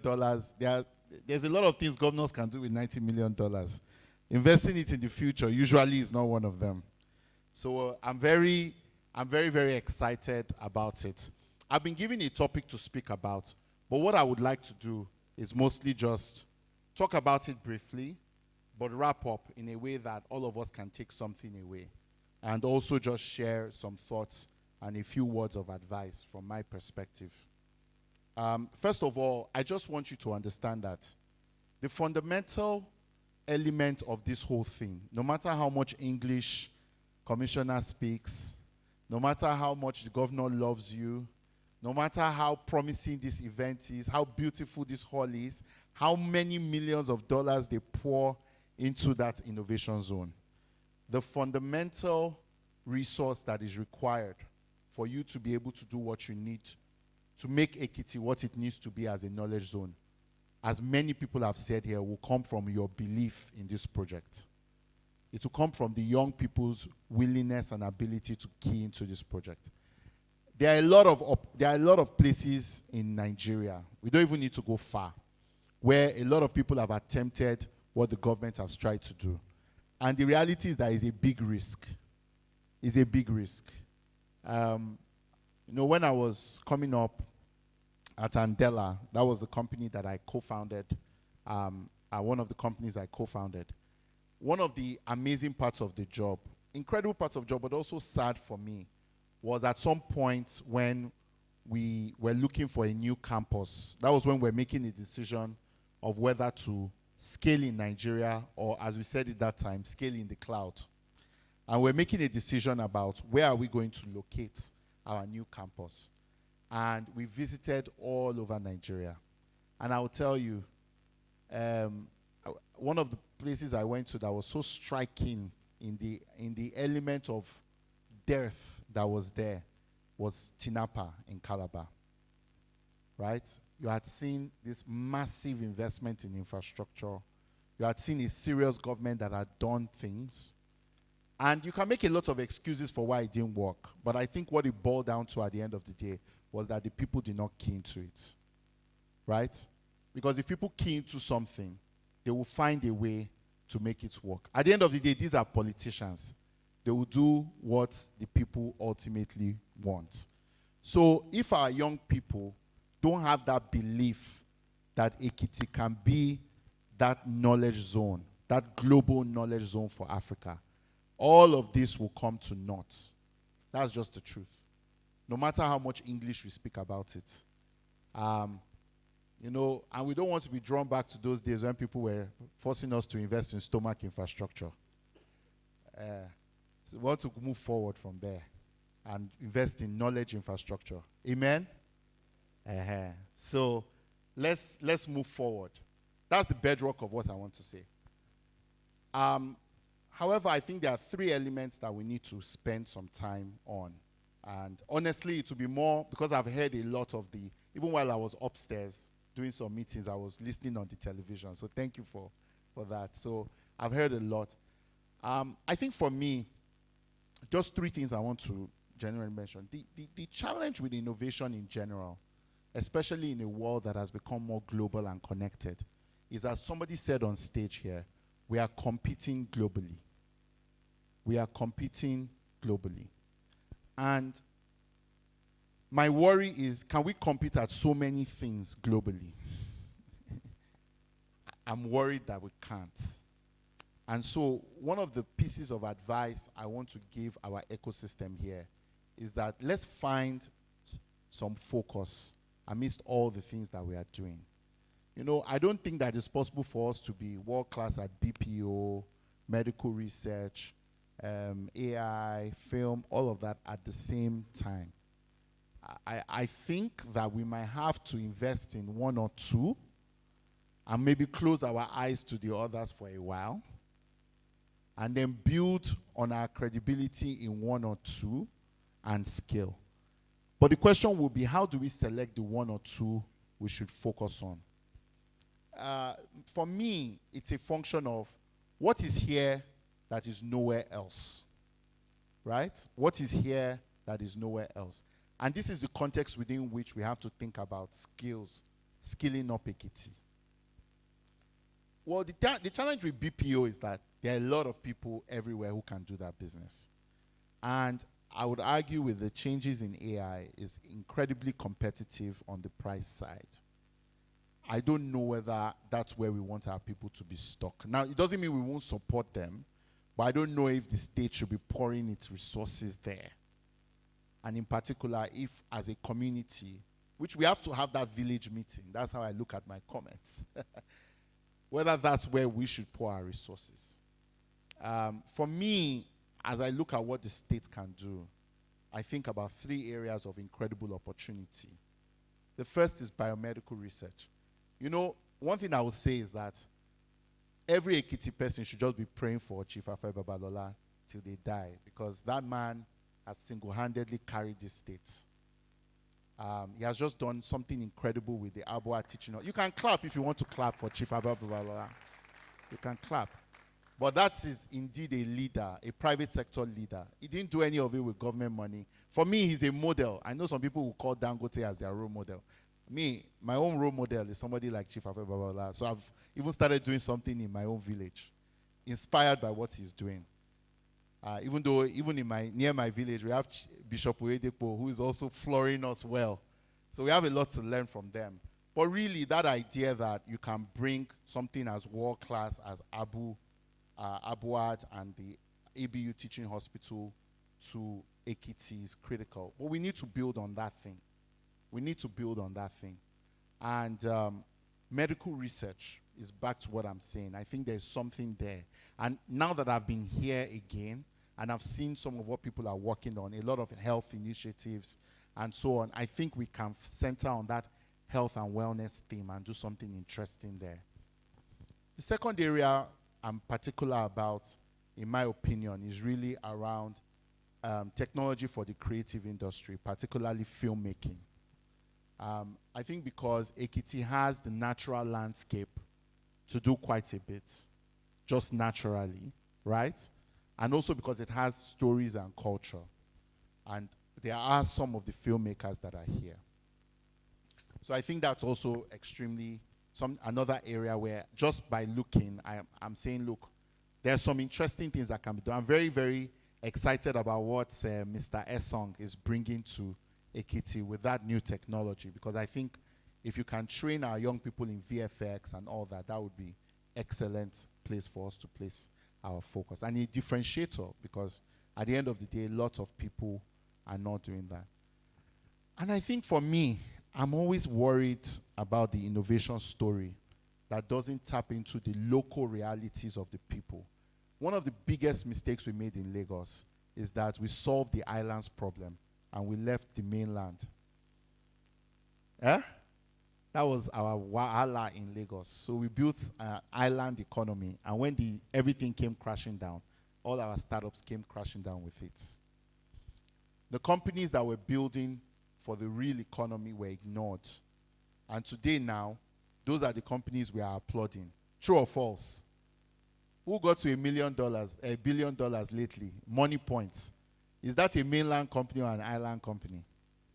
It's a mainland company. Oh, their customers are on the mainland. I don't want Ekiti to make the same mistake. So we have to look at agriculture. We have to look at agriculture. We have to look at agriculture. Even if it means agricultural tourism, even if you want to put a spin on it, let us please look at agriculture. I'm begging. What can we do for the hinterlands that allows them to be more productive, that allows them to ensure processing? Let's do it. Those three areas, I think, we have an opportunity to build a knowledge zone around those three areas. The second thing is that infrastructure really matters. But the way I want you to think about infrastructure is it has to be infrastructure that enables the world to connect with you. One of the challenges I often have with the Nigerian state, the Nigerian situation that we are in, is that states are often left in a lurch. They require so much around them to work for their innovation ecosystem to thrive. And this is where Lagos has benefited, because there's so much existing extant infrastructure that has been invested in Lagos. So it makes it an obvious choice. But without developing the infrastructure for connectivity, I'm very happy to hear about broadband. That was reflected. That is necessary. I don't think you can go far without it. I'm very happy to hear about the airports. I will keep saying it's very important, because that's the platform that connects you to the world, that enables you to trade with the world. You cannot anchor yourselves to value in Nigeria. You know, you're surrounded by states that are still trying to figure things out.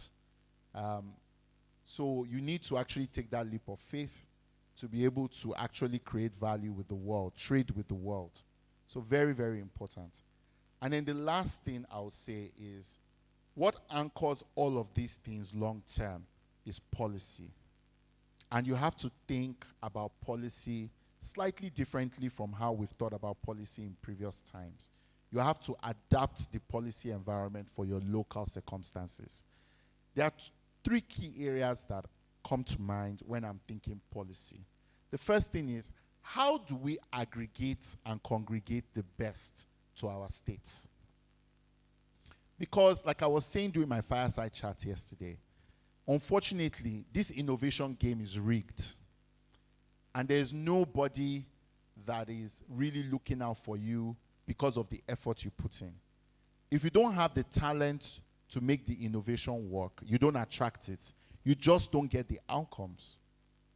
So how can you make it possible for you to be able to attract the best of you to be able to come to this state? You have one leg up, which is why it works. You have a cheat code that you might not know.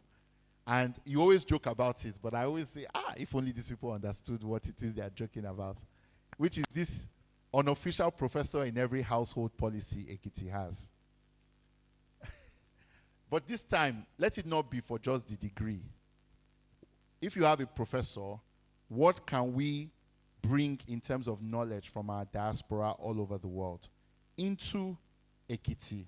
Let them come and do some research here. If every professor of Ekiti descent around the world brought one research project to Ekiti, I hope you can imagine the amount of business we would already have with the knowledge zone. So as you think about policy, please include your diaspora. Don't leave them alone. Allow them to be actively engaged in the process of telling you mano or mano what works. You know, sometimes investors are nice people. They won't want to say the truth. Right? Or they want to be greedy. I know it because I'm one of them. But because this is my home, I can tell you. You know, we'll tell you, oh, you need to pay for everything for us. You know, or they'll tell you, oh, you know, incentives. You understand what I'm saying? Meanwhile, that's not really what it is for them. So you need insiders to tell you what is actually going to move the needle within the firm, within their setups, within their frameworks that will make those investments move. It's only somebody that is committed to this state that can make it happen. It's not necessarily simply by what you have on paper.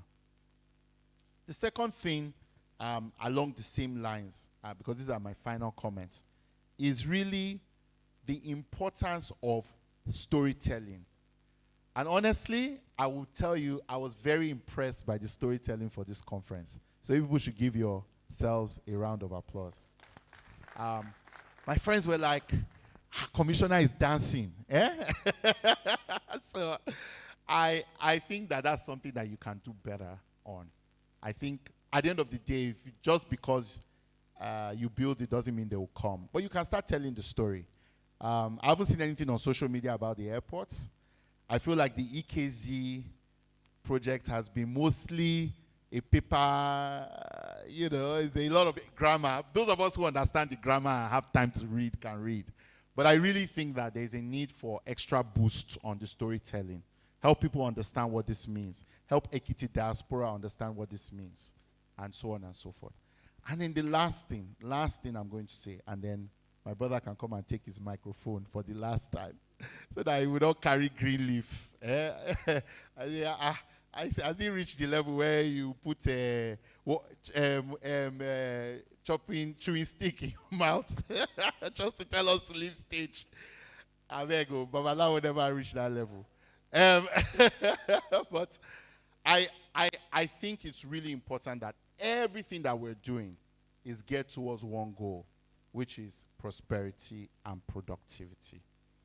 We are now in a country where some of the investments that this state has made over the last, you know, at least we've been on this journey now close to 9 years, is going to pay off.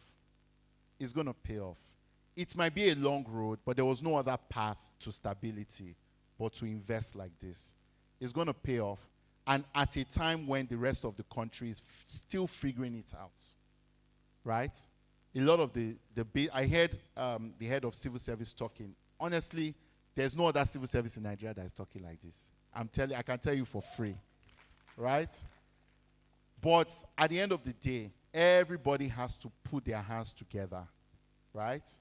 And purposefully collaborate for prosperity and productivity. It means some young people have to drop their startup dreams and go into public service. I saw one young man, he had a brilliant idea how he's going to get data. I said, let's do this. Where is he? Let's do this for Ekiti State. Why can't you do it for Ekiti State? So public service is very important. I heard her talk about public service. All of these things won't work if you don't have quality public servants at the level of my uncle Sheon, I will get personal. I was very happy to have him be a lobbyist for me in Abuja. Very, very happy because he knew the system and he insisted, no, I have to come to Ekiti. Even when Uncle Akintunde was leaving us in Lagos, I said, It's like a downgrade now. Are you sure? Are you sure you want to go out? The budget for LSCTF, the amount we can raise in 1 month is like the state's budget at that time. Now, Ekiti has grown. Eh? And, but they insisted, I want to come and serve. So everybody has to have that mind of service. Everything we are doing now is early days for what we will be able to do tomorrow. And by the grace of God, I am sure that Ekiti will get there. Thank you very much.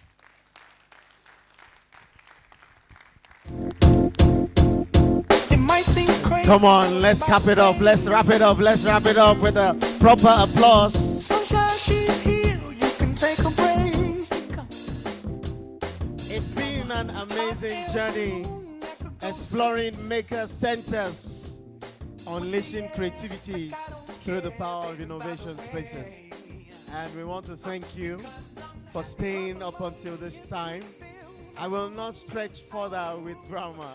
I know a lot of people are itching to just take a walk and see the beauty of this environment. And that's something that we are happy to allow you to do very quickly.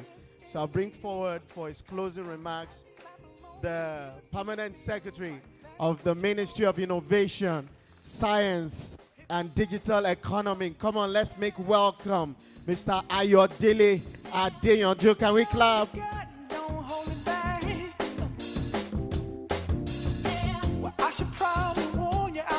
Coincidentally, we are both wearing suits today. The Honorary Commissioner, Minister of Innovation, Science and Digital Economy, Honorary Commissioner, Youth Development, Special Advisor, all our invited guests, people that have traveled far and near to make this day a glorious one. I want to especially acknowledge the presence of our brothers from the upper side of the Niger, from Katsina. Let's put our hands together for them. I will also say Sanuda Sua, Yayade. From our people from the other side of the River Niger, I say Idewo, how are you doing? So all of you, you are highly welcome. I want to appreciate you for making this day a glorious one. This is just the beginning of a good process. We were on it last year, and we thank God for the support that we'll be receiving from our governor, who had made it possible this year too. This is not just a talk show. And I know all the young ones that are here. Let's put our hands together for ourselves. Let's celebrate ourselves. I believe you'll be having some kind of running around in your brain that I wish I can be like all these people that have been holding the talks tomorrow. It is your own time will come. And I sincerely want to appreciate our brother, incidentally the son of my general overseer, Inyi Aboyede. Somebody is catching his attention. I'm especially acknowledging you. You are the son of my general overseer. I happen to be a pastor in Foursquare Gospel Church. So you've been here with us yesterday. It's not a mean feat. If we have to pay you for what we've been doing since yesterday, we don't have all the money to pay. But since when Baba came here last year to launch the Grand Assembly, our governor granted him a free citizenship of Ekiti State. Okay. Okay. That anytime is here, and anytime is here, is free. So you too, you are free. And you are even taking a portion at the Kogosi. And any other place you need, like we've been promising you your CFO, just be assured that it's a sure banker. So we want to appreciate you sincerely. And to all of that we could not just mention, it's not that we are looking, we don't recognize you. To our sponsor, Women Bank, you have done marvelously well. And we look forward to more of such engagements. We've seen a lot of business opportunities. And now the trend now is that banks are no longer looking at just getting money from the public sector. So you are also looking at ways whereby you can invest so that you can bring in that maximum yield on your investment. I will assure you that by the time you take one or two of these young ideas, definitely you make something good out of it. So we appreciate you for the patience. I want you to please come early tomorrow, that we want to start early so that we leave early. It's been a long day, almost 8 hours, 9 hours that we've been here. But I know it's that been well spent. So please, one thing we want to also to do for us is that, is there any inadequacies that you might have noticed today? do what you do, tell us. Is there anything good that we have done? Tell others. We are work in progress. We are work in progress. We continue to improve. So thank you very much for coming. I wish you all safe trip back to your destinations. All right, thank you. Permanent Secretary, one more time. Can we honor him with a round of applause? We started with anthems. Let us rise as we close with the anthems in this order: the Ekiti anthem, Southwest anthem, and the national anthem.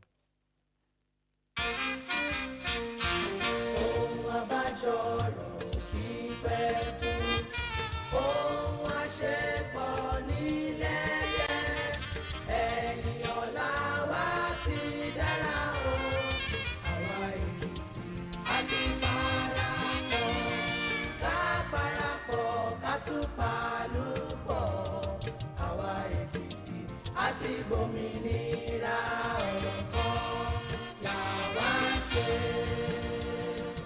Ekiti, Ekiti, ti gbòmìnira. Ekiti, Ekiti, ti gbòmìnira. Àwa Ekiti iwájú la ó máa lọ lágbára Ọlọ́run. Àwa Ekiti ọ̀kan ṣoṣo máa ní wá ó láéláé.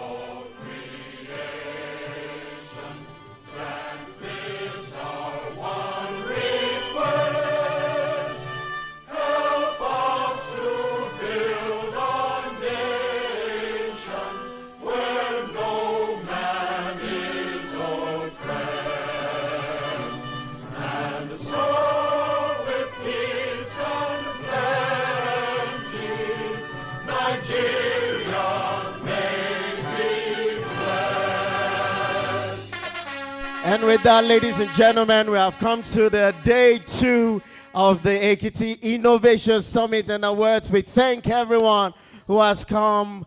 Members of the state ESCOs, we thank you. Thank you, all our guests, the DGs, the commissioners from states, our partners, Wema Bank, Geneserve, UNDP, KTN, Business Connect, thank you. Innovate Ekiti, EV, we thank you. Don't forget, tomorrow is a bumper to bumper day. Get ready. Thank you for allowing me to be your balawo today. We'll come in another dimension and innovation tomorrow. We thank you. Yes, if you want to take pictures, it's open. Feel free to connect. Tomorrow we start 8 a.m. master classes. Start 8 a.m. for founders, women in tech, and kids in tech. Bring your kids to connect, all right, and see how 3D machines bring reality to life. And then we'll kick off, and we'll wrap up tomorrow with a festival and bonfire under open air. Tomorrow with entertainment, comedy, music, and all the fun that we can get. See you guys tomorrow. Keep tweeting at us, following us. God bless you. I remain my humble self. A to the Y Nigeria is my name. I'll see you when I see you in a bigger, better dimension. See you tomorrow. God bless you. God bless you. Volunteers, all volunteers, please come down here. Mr. DJ, let's take it up.